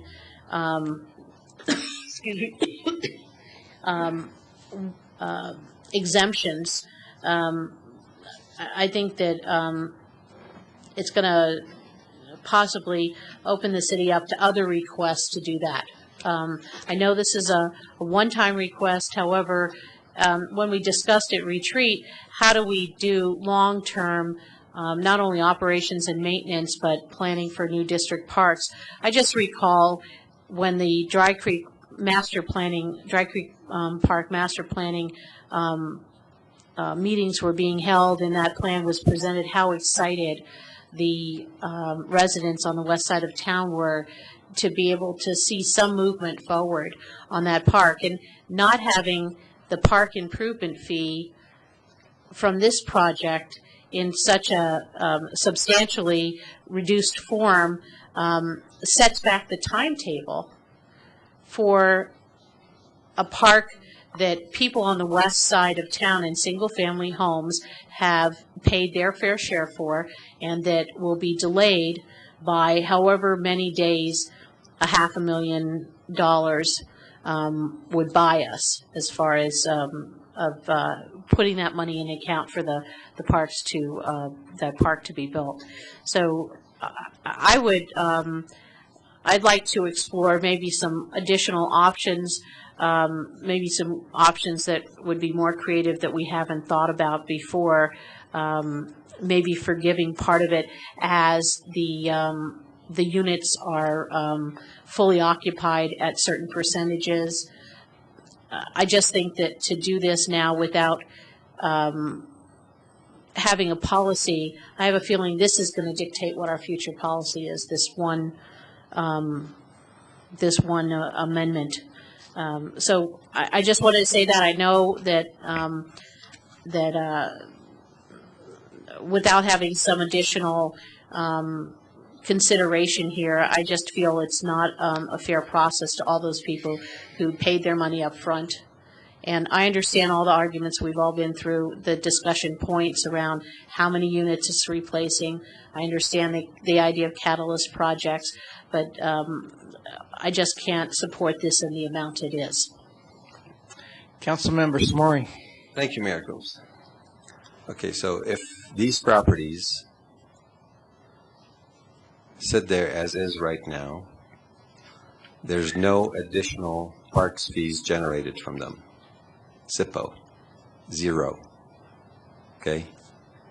If somebody buys one of those homes, scrapes it, and builds a new one, all we're going to collect is $5,000 for that one lot. There's 6 homes, you scrape 6, you build new 6, you get $30,000. Why would this be any different for the redevelopment that's being proposed right now? It's replacing 6 lots, okay? All you're going to get from 6 homes is $30,000. This is a redevelopment, okay, and a brownfield.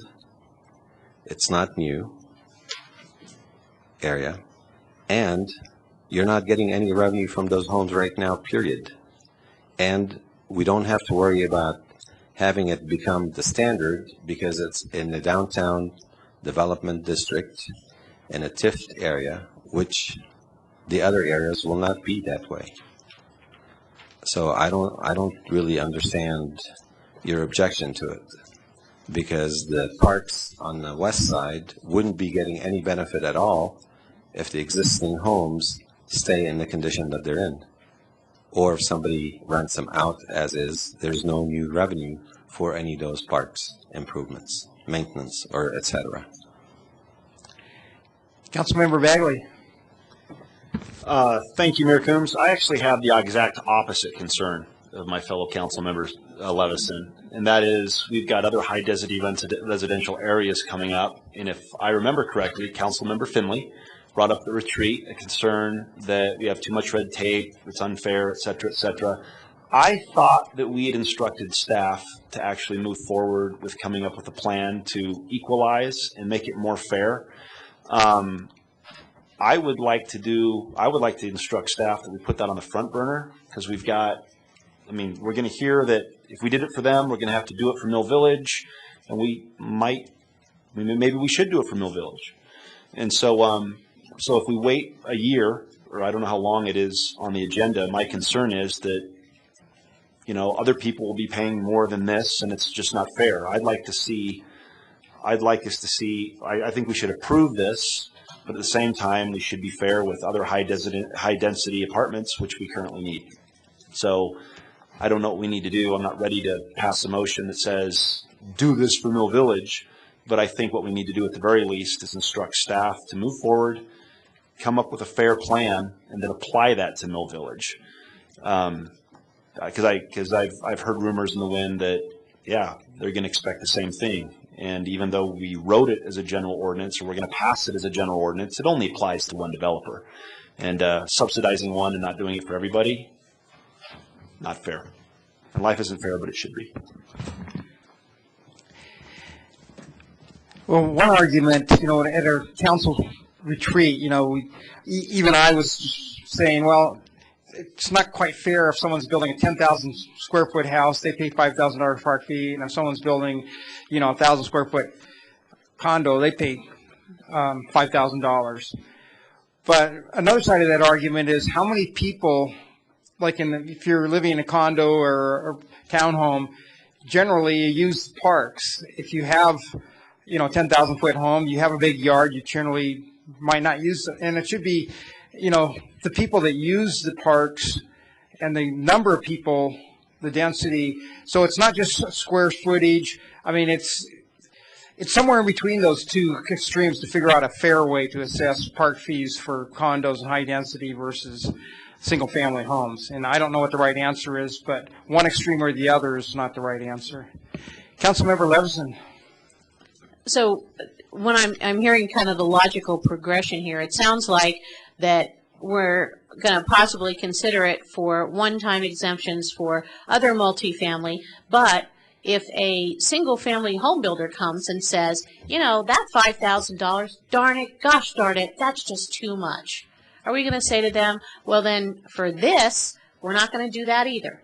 And so how do we resolve the question of how do you make it, number one, fair? Number two, you're again, I think, starting down a slippery slope. I'm just asking to see whether or not we could perhaps delay this. I hate to delay it, though. I really do. I'm looking out at you, Cotton, and saying I don't want to delay this. However, if we could come up with something that, and we come up with all these financial sleights of the hand all the time, that we lend you the money so that you can pay it to us, but that we forgive the loan a certain amount for each unit that's occupied fully, percentage-wise, you know, the first 30% that have the leases and people occupy, the second 30%, and then the rest. Some way that we can make this equitable while we're getting the other regulations in place. Because, you know, frankly, if we're going to start, this is the way we're going to doubly incent multifamily housing, because that happens to be the gap this year in housing demand. Next year it might be for duplexes, or it might be for triplexes. And so are we then going to continually say we want to densify the city so we have more people around transit zones or other areas, and this is the way we're going to do it? Meanwhile, everybody in a single-family home on the west side of town who's been hankering for this park, we're going to say, well, we didn't collect these fees from other people because we didn't think it was equitable. They're going to say, well, where's mine? And this is a promise that was made inherently when we collected that park improvement fee from them X number of years ago, however many it was. I'm just wanting to know whether or not we can't come up with something a little different, that we can still get the job done, but not set a precedent. And we all love this project, but the way it's presented, especially since our park board unanimously said, you know, we don't think this is really a great approach to do it like this. And they support the project too. I don't think that's what the issue I have at all. But I just can't vote for it. And to answer the question about, you know, if we would have, you know, knocked down 5 houses and built 5. Well, knocking down 5 houses in this area of town, you could have probably put 3 units on every lot, because it's in a zone downtown where you can have more density and less amount of area around the buildings for almost zero lot line, because it's a mixed use area. So that's not really a great argument, because we could have 20 units there in these 5 building lots. And considering that the future of the city right now is redevelopment, I think this again sets a really bad precedent, because when we want to put up, when a developer wants to come and put up a building where there is no open space around it, no private park area, no access to the location of the building facility being near some other park, what are we going to say to them? We're going to say, well, sorry, we have to have parks built. So I just don't want to be unfair to anybody, but certainly I don't think that this solves our, it may solve a short-term problem, but it's going to put us on a trajectory for a long-term, a much longer-term project. So I would move that we direct staff to explore other options and present those back to us before by June 5th, before we come up with this for second reading. Councilmember Samori. Okay. This project, again, is happening in a downtown development district. A deal was negotiated, and other requirements were placed on the developer that he has to provide in return for some of the concessions that we made. So he's not getting a freebie or a pass. He has to give us other things in return for the financial consideration that we gave him. So if other developers want to come and build mega units in downtown, we'd be happy to talk to them. If it's outside of downtown, they have to live by the rules of outside of downtown. And I'm not disagreeing that for multi-housing units that we shouldn't come up with some fixed price. It shouldn't be what it would cost for a home, but this doesn't apply to this project. So I would move this ordinance forward. Second. Can I ask Kimberly a question? Yes. I don't recall, but I know that this one project is satisfying 17 out of 22. Can you give me those figures of the goals for the DDA?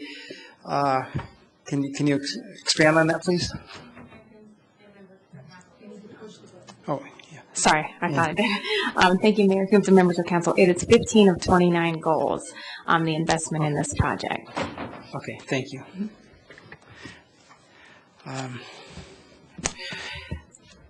I kind of agree with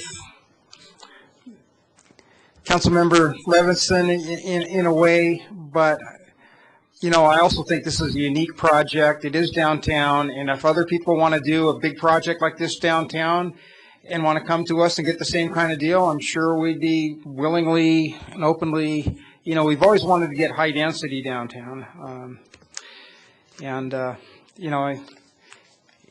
a way, and I've talked to Eugene about this whole project because, I am a downtown merchant. I don't benefit any more than any other downtown merchant.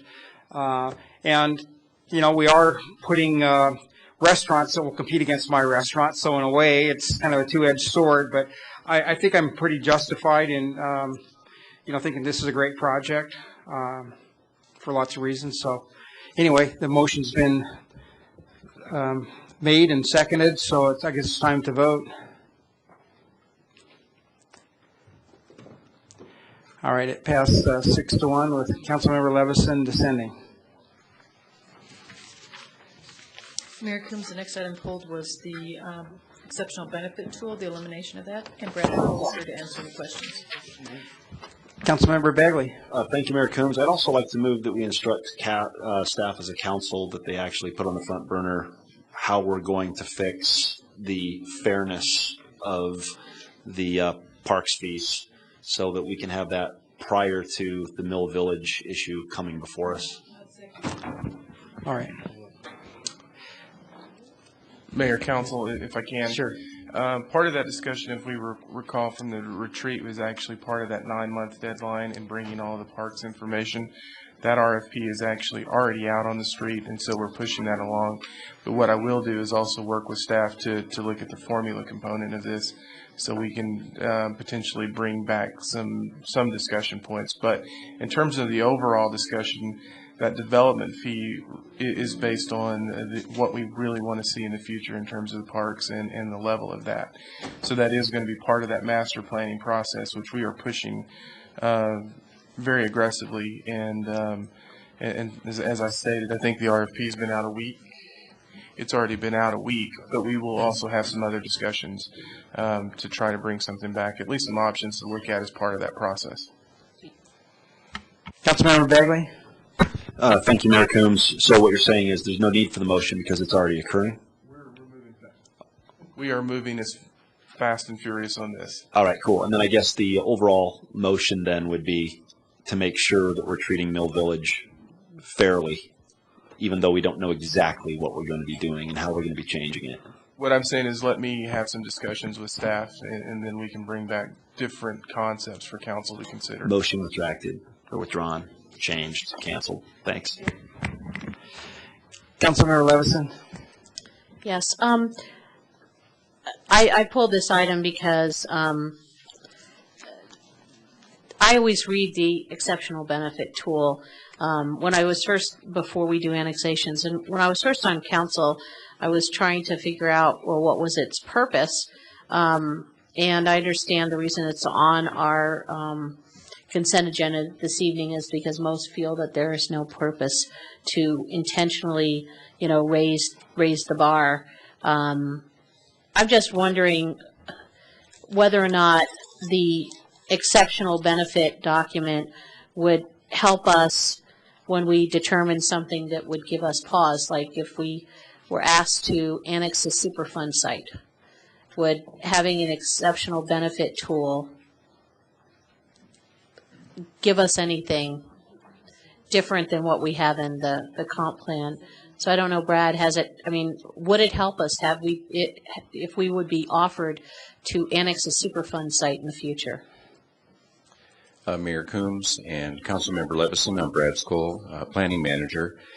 I think the answer to your question, Councilmember Levison, is that by code, the City Council still conducts a referral on an annexation, and under state statutes, you have the complete discretion as to whether or not to accept an annexation for processing or not. So you'll have the opportunity to weigh the merits of an annexation when it comes before you. The proposed action before you this evening is whether or not an annexation proposal needs to be judged on the merits of exceptional benefit. So you still have a choice when a Superfund comes forward, and you can say, think so, because you have that discretion by statute now. I'm just, I don't know, maybe it was that people had problems with the wording, but I think that there are some guidelines here still that talks about land use balance concerns, preserves additional wildlife habitat, environmental resources. Some of that stuff may not actually be as well articulated in such a short format as in the comp plan as it is in this tool. So I would be in favor of maybe revamping the tool just as a again, maybe revamping the tool is better than disregarding it altogether, just because it's in a 1.5 page format that just hits the highlights of what reiterates some of the things with the comp plan, but also I think a lot of it articulates what's focus on Longmont that we've discussed in the past too, when we've looked at the focused on Longmont update. So I guess I would be in favor of keeping the exceptional benefit tool, but rewriting it. So I'd like to move that we direct staff to rewrite the tool and or see what we come up with. And certainly I would suggest it might be a collaborative approach with staff and maybe 2 council members. So that's my motion. Councilmember Santos? Waiting for a second. I'll second the motion. Oh, unfortunately, it's a very bad motion because this exceptional benefit tool is no longer needed. And in fact, it was used by a past council member to actually hold annexations up or be an excuse for not having any annexations whatsoever. It was a detriment to, I believe, the overall perception of Longmont and how business is being done in Longmont, whether you want to annex in or not, or be a part of the city of Longmont. We want folks to be a part of the city of Longmont. Now, of course, if there's a Superfund coming in there, I think we'd all have great concerns about that. However, the way this tool was implemented years ago by that council member's father was I believe, an anti-growth initiative, and continued with that councilman. The son of that council member came on council and used this exactly the exceptional benefit tool and said, "Where's the exceptional benefit?" The exceptional benefit is that we have people that want to be a part of this community that are bringing potential housing. Whether it's single family, multifamily, duplexes, what have you. It's a tool that needs to go by the wayside. And revamping it, I don't believe it's going to be, would be an exceptional benefit. My thoughts are it was a tool. I don't agree with the term exceptional benefit, but I think it's useful to have a tool that where someone comes in and they want to annex into the city, and I'm all for annexing. 95% of the people, it's probably a good thing. I'm a pro-growth. I'm pro-business. The more people we annex, the better everybody off is. But what it does is it gives the developer an opportunity to tell us real simply what the benefit is, and it should be a pretty simple process. And so I think it's a tool that helps us evaluate different things, because there might be some things that we don't want to annex, and if they can't come up with a good reason, that they could state clearly. To me, it's just a tool for us, because we still, no matter whether this thing's here or not, we still have the ability to look at each individual deal and decide whether it's good or bad. So it's not a big thing on my agenda. Some people think it's anti-growth, and I understand that argument. I wasn't looking at it the same way. So, Councilmember Finley. Thank you, Mayor Coombs. I think it's elitist. I think it's bribery, and it sends the wrong message. It's horrible. It's a horrible thing. It's been used in a bad manner. It's not needed. We have every right to say we want or don't want an annexation. It's not needed. It's outdated. And again, it's elitist. It's saying we are too good, and you must prove to us how exceptional you are in order to become part of our elitist community. It needs to go away. Councilmember Bagley. I think that we have the opportunity on a case-by-case basis to decide whether or not we're going to annex something into the city.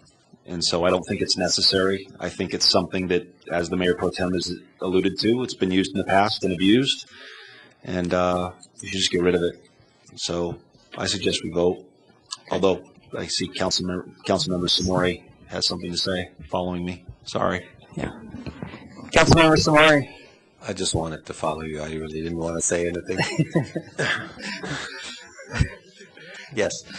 So, what is the most valuable thing that a property owner that wants to annex into the city give to the city? Water rights.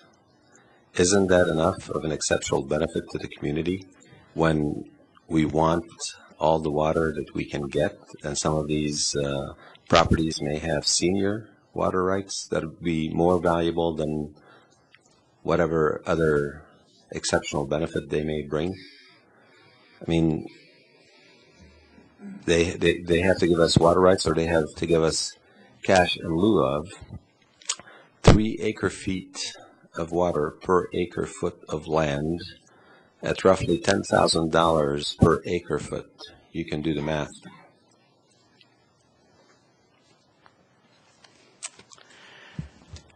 Okay, I guess we're ready to vote. What are we voting on? To approve the motion to eliminate the exceptional benefit tool. Oh, excuse me. The Mayor, motion. the motion actually is Councilmember Levison had requested that it gets revamped. Okay. The revamping of it. All right, so vote on whether we're going to revamp the motion. Yeah. So say that again, Mayor?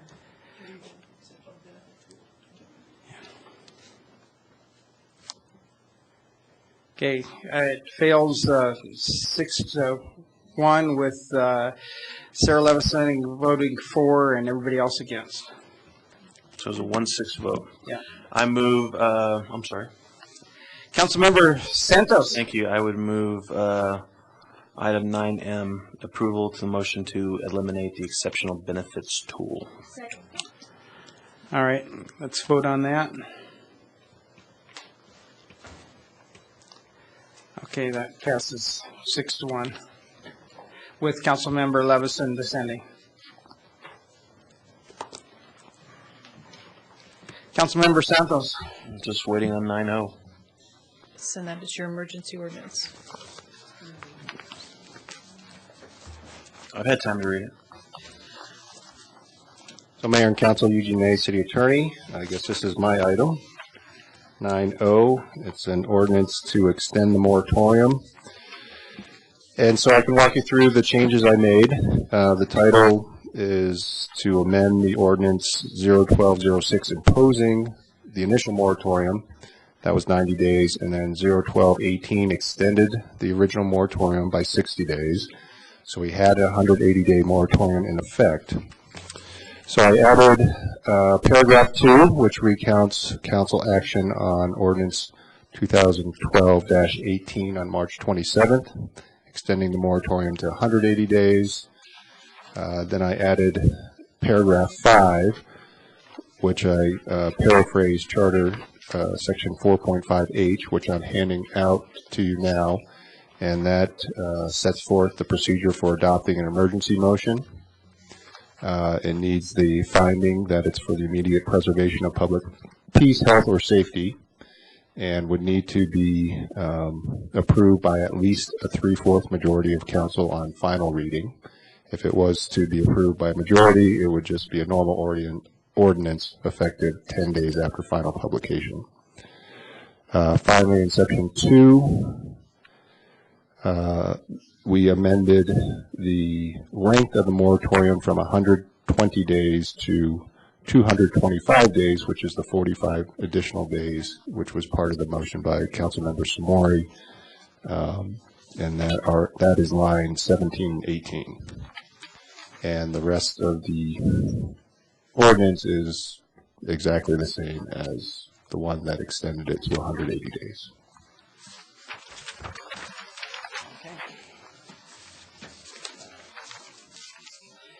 Councilmember Santos. Thank you. I would move ordinance 2012-36. Councilmember Levison. Here we are again.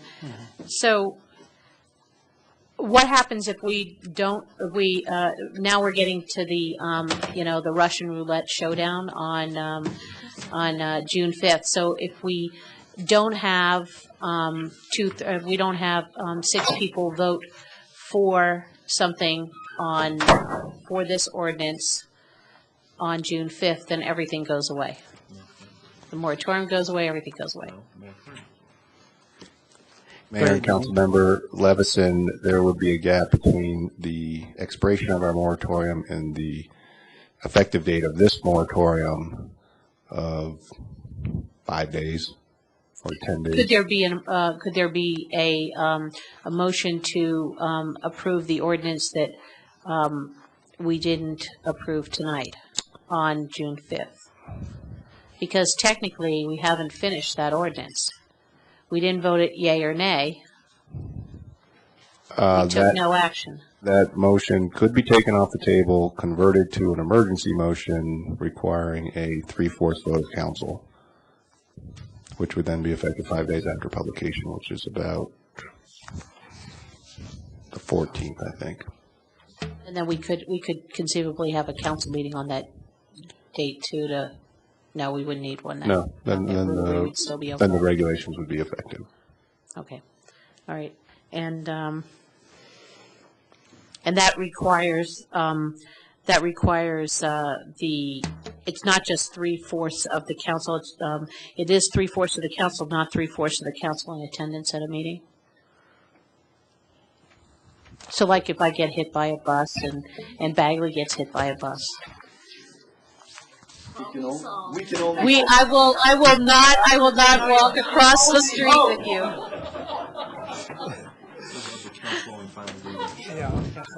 So is it just the 75% of the members in attendance? I am reading the ordinance. It did talk about majority of the entire council on second reading. For the normal, I'd have to look at it more carefully. I don't think I just want to give an opinion on the fly. But at this point, if we happen to vote this down for whatever reason, I don't know, might be dreaming by this point, then we could still entertain a motion on if anybody's changed their mind in the meantime, we could entertain a motion on the matter that we could bring it off the table still, the tabling of it. You could remove the regs from the table on the 5th. Is that your question? We couldn't do it tonight. You know, it's 12:15. I can't process. I mean, All right. you could try, and we can have a ruling by the chair, and we can figure it out. Okay. Councilmember Bagley. I guess my concern, I guess the real question, again, I apologize for earlier. I guess the real question is, in 45 days, if we're not going to pass the regs, if we don't have the political will to do it, we shouldn't extend the moratorium. It's not fair. And so that's what it comes down to. I mean, do I wish it would have gone a different way? Yes.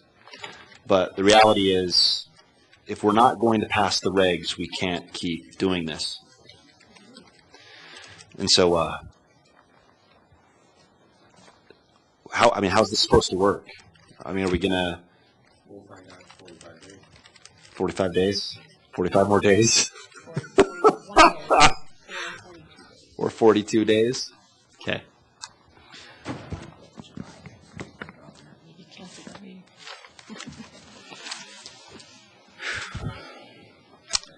Well, I guess we got a motion. It's been seconded, so let's vote.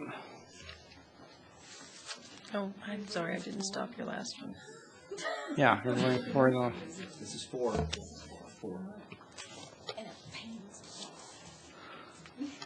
Okay. Passes 6-1 with Councilmember Levison dissenting. Mayor Coombs, your next item is general business, the telecom update. Tom Rodiotis is here. Okay. Well, good evening, Mayor and members of Council. Tom Rodiotis, Director of Public Communications, and in spite of the fact that it's very late, and you folks look like you're very tired, and I think that my contact lenses are permanently fused to my eyeballs, it truly is a pleasure tonight to kick off this conversation. You're out of time. I'm sorry. No, really, I'm serious. It really is a pleasure tonight to kick off this conversation regarding the opportunities that our community now has thanks to the overwhelming support that we received by our citizens in passage of ballot measure 2A last November. And I think, as you all are aware, that ballot measure, the passage of that ballot measure, reestablished our city's right to utilize city infrastructure and the provision of telecommunication services to our residents and our businesses here. Tonight, our new telecommunications manager, Mr. Vince Jordan, is going to provide you just a brief update. Being so late, it will be a very brief update regarding some of the activities that have been done since November. We're also going to seek council direction on a proposed Wi-Fi service in city parks. And we'd like to discuss with you contemplated activities that the staff's thinking about doing in the near future regarding this telecommunications effort. And myself and Vince will be here to answer any questions you might have. So here's Vince. Thank you for that great introduction, Tom. Good morning, Mr. Mayor and council members. I hope you're having a wonderful Wednesday, because your Tuesday was pretty rough. It's a great honor and a pleasure to be here to speak with you tonight about the city's opportunities with the telecommunications asset that we have here. Since 2A passed, we've done a couple of different things in the city that we wouldn't have been able to do otherwise. We were able to bring Wi-Fi to the St. Vrain Valley District job fair in April. We also brought Wi-Fi to the council retreat. I think that many of you had an opportunity to take advantage of that for the very first time up there at the Xilinx Center. And just recently, we also brought Wi-Fi to the Cinco de Mayo celebration at Roosevelt Park, which was a overwhelming success from our perspective. We monitored it all day on Saturday, and at the peak moment, over 100 devices were attached and utilizing that connection in the park. And so it really showed us how welcome this was by the community. It was great to see that happen. As you know, LPC is celebrating its 100-year anniversary, and LPC started as a grassroots movement to provide power to this community, and the community supported it. And as a thank you to the community, the city provided electricity and porch lights to the citizens who had supported that. What we'd like to do, it's interesting that we are starting history all over again. 100 years later, we have another grassroots community effort that passed last year to free up our telecommunications asset and allow the city to bring services to the community utilizing what we have here. And so we're proposing tonight that we would provide free Wi-Fi in a number of parks. We've been working with Public Works and Natural Resources. That's a little early. Public Works and Natural Resources to identify a number of parks to do this in. We've identified 7 parks to start with. And so we would bring them free Wi-Fi. We're using existing infrastructure and assets to do this. There's some incremental cost, as was detailed in the council communication to you. But we'd like your direction tonight as to whether or not to go forward with this and provide this service. What we'll do is we will monitor it over the next few months to see how it's utilized and received by the community. And if it's well received and well utilized, then staff would return here and talk about recommendations for extending that. So any questions? Councilmember Witt. I move that you make it so. Councilmember Samori. Only if you start at Thompson Park. It's on the list. Councilmember Levison. So, can you let me understand a little bit what would be some additional benefits to the city if someone's got Wi-Fi? Say, for example, somebody's noticed the trash is overflowing. That means they could send an email to the city, right? Yes, I mean, Mr. Mayor, Councilmember Levinson. I'm still me, yeah, thanks. I'm going to get this. Yes, they would have, there'd be connectivity available in a number of the parks, and so if somebody wanted to communicate with the city and they didn't have some other connection, they would be able to jump on that Wi-Fi and communicate with us. They can use it for really any purposes that they might use an internet connection for. And if somebody's connecting to the internet in the park, for example, if there's, I don't know, some activity that's organized or whatever, or if somebody's looking for which park shelter is the Smith family reunion, could they use the Wi-Fi in the park to find out that information? They absolutely could do that. Okay, great. Councilmember Santos. Thank you. So Vince, what's the up and down rate for these free Wi-Fi in the parks? We have complete control of that. So right now the way that we have it set is the up and down is just 10 megabits per second, which seemed to be very sufficient for Cinco de Mayo.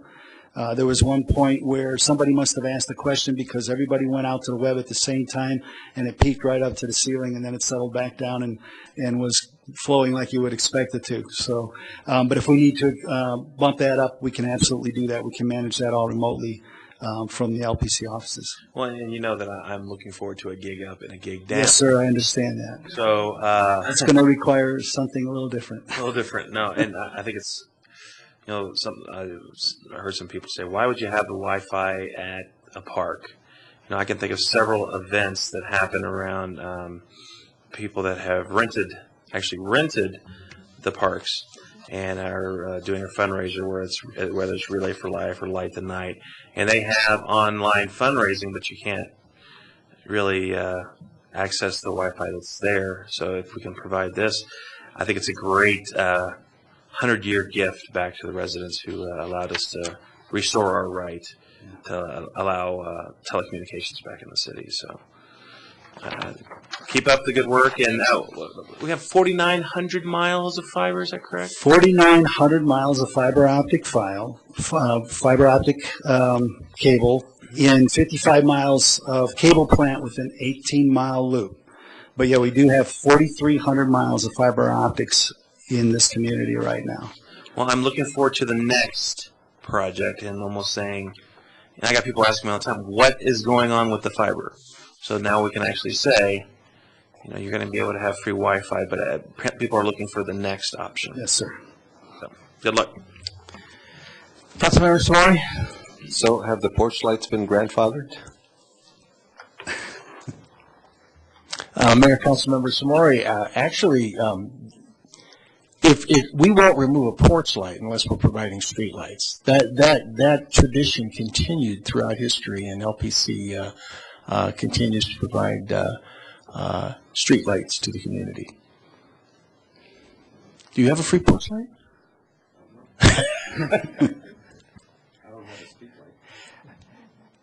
All right. He was around there back then. Shall we vote?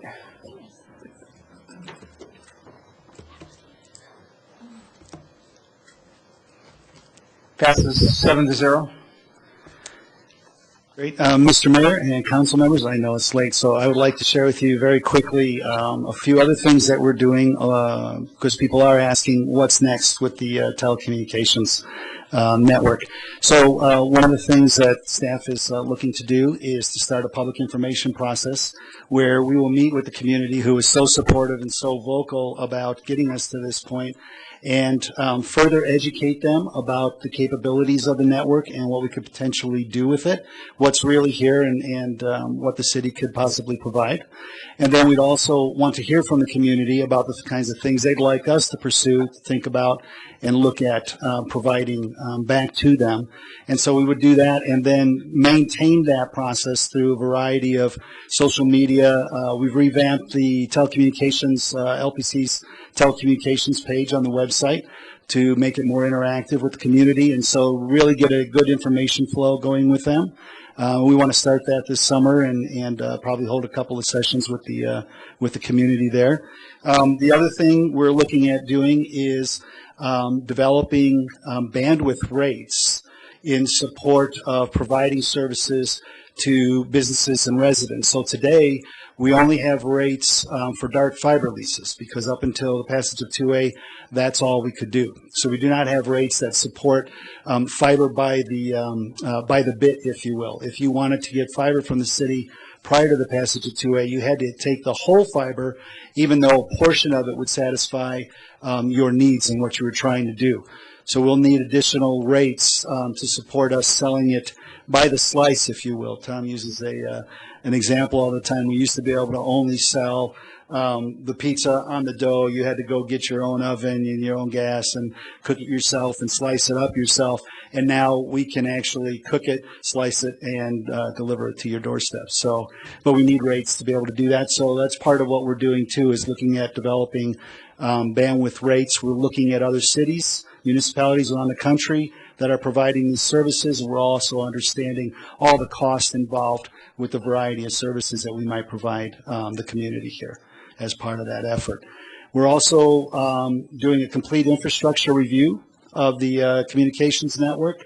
It's been there for some time now, and it's only been partially utilized. So we're out taking a look at everything that's in the ground, above the ground, and the electronics we have to make sure everything's operating in a fashion that will be satisfactory for providing services. And the final thing that we're doing is also taking a look at possibilities for funding if we wanted to extend this. So we're looking at a variety of different grants that other municipalities have utilized to support the development of fiber optic networks in their municipalities around things like energy efficiency. So we've seen a number of communities actually get grants for AMI and then use that to build the fiber out to the, automated meter infrastructure. metering infrastructure.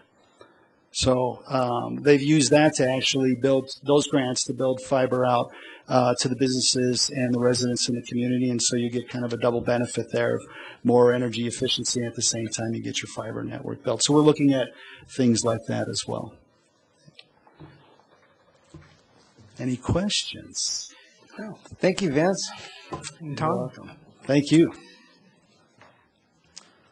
Mayor, next item is the legislative update, and Sandy Cedar will present that. Thank you.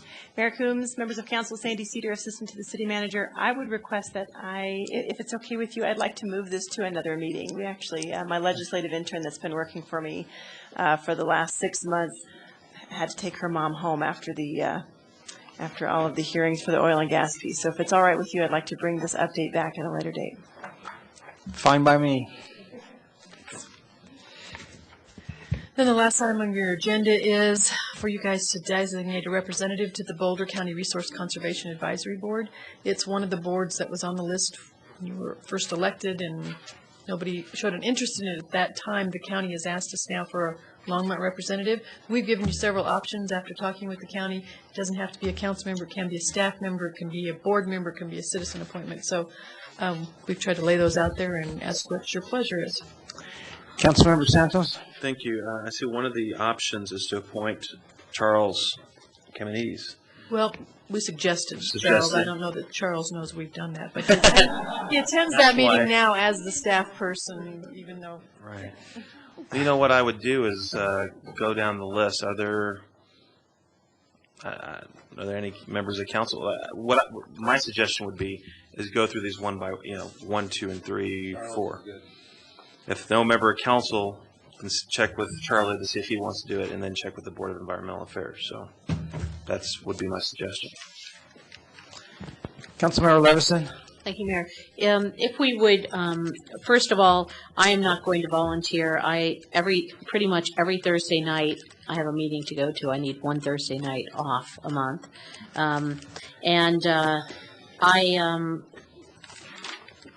I'd like to know if we have a staff member go, would we have an alternate also, so we have somebody going in the event that staff member can't go? I believe that Charles Kamenides currently goes, but is not a voting member of the board. If we don't have a council member, that means we have no voting member? Yeah, you don't have any voting member right now. Oh, at all? Okay. Is that because we're not there, or we just don't get a vote? Council did not appoint anybody when. No, we haven't had anybody going. That's why we have nobody goes, no vote.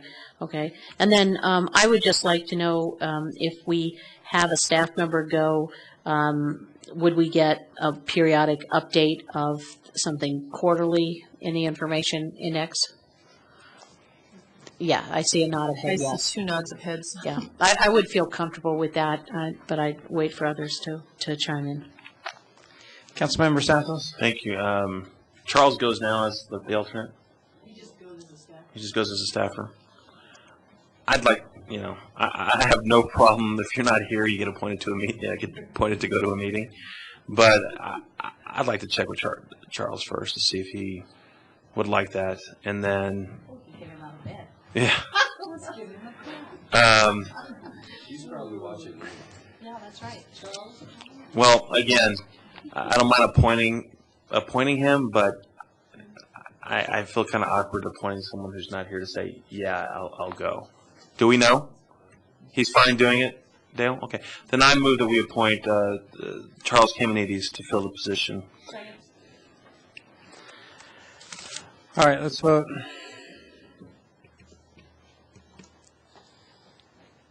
Okay, that passes 7-0. Okay, next is final call. Public invited to be heard. Is there anyone who'd like to speak to the council at this time? Yeah.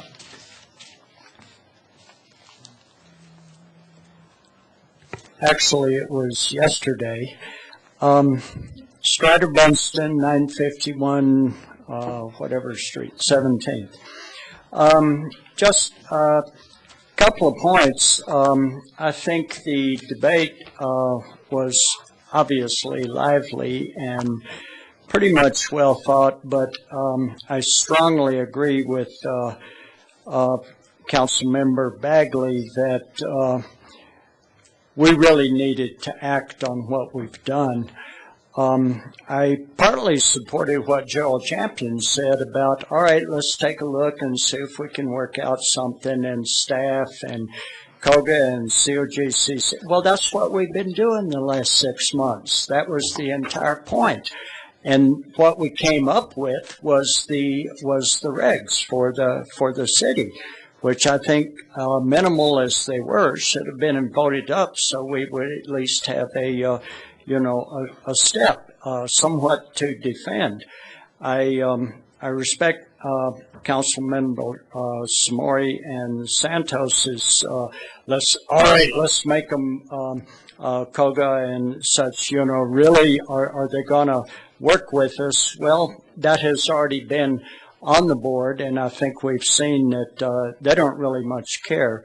And I think even though Mr. Samori said, let's keep the gun, I think we dropped all the bullets out, and I think we'll pretty much get washed out. The point is, what's the rush? Why do we have to do this now? Well, COGA wants the rush because they want to preempt the public process and the legal process. There's a glut of natural gas production now. Prices are down real low, but they want to have already co-opted the legal process to where when we find out whatever the dangers are later on, that we can't do anything. They've already got impunity, absolute impunity. One member of the public indicated chagrin that the public would deign to express their opinion on such matters. And another said that about trivial motives of eco-activists. Well, leukemia is not a trivial motive. There's a lot of serious stuff going on, and the threat, the bullying of Attorney General Suthers basically was at the very audacity of a home rule city to try to protect our own public health. We need to take all of these issues into consideration as we move forward. 45 days is not enough to really affect anything. It's just another stall. But someone said we're doing all we can. Vermont banned fracking. Thank you, Strader. Go ahead. Kathy Jarrett, 1532 Stewart Street.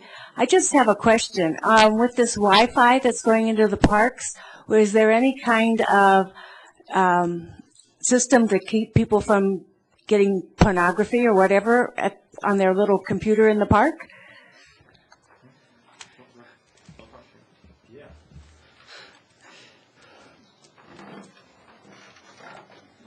I'll quickly answer that. In fact, the fact of the matter is that we're not going to do any kind of content filtering. Regardless of whether we provided any Wi-Fi service or not, wirelessly people can access the internet through multiple service providers, and it was our decision at this time to not get into the business of trying to decide what's appropriate or not appropriate when it comes to providing the Wi-Fi connectivity. Thank you, Tom. Councilmember Santos. I'm just waiting for final call to be done. Oh, okay. Everybody else? Does anybody else like to speak at final call? No.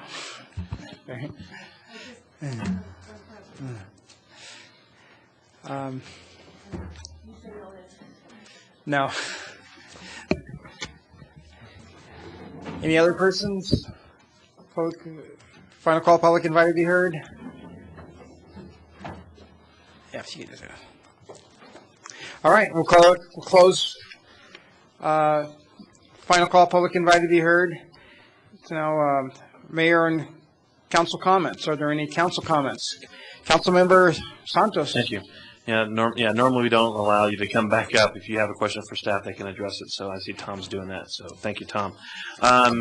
Two things. On the 17th, I had the opportunity to go do a Public Works and Natural Resources Day. I actually went to the Nelson Flanders water treatment plant, visited a couple of work sites, actually got to push some buttons, so over at the Nelson Flanders site. And of course, as soon as I start a backwash on one of the systems, an alarm goes off. Unrelated alarm, so that was actually really good. They rigged it for me. I would encourage members of council, and I've done this with the Department of Economic Development. Try to spend a day, if you have the opportunity, to spend a day and just talk to one of the directors. I gave them an 8-hour day, said, put me where you want me to put me where you want me. So one, I can learn, but also see how the processes of the operations work. At the end of the day, I got to go to the wastewater plant, which it's actually a really nice wastewater plant for the purpose that it actually is. So my thanks to all the members of staff who escorted me around and made sure I didn't hit the wrong button. My 3 minutes isn't up though, because I'm unlimited. But Dale, thank you very much for arranging that. I really appreciate it. The next day was the Peace Officer Memorial Day, which many members of council attended. It's always a very solemn event because you honor the police officers and peace officers that were killed in the line of duty. So it was very well attended, very well done, and it's an event that very personal for me. So I just want to thank those that put it on and commend them for doing it. Councilmember Samori. Thank you, Mayor Combs. Just to clarify, because in the paper and several people have mentioned that Vermont has banned fracking. So when you say Vermont, it was the state that banned it, not the city. Okay, so we can't equate us to the state of Vermont. We don't do that kind of legislation. So I attended National League of Cities Economic Development Strategy and Communications last week, and it was very good. Any of you interested in finding out what I learned, you can contact me individually. I'll be happy to share the information with you, unless you want to sit here and listen for half an hour, which I'll be happy to oblige. And thank you all tonight for putting in the long hours, staff for putting up with our discussions, and let's adjourn. Councilmember Witt. Thank you, Mayor. First of all, thank you to the Mayor and Councilmember Levison for covering coffee with council last Saturday. Appreciate that. I would like to make a motion that we drop a letter of support for Councilmember Levison, who is going to run for a position on the CML board. And thank you. All right. Should we vote on that?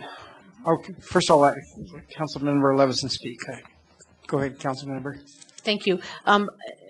I put a copy of a sample letter at everyone's desk that I got off the CML website. I appreciate everyone's support in my bid for the executive board. I think that if I get on, it will help us build some greater relationships, and perhaps we'll be in better shape when it comes to some of these regional issues and statewide issues. So I would be happy to serve and work with staff to get things rolling on a campaign, another campaign. All right, thank you. Okay, so we vote on the motion? Mm-hmm. Okay, passes 7-0. Councilmember Finley. Thank you, Mayor Coombs. I would like to mention my business of the week, although they get shorted kind of a day now. My business of the week is Your Butcher Frank. They're located at 9th and Kaufman. They have the most delicious meats and sandwiches and ham salad and steaks. It's grilling season, ribs, really good ribs. So I recommend that everyone try Your Butcher Frank at 9th and Kaufman. I also wanted to ask the mayor to direct staff to aggressively pursue our SUA with TOP and bring back our oil and gas ordinance at a study session so that we can go through it paragraph by paragraph and clean it up so that when and if we need to pass it, it's ready. So are you referring to the regulations, or are you referring with the service use agreement? Sorry. Both of them, actually. We need to direct staff to aggressively pursue the SUA.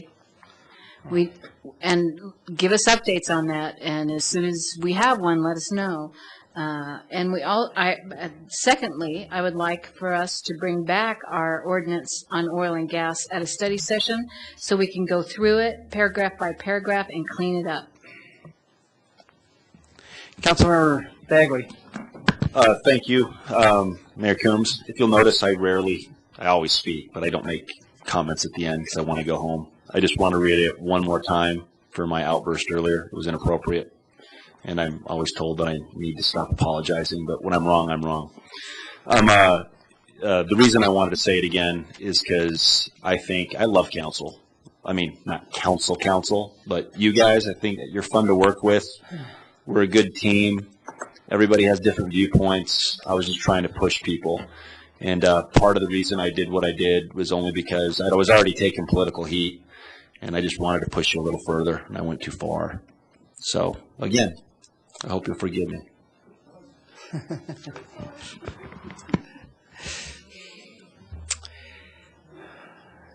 Well, I think that we don't really need a motion to on the first thing for the service use agreement.